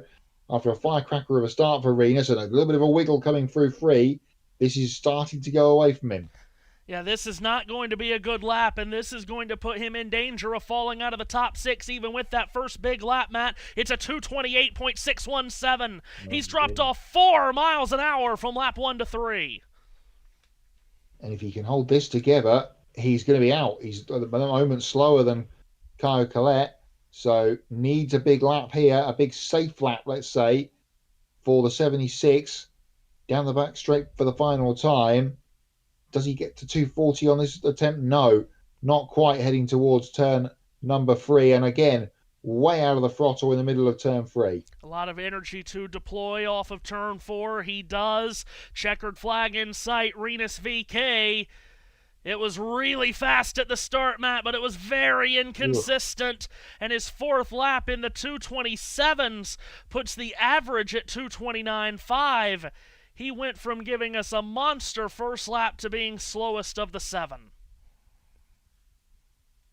Big replay there in replay from Fox. Big wiggle coming through turn 3.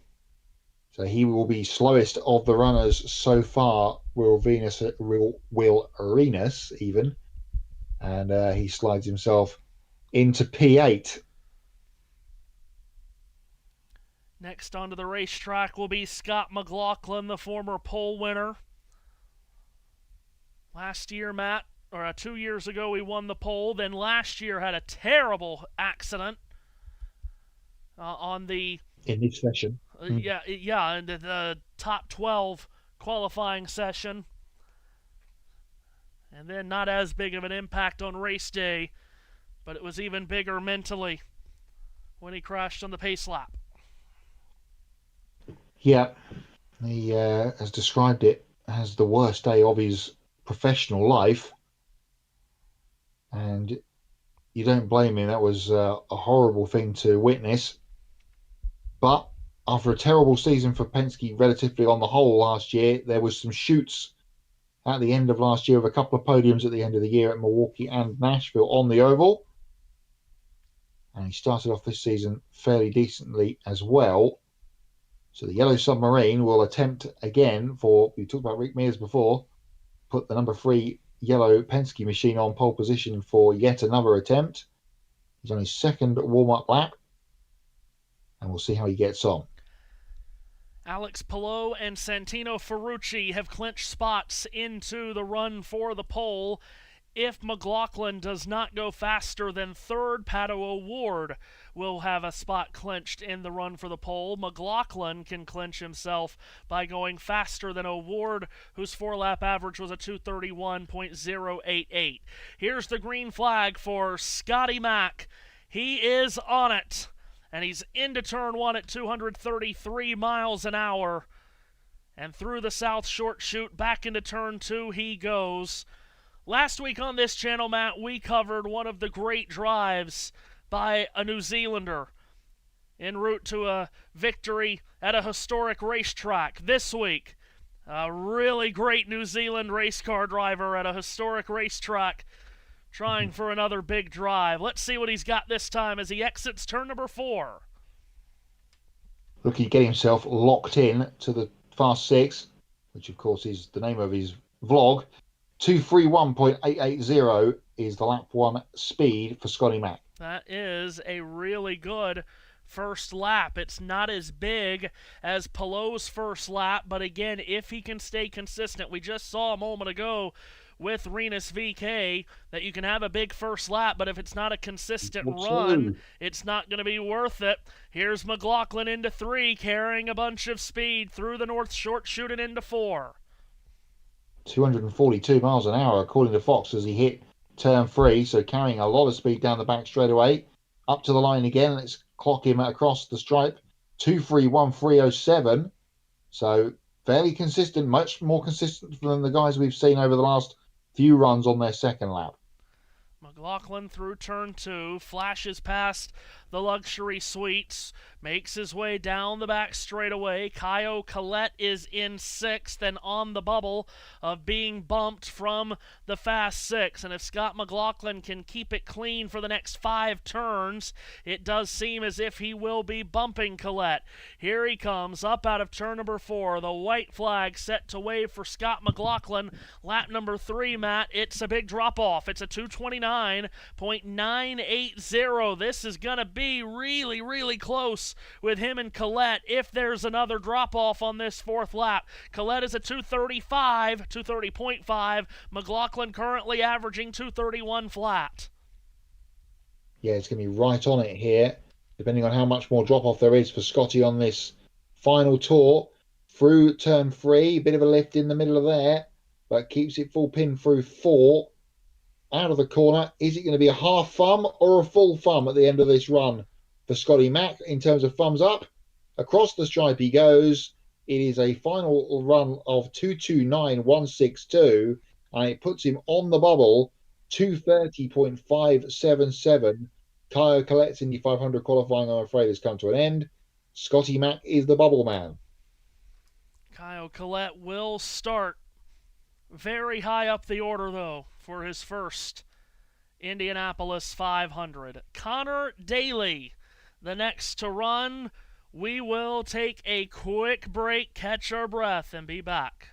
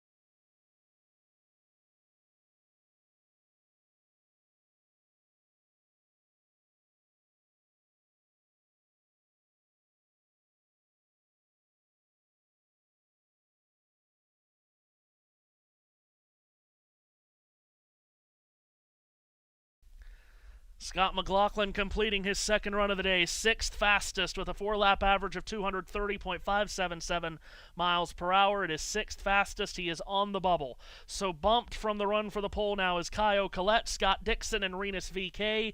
We've got 3 runs left to go in this session, Matt. They go to Connor Daly, David Malukas, and Felix Rosenquist. Daly will be next on the track, and isn't it just fitting that Alex Palou just skated through to make it into this session, Matt, and then he's been at the top of the board throughout it and done so emphatically.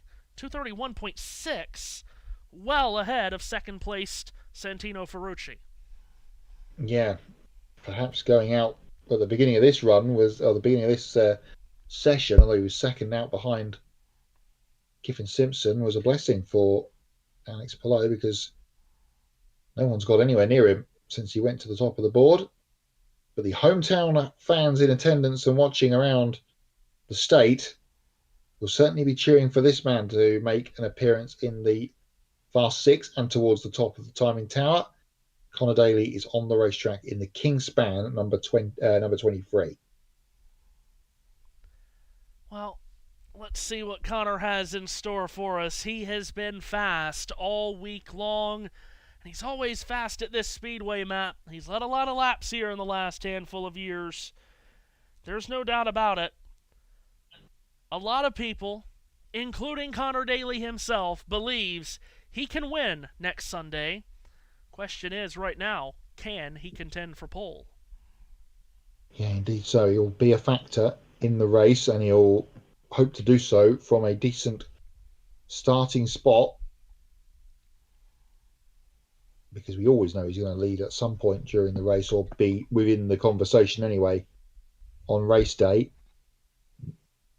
Fox Graphic, the wind has certainly picked up since earlier on this afternoon, and even since we got going with this session. It's blowing from turn 1 towards turn 3 across the racetrack, so that might be affecting, well, certainly will be affecting the way different cars and setups are playing out.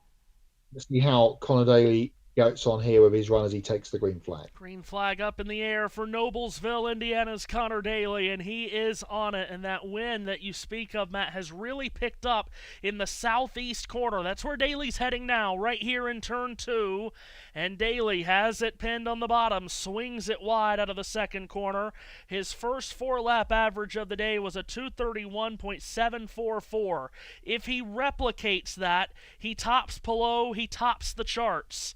But, as we've talked about, much hotter here at the 5 o'clock hour than it was earlier in the day. Connor Daly onto the main straightaway, and here he comes to the yard of bricks to complete lap number 1. He does so with a speed of 231.063.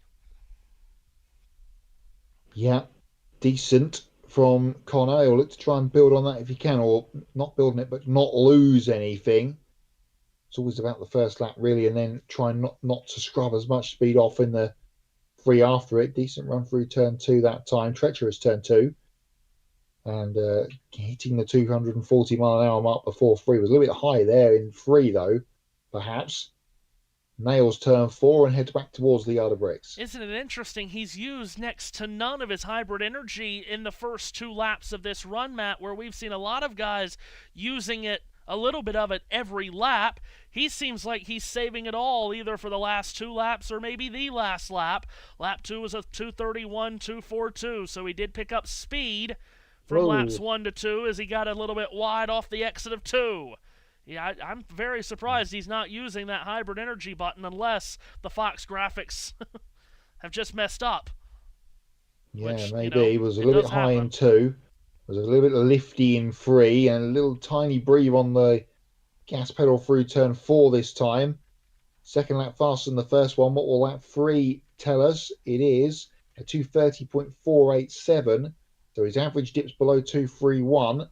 But this is a good run from Connor Daly. Oh, now he is on the hybrid energy button, Matt. So do we know if some drivers, are they just not in rhythm of doing it when they need to do it, because he's barely been on it this entire run, which is just very surprising to see. Perhaps it's a comfort thing, or just a deployment and regen process from different teams and from different engines manufacturers as well. Checkered flag up in the air for Connor Daly. He comes underneath it. It is a 2:30.058 for him, and he slides into the bubble position of P6, knocking Scott McLaughlin out.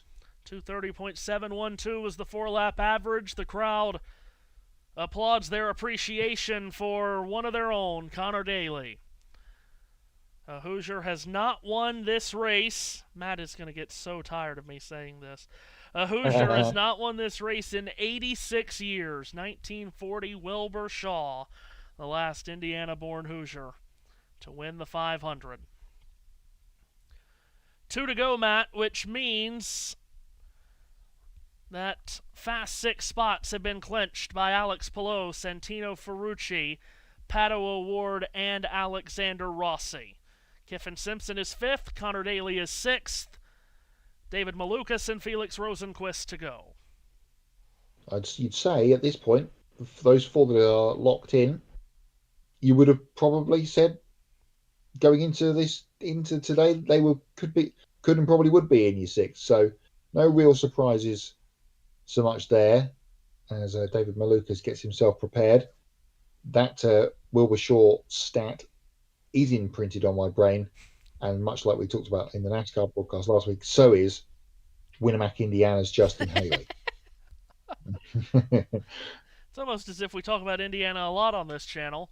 Which is amazing because of all the voices you hear on this channel, we have no Hoosiers around here. Only voluntarily. Volunteer Hoosiers. Volunteer. Thank you. Mm-hmm. Green flag for David Malukas. He's got to beat a 2:37.12 to bump Connor Daly, which wouldn't be all that popular around here, but Malukas is a Midwestern star as well, Matt. He's from Chicago. Indeed so. In his first Penske run at the 500, second in this race last year, in the car that is now being piloted by Kyle Collette. And we've seen how well he has gone about his business today. Malukas through turn 3 for the first time. Didn't really get out of the throttle, but certainly did scrub some speed. Not so much in turn 4. Decent first lap from the 12 car. Let's see what the speed gives us as he gets to the stripe. He did use a lot of energy off of turn 2 and down the back straightaway, and his lap 1 is a 2:31.536. It's a sporty first lap for Malukas, who heads to the southeast corner. Turn 2, left side tires on and below the white line. Cleanly off of turn 2. Lets the car have its head down the back straightaway. Lets it run free before he takes the wheel, turns it slightly to the right, and then cranks it into the left hand for turn 3. Cleanly through, and through 4 as well. Again, just touching below the white line on the entry, or in the mid-corner, should I say, of 4. Past pit entrance, through the canyon of grandstands, across the yard of bricks under the flag stand. It's 2:31.388 for David Malukas on lap 2. Through 5 miles of this run, he is tracking second, which would be more than enough to get him into the run for the pole. A bit wide off of turn 2 there as he came very perilously close to that great white wall that no one has touched today, which is very good. He is well shy of the 240 mark on the way to turn 3. He only topped out at 238. Cleanly through 3 into 4. David Malukas is looking at a white flag. Here he comes up towards the white flag. His lap 3 speed is 2:31.265. So a very consistent run this for Malukas. And his average would put him second if he was to maintain that through this last 2.5 miles. Again, way up towards the wall in turn number 2, but clear of it and down the back straightaway. Gives the battery a good, nice bit of regen going on there as he heads towards 3. Give him a final boost out of 4 to the line. He's clearly going to bump Connor Daly from the Fast 6. Where will Malukas slot in? Comes off of turn number 4. Checkered flag in the air. It will be second fastest for David Malukas as he finishes his run with a 4-lap average of 2:31.486. Slots right perfectly in between the 12, right between the 10 and 14, of course. And Malukas is second fastest. Alexander Rossi has clinched a spot in the Fast Six. Connor Daly is bumped. Kiffin Simpson to the bubble. One more run to make, Matt, and it's from the driver that was fastest on Fast Friday and fastest earlier today. Yep, my Shank Racing's Felix Rosenqvist, the Super Swede, will finish off this top 12 session. So Kiffin Simpson, who was the first to run in this portion, will he or will he not get to go again today? That is the question. Because if Rosenqvist finds himself anywhere in the top 6, Kiffin will be bounced to join Daly, McLaughlin, Colette Dixon and VK on the rows 3 and 4 of the grid for the Indy 500 next Sunday. Rosenqvist under power and on to the racetrack to start his 2 warm-up laps. Wind is now swirled around and is starting to pick up at the turn 4 end of the racetrack, Matt. Very well could make the nose pretty shaky coming through 4. So it's a light but slightly blustery in terms of its sort of 14, 15 miles an hour is what the wind speed is being told to us through the Fox graphic. So it's not strong, but enough at 230 miles an hour to have that perhaps affect your car unless you've got the setup and balance absolutely nailed. Well, no tents blowing onto the racetrack this weekend. No, frankly not. None of those. 34-year-old Felix Rosenqvist will make his 8th Indianapolis 500 start next Sunday. He did start on the front row back in 2023. He has been a top 10 qualifier in 4 consecutive years, and if he keeps it clean on this run, more than likely he's going to be well inside the top 10 this year.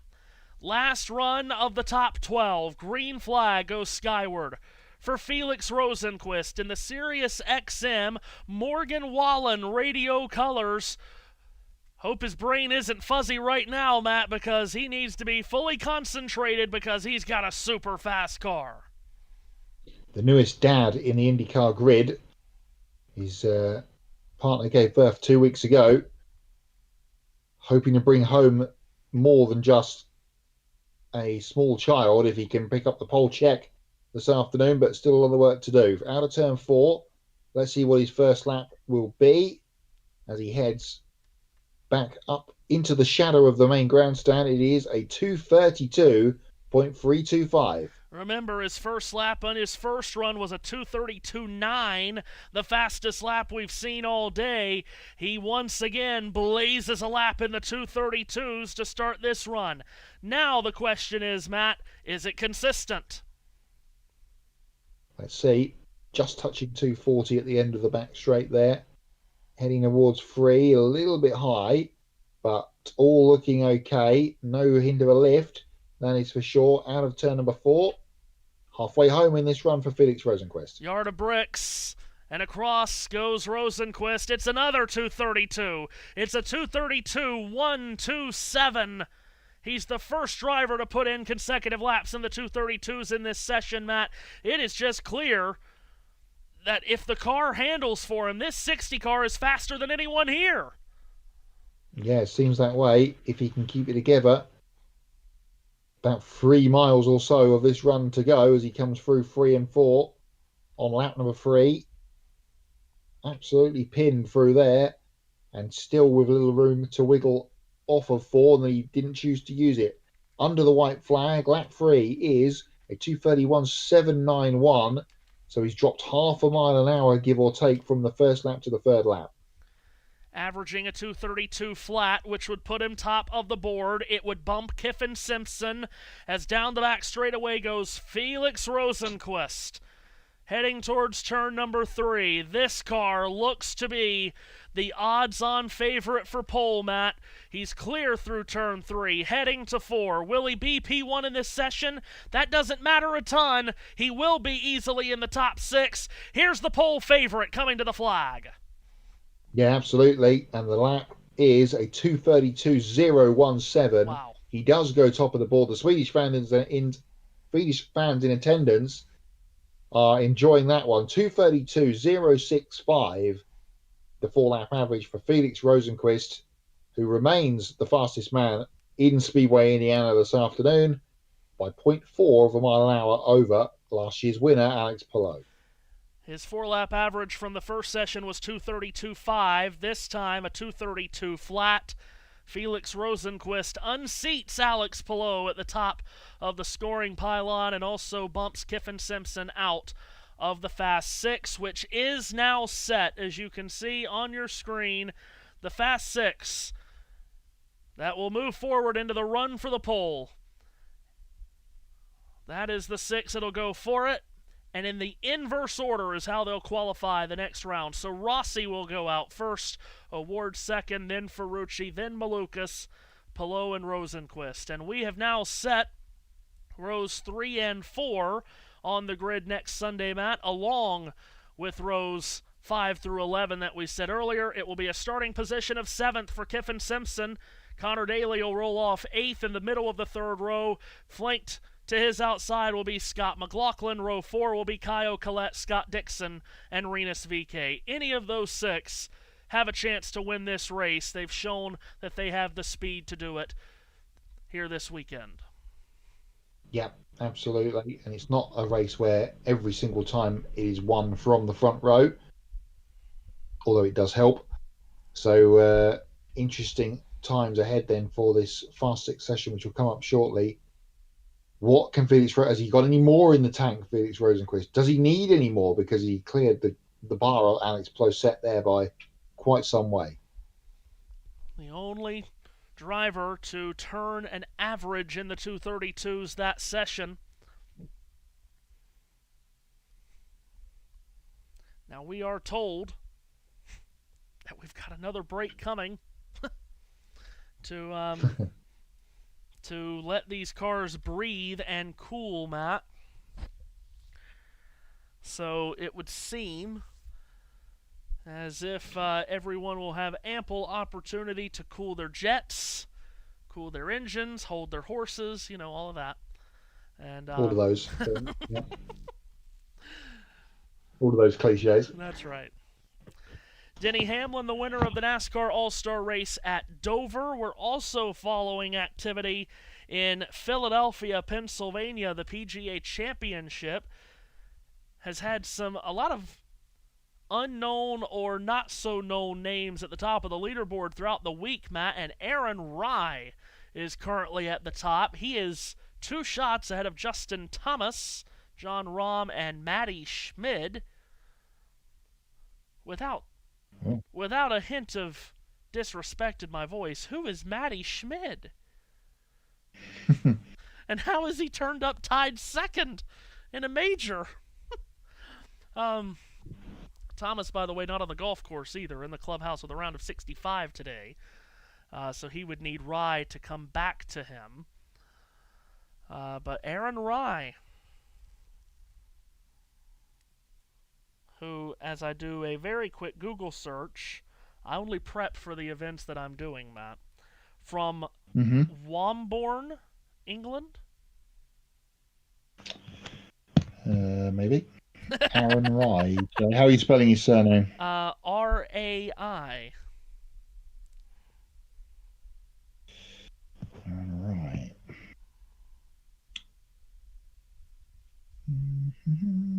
He resides in Jacksonville, Florida. He's 44th in the PGA Tour World Ranking.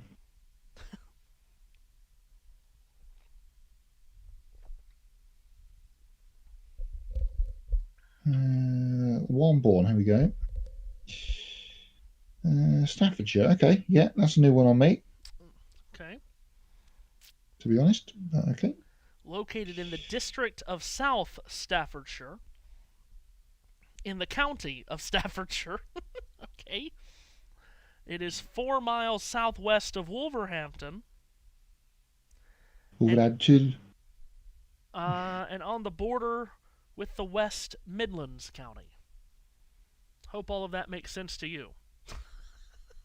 Yeah, I see it now on Google Maps. Okay, very good. Yeah, very good. So, perhaps in the West Country. Perhaps a Brit to win the PGA.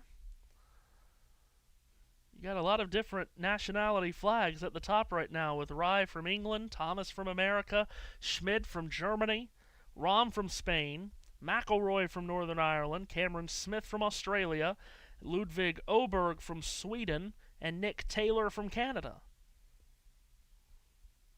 Very good. And Alex Smalley, who also many people didn't know heading into the week, who led coming into the final round today, has shot 2 over today and has fallen from contention, it would seem. This has been one of the stranger majors. Stranger majors, not stranger things, but stranger majors. Or stranger danger.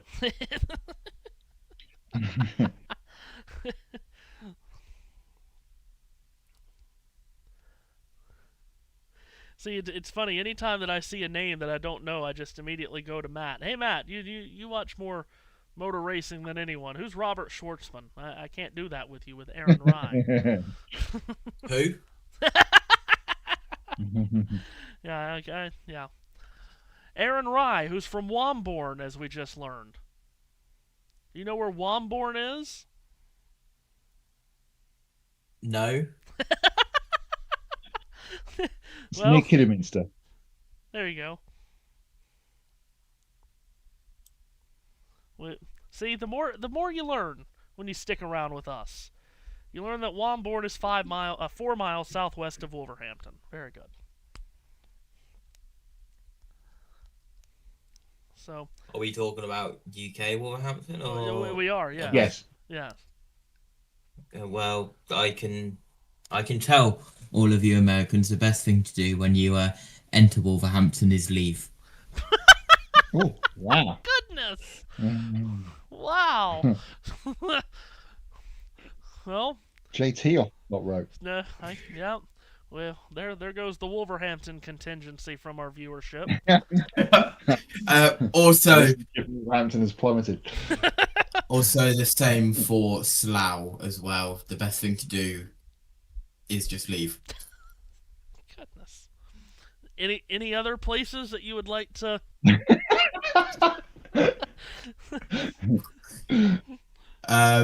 Birmingham, that's a big one. Oh. Not too far away from Wolverhampton. I guess that would check out. Whole area in general. I guess that would check out then. Okay. These are the views of Josh Turner and not the views of the Ultimate Sports Media Network. Well, indeed. Fun fact, I've never been to Wolverhampton. And you're telling people to leave? Goodness. Right. I have left JB alone, and he has just turned up. No, you haven't. You're not leaving me with Danica Patrick. No. That's cruel, Joe. You're not leaving me with Danica Patrick. Hello, everyone.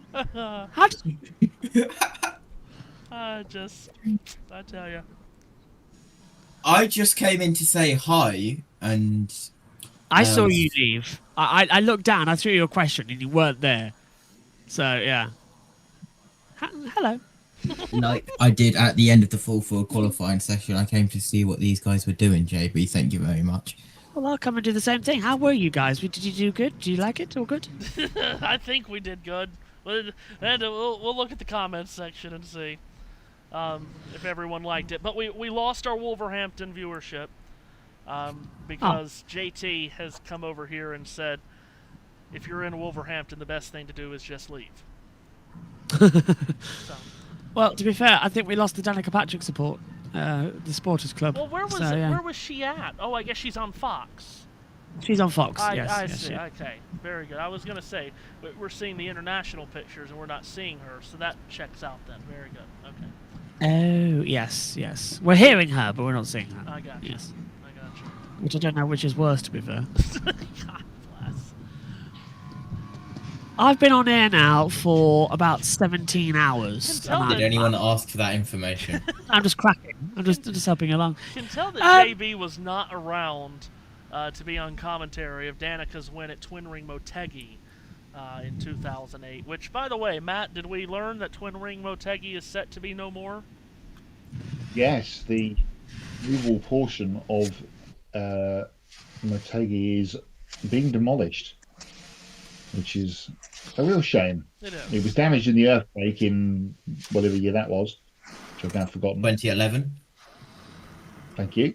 Definitely 2011, and because that's the year Japan won the Women's World Cup.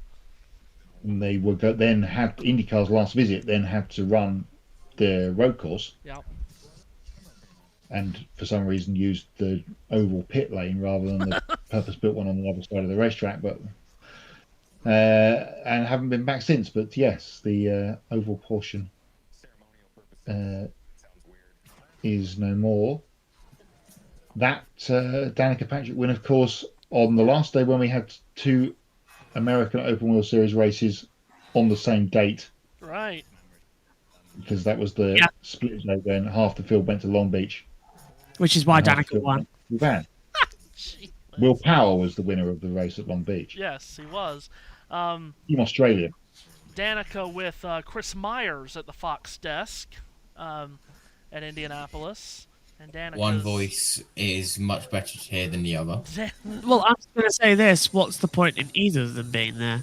What does Chris Myers know about IndyCar? He's been on NASCAR.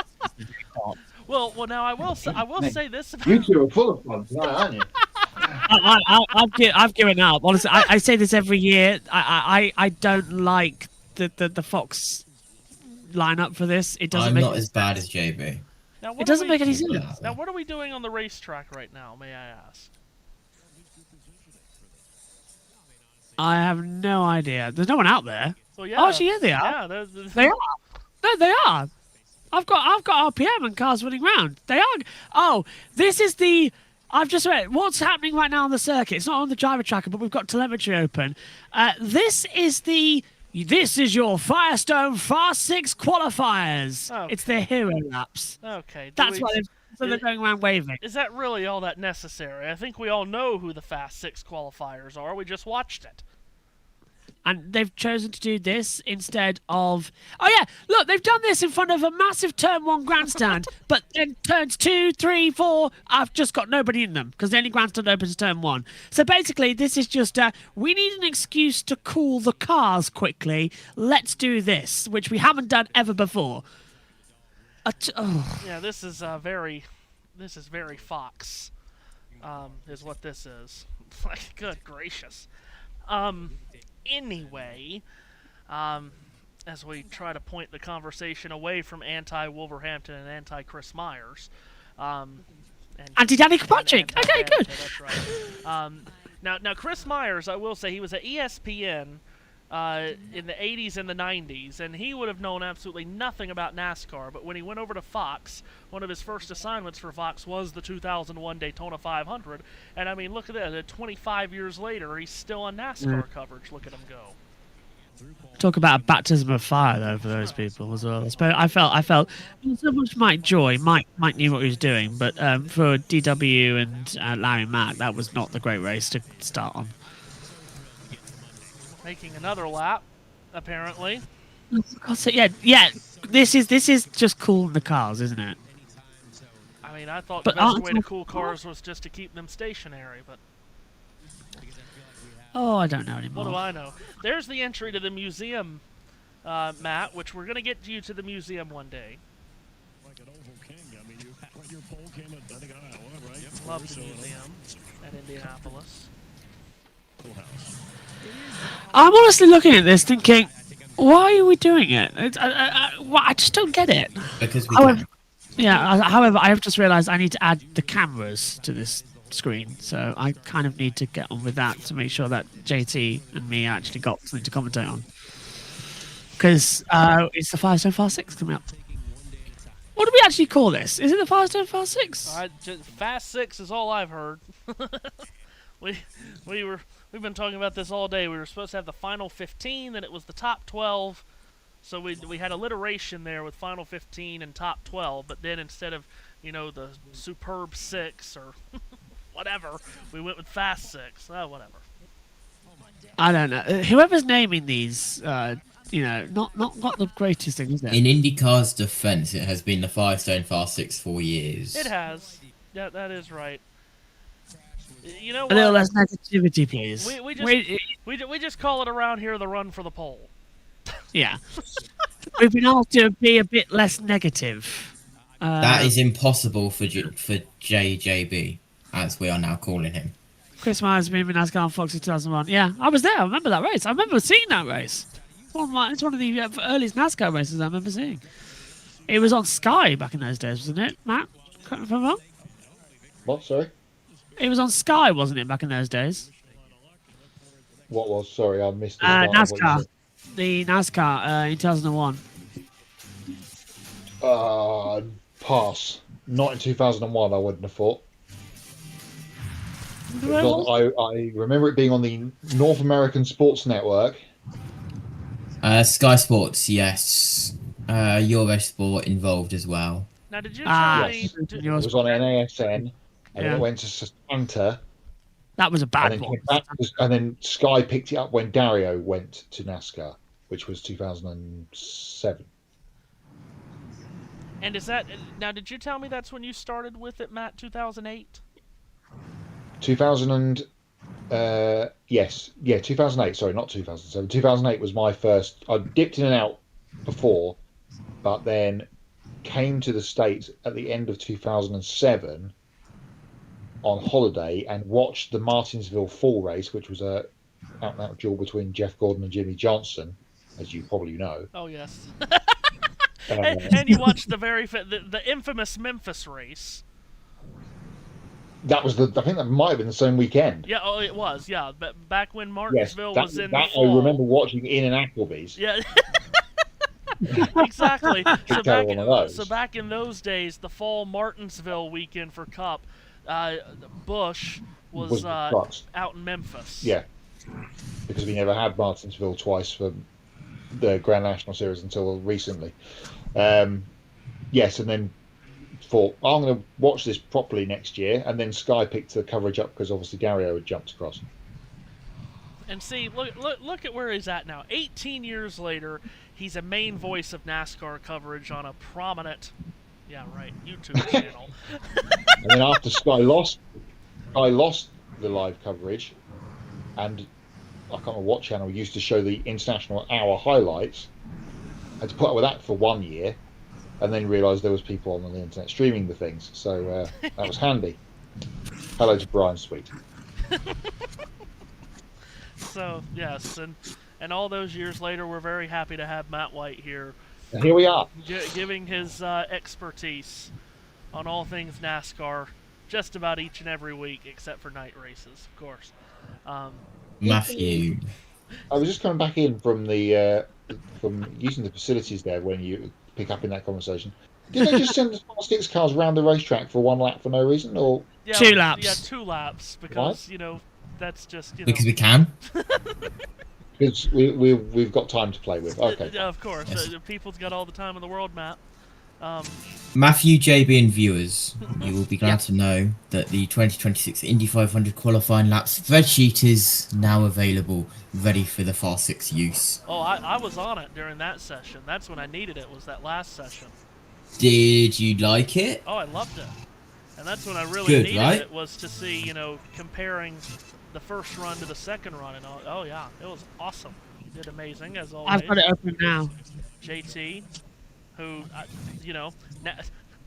Matt White started watching NASCAR in 2008. JT was born in 2008. God. Oh, I feel old. I feel old. Honestly, I've been feeling old. Honestly, when you go to the eye opticians and they say your last appointment was 10 years ago, you've done really well, but I'm afraid your vision has decreased significantly, and you're 20. I feel old now. Well, the person who you know why I felt old? The person who did my eye exam was 20, and she looked like a baby. Oh God! Oh my God! Jesus! At one point, I literally sat in the chair waiting for her to do the eye exam, and the machine wouldn't work, and I felt so old because I knew how to fix it, and she didn't. And I was like, I can't help her, but I know. It's like I was awful. Awful. Well, I feel so old. This stuff doesn't help for the people that call college sports as I do. They get younger every single year, and Cooper Flagg, who was just NBA Rookie of the Year. Not, he's been away from college for a year. He was just the NBA Rookie of the Year this year. He was born in December of 2006. What are we doing? I Are you feeling okay, Matthew? I'm not feeling okay. He was not born for Jimmy Johnson's first championship. Neither was I. Which is ridiculous. Oh, was I? I don't. 2008. No, you were born in 08. You missed his first and his second. As the only 40-plus-year-old in the room, I would just remind you of all of that.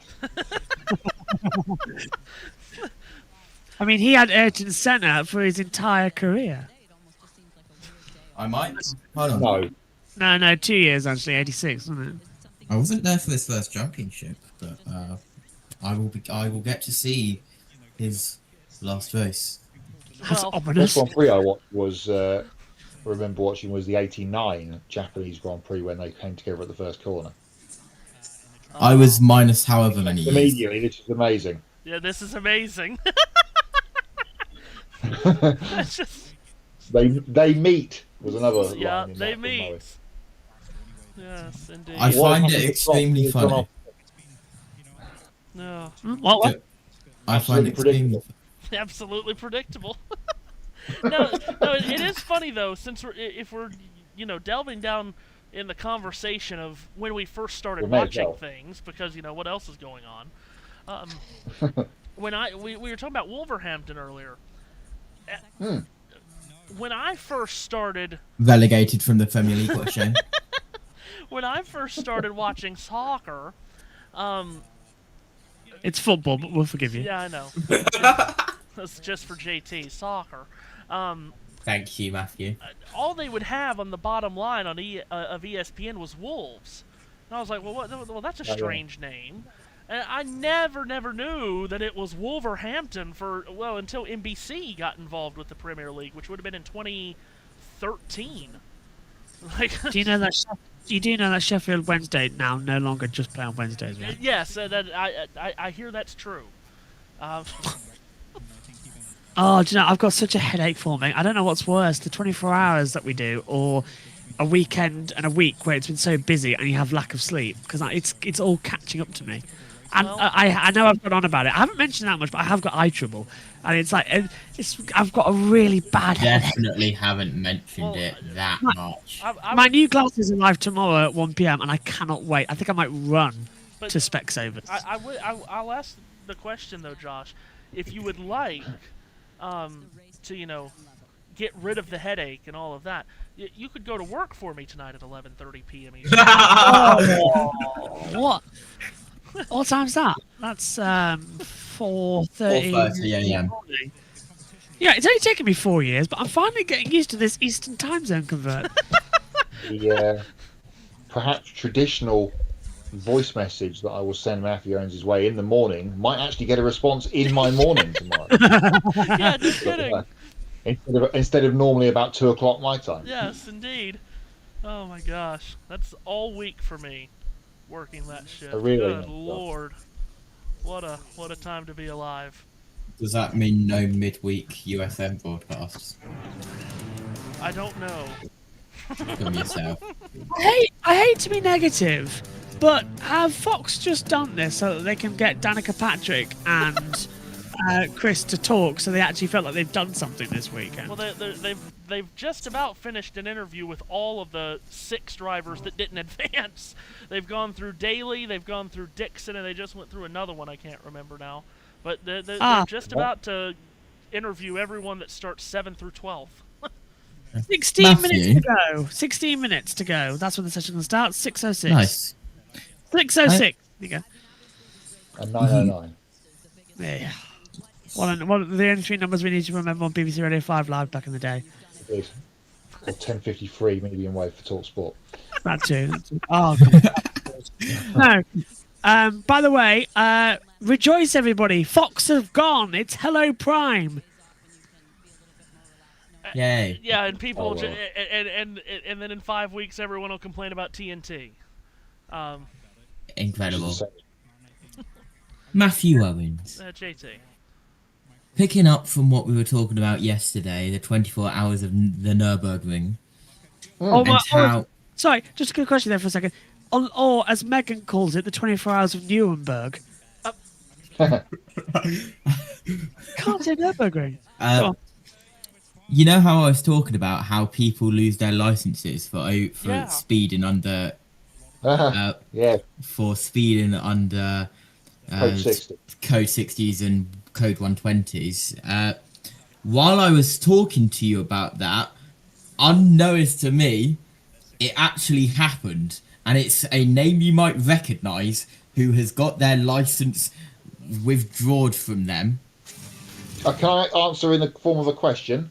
Is that Glock? Is it? Oh my God, that's Glock! Oh dear.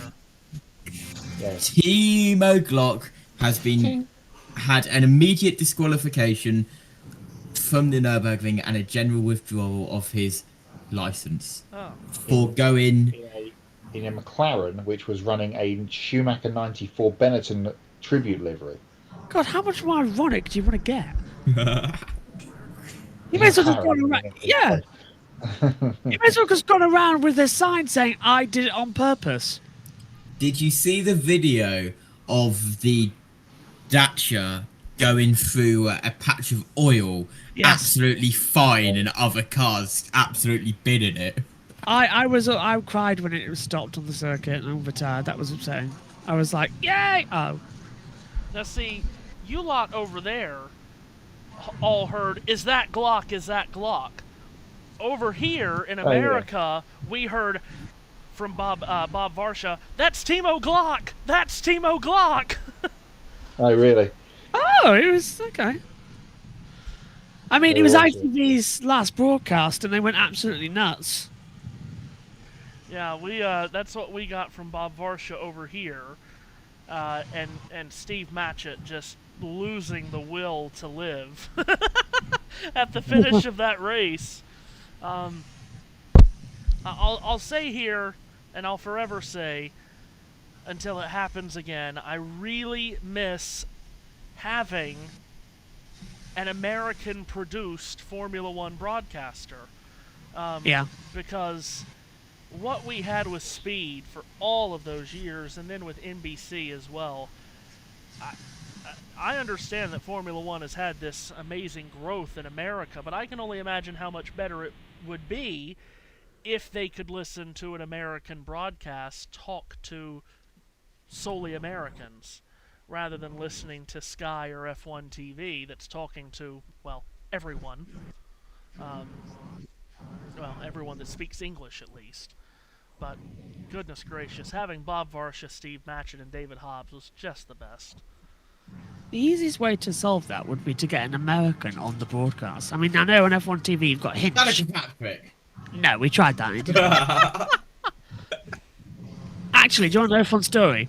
I can't reveal the name of the person, but it was somebody who's very high up in Formula One who I spoke to last year at a certain popular event in Birmingham.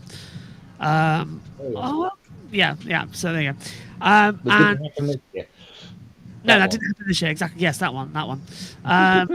The one that I got given the background for, that is about 7 foot tall, and I carried all the way back from Birmingham to Grimsby on a train in rush hour late at night, and I think I at least killed 3 people with it. It must have been something like that. But they said, Wait.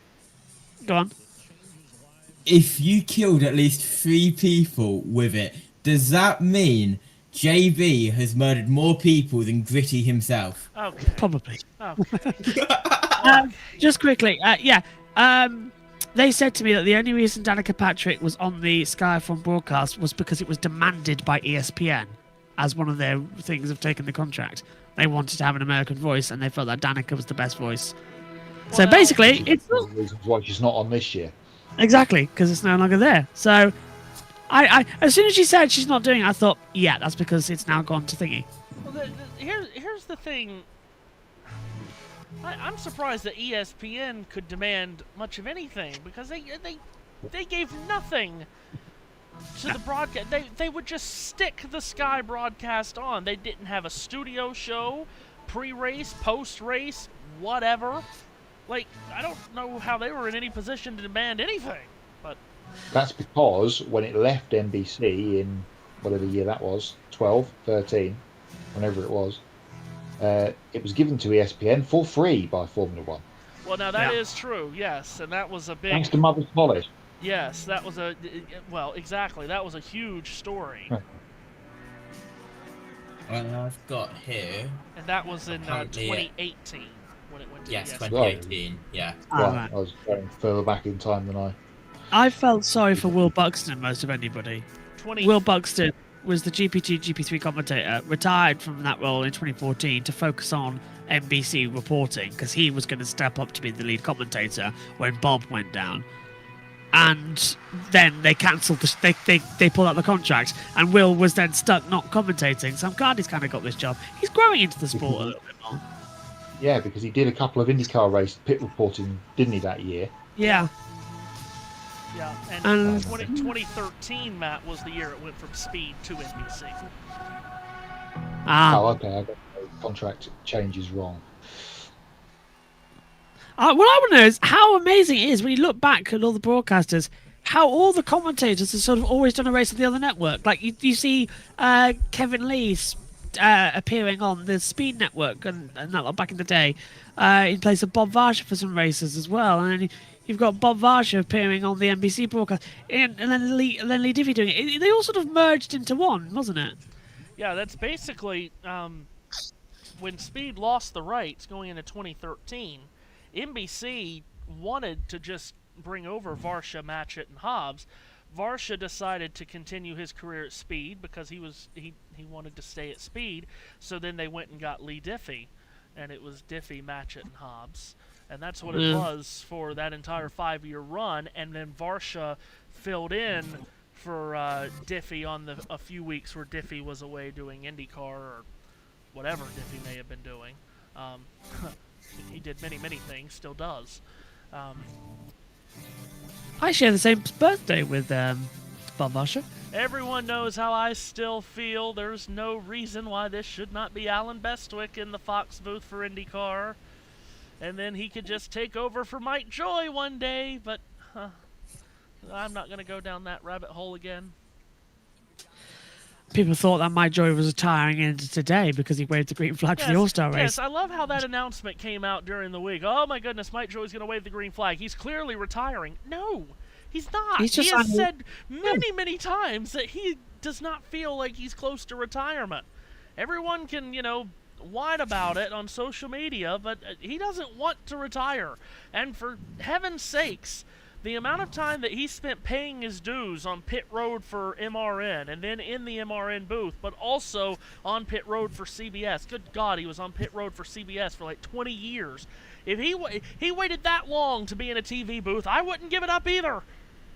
No, I wouldn't. He was stuck out there for ages. It was so unfair. Oh, Sweet Caroline. Sweet Caroline. Firestone Sussex. Matt does not like this song. Why not, Matt? You surprised me. Really? Yeah. No, it's just, yeah.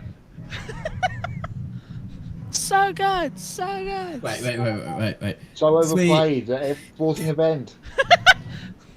It is Hold played on a lot a of minute. places. I'm Titan Fury. It is played a lot of places. It's played at Red Sox games, Carolina Panther games. It's played in a lot of places. It is time for an important announcement. Viewers, Matthew Owens, Matt White, JB, and everyone watching along. Soon, for the 110th run-in, on my mark, we are now 5 minutes to the start of the Firestone Fast 6. Boogity. That is the wrong sport. Right sport, wrong discipline. That. Sweet. Maybe we shouldn't be playing this song because I have I have the power of the mute Wow, button. apparently he does. Maybe maybe we shouldn't play this song because it's played at too many stick and ball sports, and we don't like mixing stick and ball, motor and wheel. There's motor and wheel over here. This is just temporary because the Fast 6 is starting. It's just that we don't have anything on the screen at the moment, and I hate empty space. So I that's really just don't temporary. like that timing and scoring just, disappears. Vanish it. Not a fan. I know. But, Oh, really? look at Alex Palou is just going to wave to everyone today. I think his arm's going to get tired, but then again... There he goes. He's waving to... He's using both hands now. He's swapped over.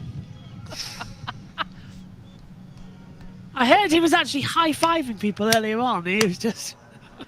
This is, by the way, without a doubt, the longest stream that we have had on the Ultimate Sports Network in its infancy. What have we been on, for 6 months or whatever? This is by far the longest stream we've had, is 6 hours. My goodness. And for the first time ever, we cross-streamed on, like, 5 channels the same content. I've lost count. Boys, it's time for us to disappear. You can call the Great One. We'll call the Great One. Have a good one, guys. See you later. Yes, you as well. There's, on Fox Matt, the great Fox World Cup ad that everyone loves, except apparently everyone on social media hated. Really? Guys. I cannot wait for a Felix Rosenquist poll. I'm saying it now. Well, I mean, goodness gracious, it doesn't look like anyone's come close to touching him so far, but yeah, Exactly. Because I'm here on the 500 day. I do. Oh, box. Sorry, guys. Gone to the wrong one there. It's okay. That is payback from when you did it earlier, Matthew. Yeah, I did do it earlier. I did, yeah. Yeah, everyone on social media hated that map because everyone on social media has to hate everything. Well, indeed so.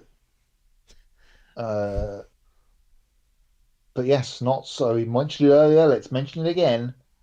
It's not too far away now from the World Cup, which is going to feature heavily on this channel over the next month and a half or so. Yes, that is exactly It's going to be so busy. It's going to be very busy. And I'm glad to say that I'm going to be out of college so I can actually help out properly. Well, we're going to be leaning on you plenty for the Matt White broadcast, let me tell you. Yeah, indeed so. Spending lots of time with each other, JT, over that period, that portion. Yes. Certainly the group stages, anyway. I was going to say something, but I'm not going to say. No, don't. But yes, the that commercial, Matt, it was so interesting, that commercial when it got put on social media. All the U.S. aren't winning the World Cup. Well, no, that's not the point of the commercial. It's not the point of the commercial. Or Curacao or Jordan. But, and Matthew owns the 2026 World Cup will be won by the United States. Thank you very much. No, but I will say the funniest response from some people was that the most unrealistic part of that commercial was the United States scoring off a set piece. a good set piece delivery from Pulisic. My goodness. I got a YouTube video in my YouTube recommended of when the Killers were playing the O2 Arena and they stopped it to watch the football of England get into the Euro 2024 final, and as soon as the full-time whistle blew, they instantly went straight into Mr. Brightside. I, for some reason, got that as a recommended video today. I don't know why.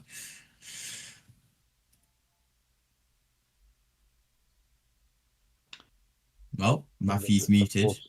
Okay. England, of course, not getting past the quarterfinal of this upcoming World Cup. I've said that from the offset, and I will continue to say it now. But it is 60 years on, Matt. In a World Cup which will be won by France. We are 60 years forward of the event. Well, yes. Indeed. Of course. But I am not saying it's coming home just because of that. What will continue to run.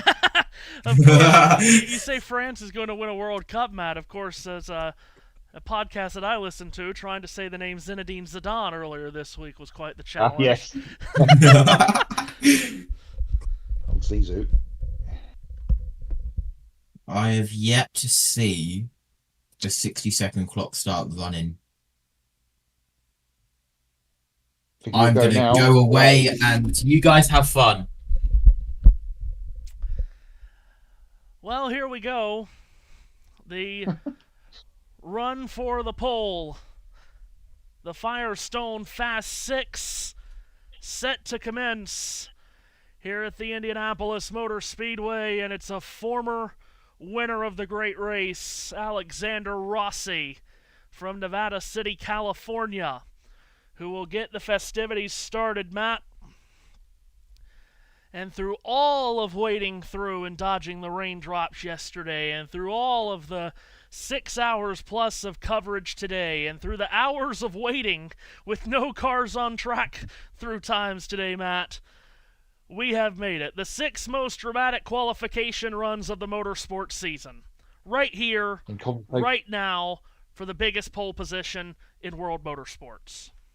Indeed so, and conversations that went hither and indeed thither. We finally got to where we wanted to be, which was the Fast 6 run, to set the grid positions on the front 2 rows for next Sunday's Indianapolis 500 of 2026. It is going to be Alex Rossi, who was on the bubble at the end of the top 12, that will start us off, the winner from 10 years ago. Won it as a rookie in 2016, now as a seasoned veteran. Driving for Ed Carpenter.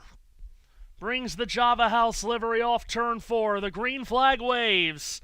The Firestone Fast 6 is underway. It's the run for the pole for the Indianapolis 500-mile race, and Alexander Rossi is on his way. No changes to the formation, Matt. We get to the Firestone Fast 6. 4 laps, 10 miles, 16 left-hand turns, flat out as fast as you can go. The 4-lap average tells the tale. Indeed so, and Rossi is in turn 3 on the first run, our first lap of the run, the only run, of course. You've absolutely got to put it all on the table here for the glory. And can an Ed Carpenter racing car take pole position again? We will find out shortly. Rossi's first lap is quick, 2:32.568. Huge number, and I was just about to mention, Matt, since the start of the Fast 12 session, the top 12 session, track temperature is down 9 degrees of Fahrenheit, so the track should be quicker in this session than it was in the first, and Alexander Rossi is proving it that it is. If you're watching the pictures coming through from the speedway, the sun, you can tell, has set much more. There's longer shadows across the racetrack, as Rossi scares me by going high in 2, but he got away with it at the line. The lap speed is, again, quick, even with the moment, 2:32.038. Alexander Rossi is blistering the world's greatest race course in the southeast corner, coming out of turn 2 with a twitch of the right rear, keeps it off the wall, shoots down the back straightaway. Alexander Rossi, pedal to the metal here, able to climb the horse and crack the whip one final time. He knows that this is his last run of the day, Matt. He's going all out. Here he comes, white silk in the air for Alexander Rossi. Lap 3, the speed. As we wait for the Fox graphic to pop up, it hasn't given us the speed, so we'll catch back up with that in a moment. But we'll follow what Rossi does on racetrack. 231.710. There it is. Thank you. As Fox's graphic has a meltdown. But anyway, Rossi in turn 3, the final lap of his run.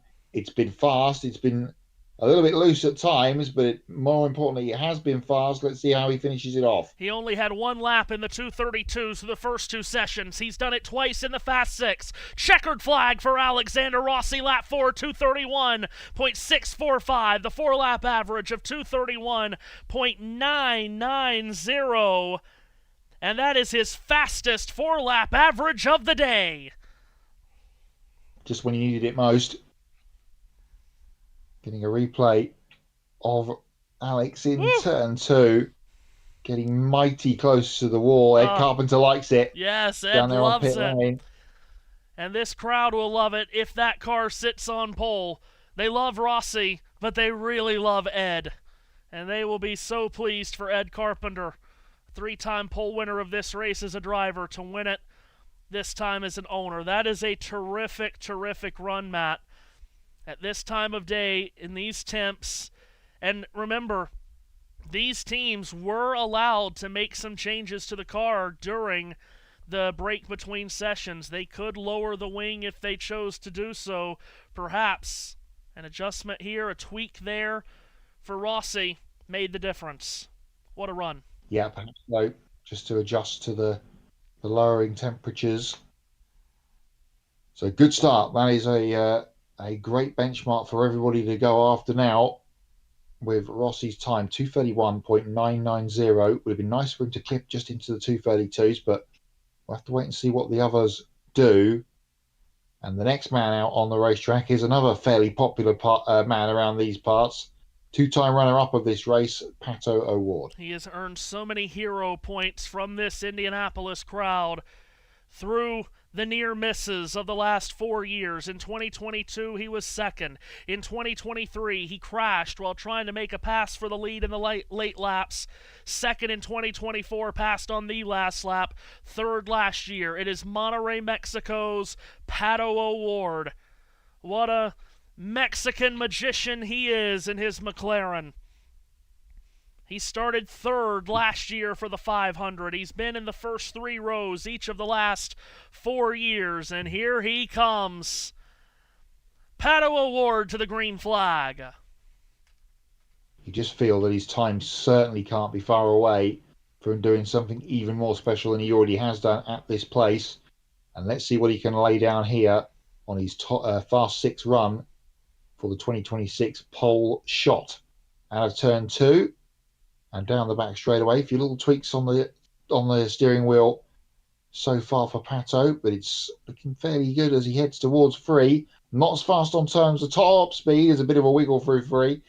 Terms of top speed that we were seeing in the previous session, but quick nevertheless. First run of the day was a 2:31.2. His second was a 2:31 flat. Here's his first lap of his third and final run of the day. 230.108 miles an hour. That is not in the ballpark of Alexander Rossi. Yeah, that twitch in 3 perhaps has set him back, and I have a little wiggle in 2 that time as well. So the Arrow McLaren number 5 does not look settled. Let's see how this run continues. This time through 3. Better. More stuck to the racetrack this time. Rounding turn 4, Pato O'Ward coming back to the yard of bricks. He'll be halfway through his final qualification run. Lap 2, faster than lap 1. A 2:30.1 goes to a 2:30.561. Still not in the area of Rossi. This is not a pole run for Pato. No, he might be just happy to get around to the way the car is handling and see if he can get himself on the front row. Down towards turn number 3 on lap 3 of this run for Pato O'Ward. Cleanly through this time, touching 230 miles an hour in the short chute, or 230 miles an hour plus. Up out of turn number 4, he heads back towards the line of bricks. The lap 3 speed is 230.589. So it is getting consistently faster this run for Pato. He's gone faster from lap 2 to 1 and then 3 to 2. But as he clears turn 2 for the final time here this afternoon, it will not be a run to put him on pole, and it more than likely will not be a run to put him on the front row. But nonetheless, a starting spot secured in the first 2 rows for next Sunday's Indianapolis 500, where he will once again go for a pursuit of history. It would be one of the great claims in Mexican sporting hero, Matt, but it will not be pole today. It won't be pole today. 2:30.509 the final lap, 2:30.442 for Pato O'Ward, 1.5 miles an hour down on Alex Rossi. He'll be lucky at that, I'd say, to get on the front row. We'll have to wait and see what the next 4 guys do. Qualifying is done and dusted for Pato O'Ward. Next up will be Santino Ferrucci after Fox takes its next break.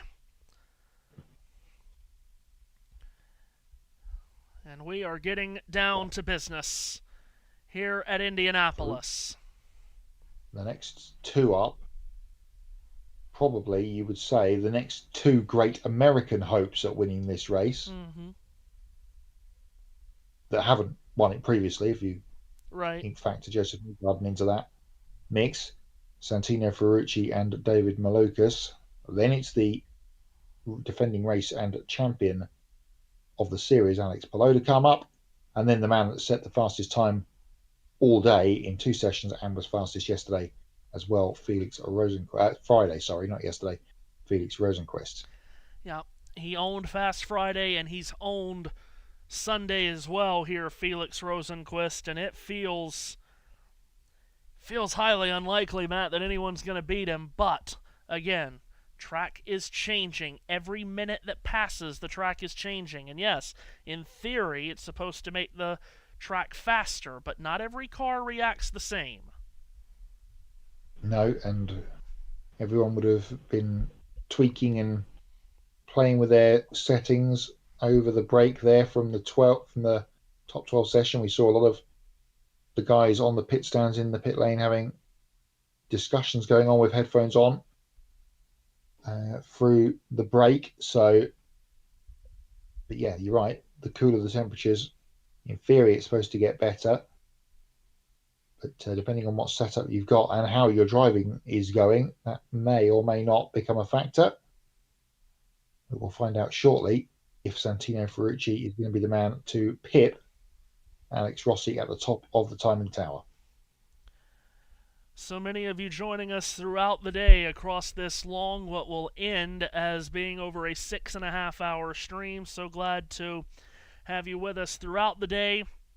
If you are new to us, you like what you've seen, and more importantly, like what you've heard throughout the day, do hit the like and subscribe button, the notification bell to get notified when we go on the air. We cover just about every sport that you could possibly imagine around here, and of course next Sunday we will bring you live flag-to-flag coverage of the 110th running of the greatest spectacle in racing, the Indianapolis 500-mile race. Time to be determined on what time will be on the air. The traditional time of 11 a.m. might not be necessary on this new platform. We'll figure that out as we go on throughout the week.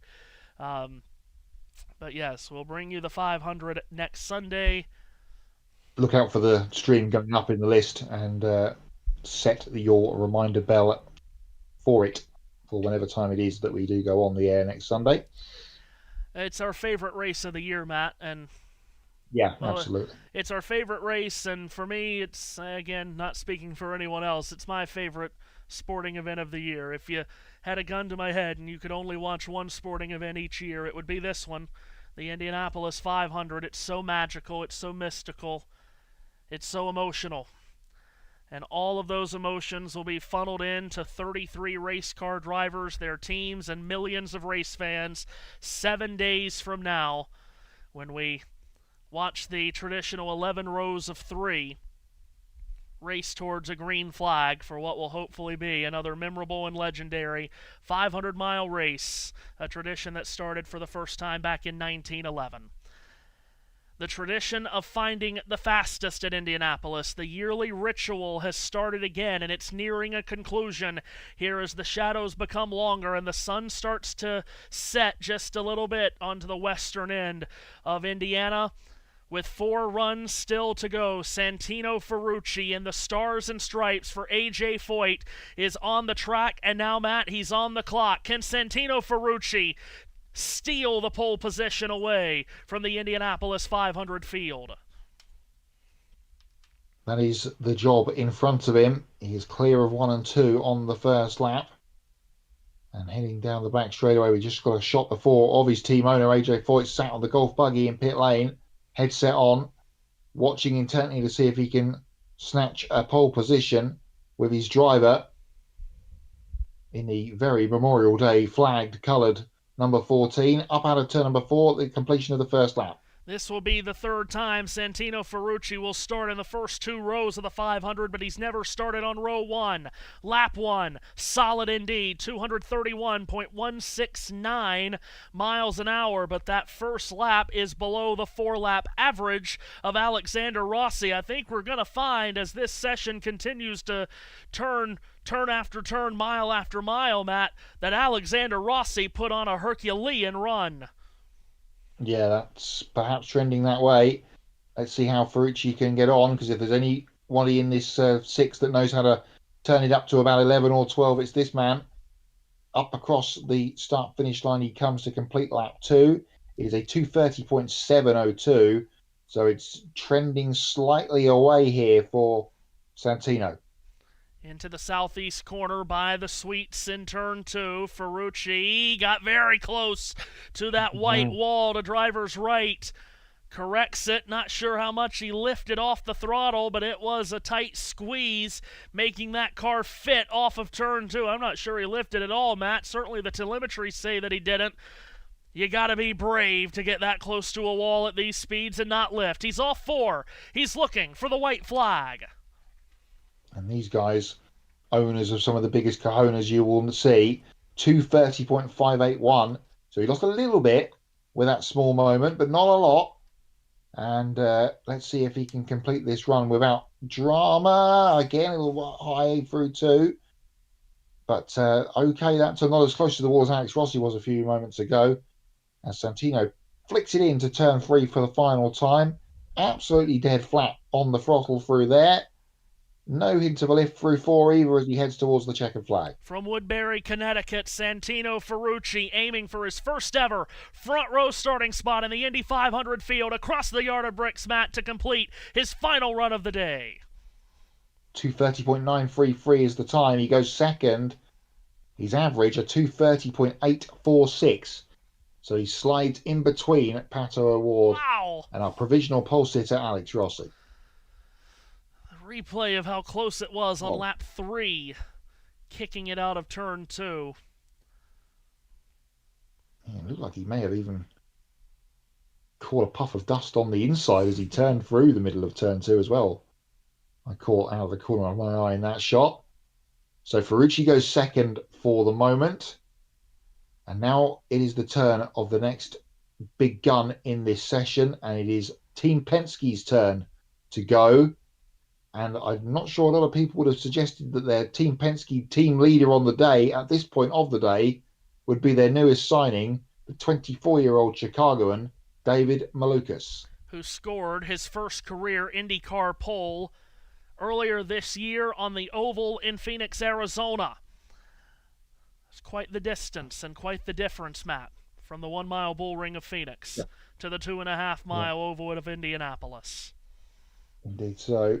Finished second in this race last year, and we obviously hope to go one better. 2 years ago, he didn't even race because he had a wrist injury and sat up in the suites in turn 2 and watched the race from one of the corporate boxes. Here he is attempting his pole position opportunity as he comes under the green flag to start his run. David Malukas is on the clock, and he's on the hammer for his final run of the day at the Indianapolis Motor Speedway. That car number 12, made so famous by Will Power, not only for the races that Will Power won, but the gargantuan numbers of pole positions that Will Power won, the most prolific qualifier in IndyCar history. That's who David Malukas took this ride over from this season, Matt. And on qualifying day at Indianapolis, he's trying to turn up the wick. His first run was an average of 2:31.8. His second was a 2:31.4. He needs better. He needs a 2:32 to snatch pole from Rossi. Does he have that on lap 1? The answer is no. It's a 2:31.7.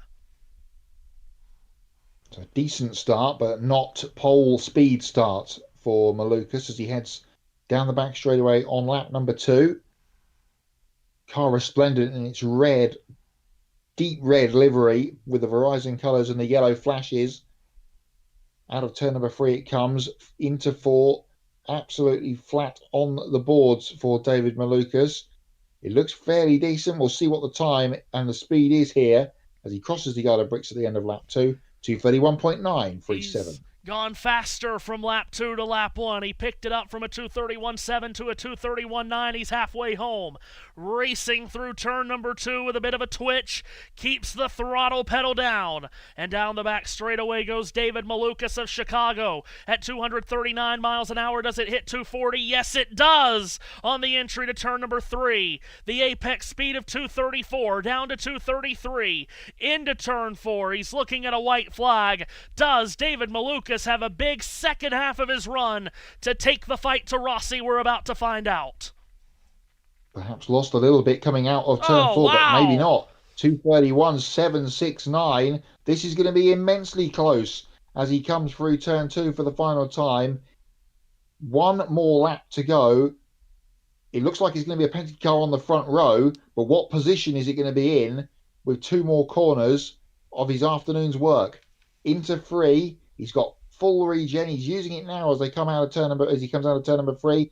Through 4 for the final time. David Malukas looking to go to the top of the scoring pylon. Down the main straightaway he comes. The crowd on their feet, holding their breath to the flag. Malukas is second fastest. He slots in just behind Rossi with a 4-lap average of 2:31.877. It was an ultra-consistent time, Matt. A consistent run. And it just misses. By the skin of his teeth, it misses. The 4-lap aggregate time, Matt, is a difference of 0.08 of a second. Wow, absolutely nothing at the speeds these guys are going. What an effort from David Malukas in his first Penske 500 qualifying. And he will line up on the front row. No, he won't. He's still got a chance of going to row 2. But he goes second for the moment, ahead of Ferrucci, ahead of O'Ward. And Alex Rossi's nerves gain more momentum down there on pit lane. He's not the only one. There's a blow of the cheeks from Alex before. Ended the Grand Prix here, not so far away from where he stood right now, facing in the wrong direction on the front straight a couple of weeks ago in the controversial yellow flag call, depending on which side of the fence you are, and if you're on the other side of the fence, you're wrong. But now, as Rossi and the rest of us wait, and we have to wait because Fox have gone to a advert break, the last 2 guys to go have been the fastest cars this week around the racetrack, and they have one more chance to get themselves on the front row and on the pole position. Well, yeah, wouldn't it be something if Rossi, in the space of a week, went from telling IndyCar they were number 1 to being number 1? Very good.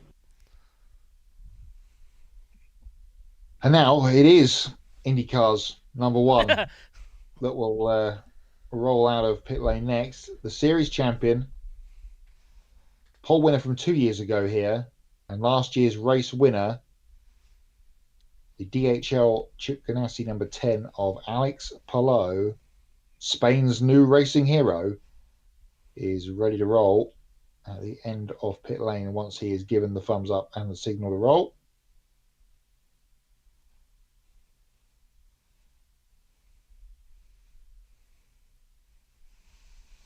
You're not going to have to put down an absolute lap record. No. But it's going to be mighty close to get to beat Alex Rossi to get the pole position.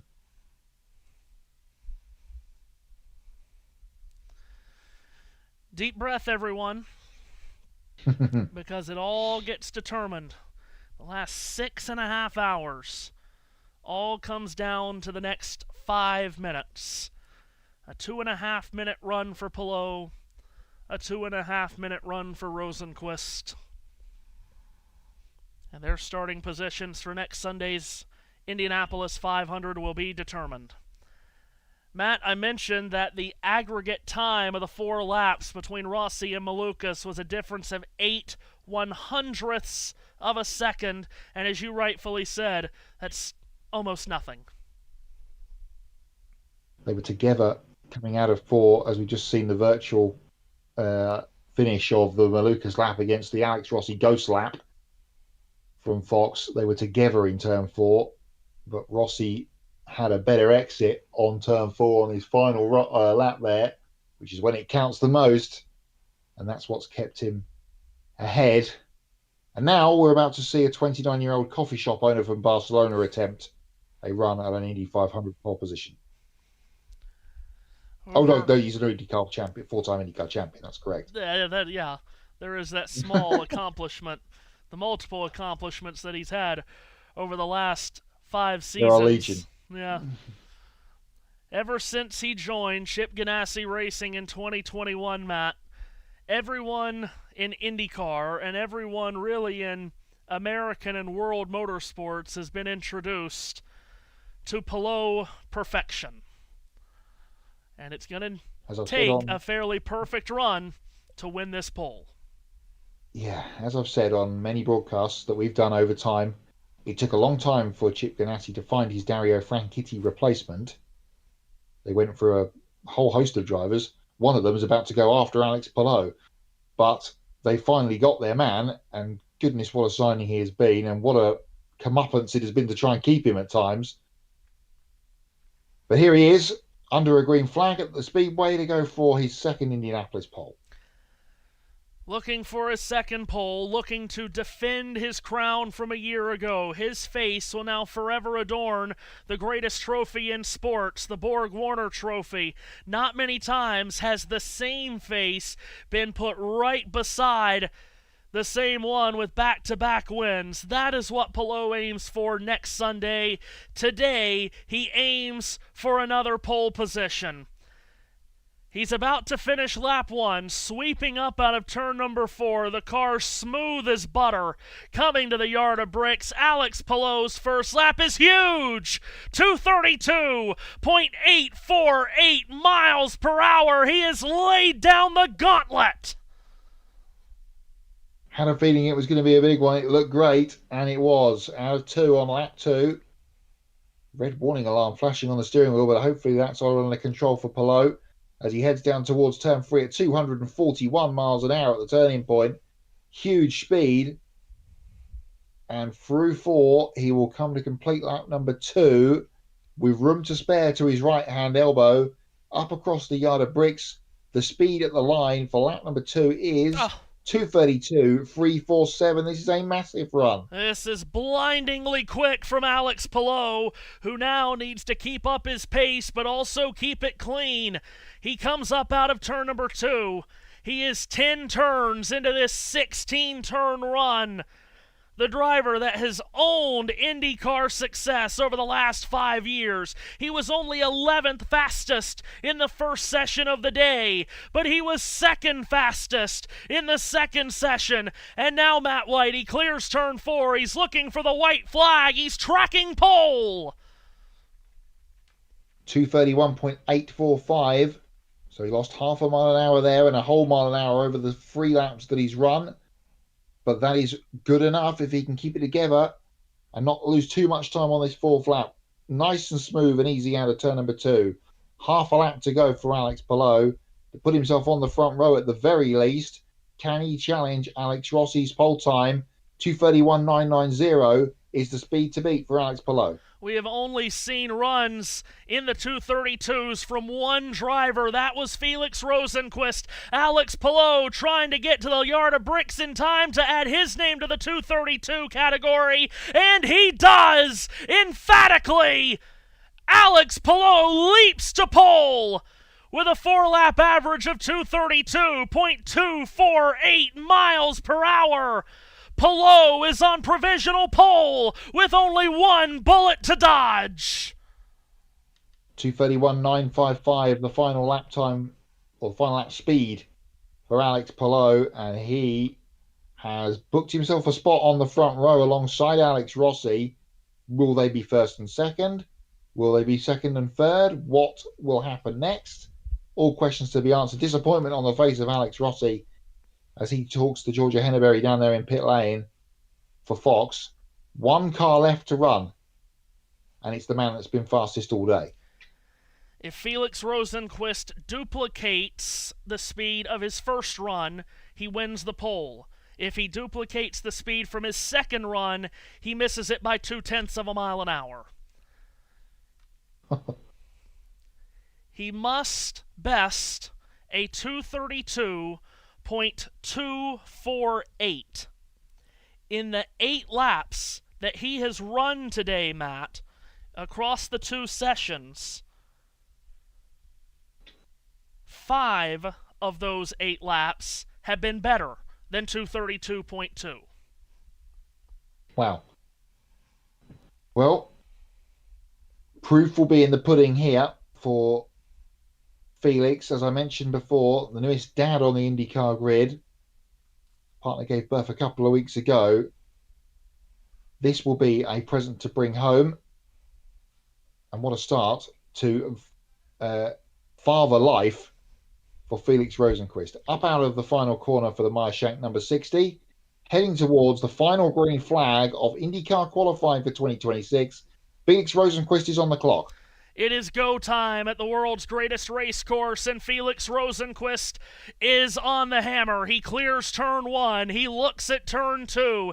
He was the fastest of all on Fast Friday. He's been the fastest of all in each of the 2 sessions today. In session 2, Palou was on top, and then Rosenqvist bettered him. Rosenqvist looks to turn 3. Can he replicate? Can he bring the speed? Can he conjure up the speed that he's had in this car all day long? It's golden hour at Indianapolis, and a position on the gold medal spot on the podium is on the line, and lap 1 isn't there for him. It's a 231.7. He's got to go faster. He's got to wind it up if he wants to take pole position. That wouldn't even be good enough for the front row as things stand, but there's still plenty of time. Down the back straight comes Felix Rosenqvist, the Super Swede, into turn 3. 100% throttle through there. The hintest of hint of a lift through turn 4. He comes through to complete lap number 2. What's that done for his average, and what has that done for his speed time? Across the line he goes. It's a 231.374.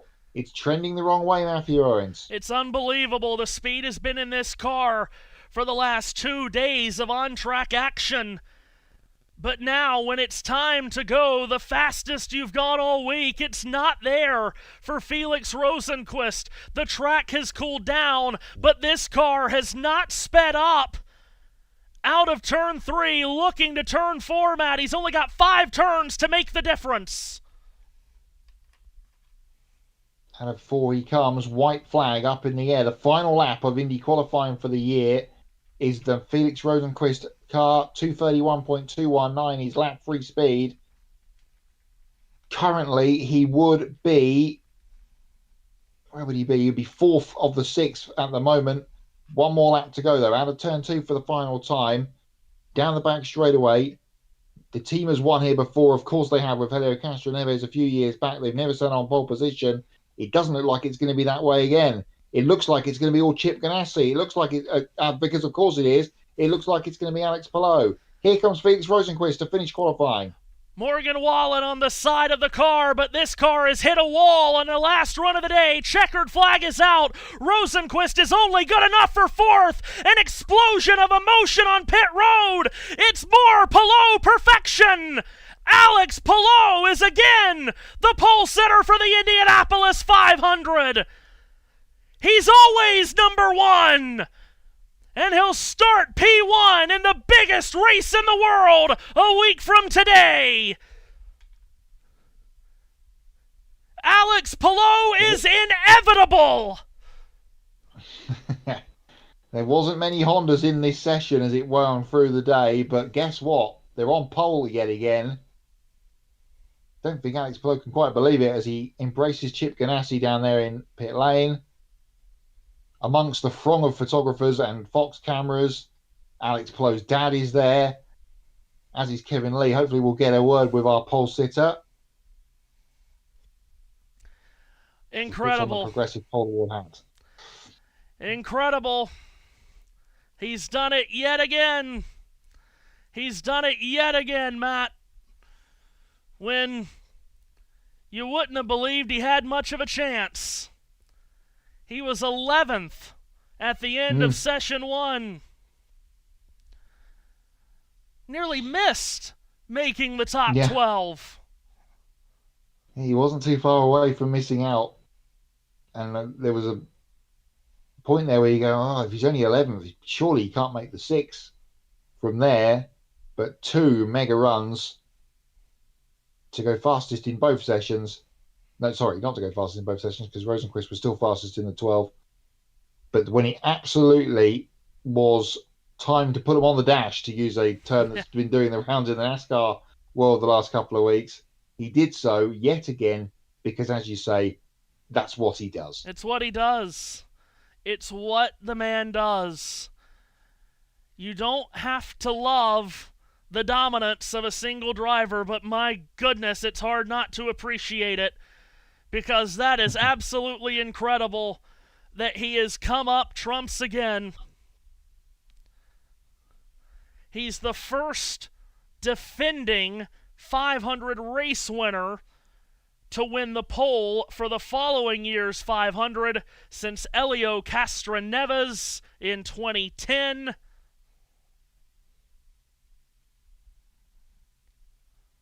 And perhaps we are looking at the next Elio Castroneves. We're certainly looking at the next legend of this sport.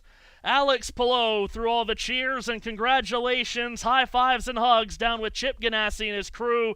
Kevin Lee to speak to the pole sitter for the 110th 500-mile race. A gift for you, another NTT P1 award hat. You told me twice today we're somewhere between 5th and 10th. How were you on the pole the fastest again? These guys, just look at these guys, the incredible work they did today. I have no words. Today, honestly, we didn't expect to have that much speed. We started struggling. I mean, everybody saw we were 11th. We were not holding anything back, but I have to say, probably being on the 31st, thanks to my wife, by the way, for drawing that number. But I think being there kind of allow us to just work on those conditions. So, wow, that was incredible. Thank you all the fans that are here. It just feels incredible. Great start of the month of May, and cannot thank everybody at CGR enough. You've won 11 of the last 23 IndyCar races, including this one. Does winning the pole for this race, is that as big as any race win? Yeah, it is. I mean, look how we're celebrating. It's our race week. It's our race this weekend. It's not easy to do everything like this team is executing. We're able to do it because of DHL and everybody that is supporting us throughout the year. But yeah, did not expect it. You could see that the celebration was really high because this morning when we woke up, we did not expect this speed. So yeah, incredible. So fun. Congratulations. Once again, everyone is chasing Alex Palou at Indy. And that's just about how it always is in IndyCar these days. What a drive. Again. From Alex Palou, who takes pole for the 110th Indianapolis 500-mile race. Incredible, incredible stuff. As I said, Matt, it just seems inevitable. No beating this man. Yeah, just there was hope for people there, perhaps, that he might not do it, but Felix Rosenqvist just didn't have the car under him there on that final run. And yeah, we talked about it earlier on in this Mammoth broadcast, and if everyone's stuck with us throughout the afternoon, then thank you. The Mount Rushmore of IndyCar. That chisel that he's using to chisel his way onto the mountain just has got bigger, hasn't it? Every time he gets in the car. Yeah, that's exactly right. So he will go for history by trying to become the next back-to-back winner next Sunday. He'll start from the pole for the second time. And just to wrap up that final run, Matt, it's obviously exhilaration for Palou and Chip Ganassi Racing.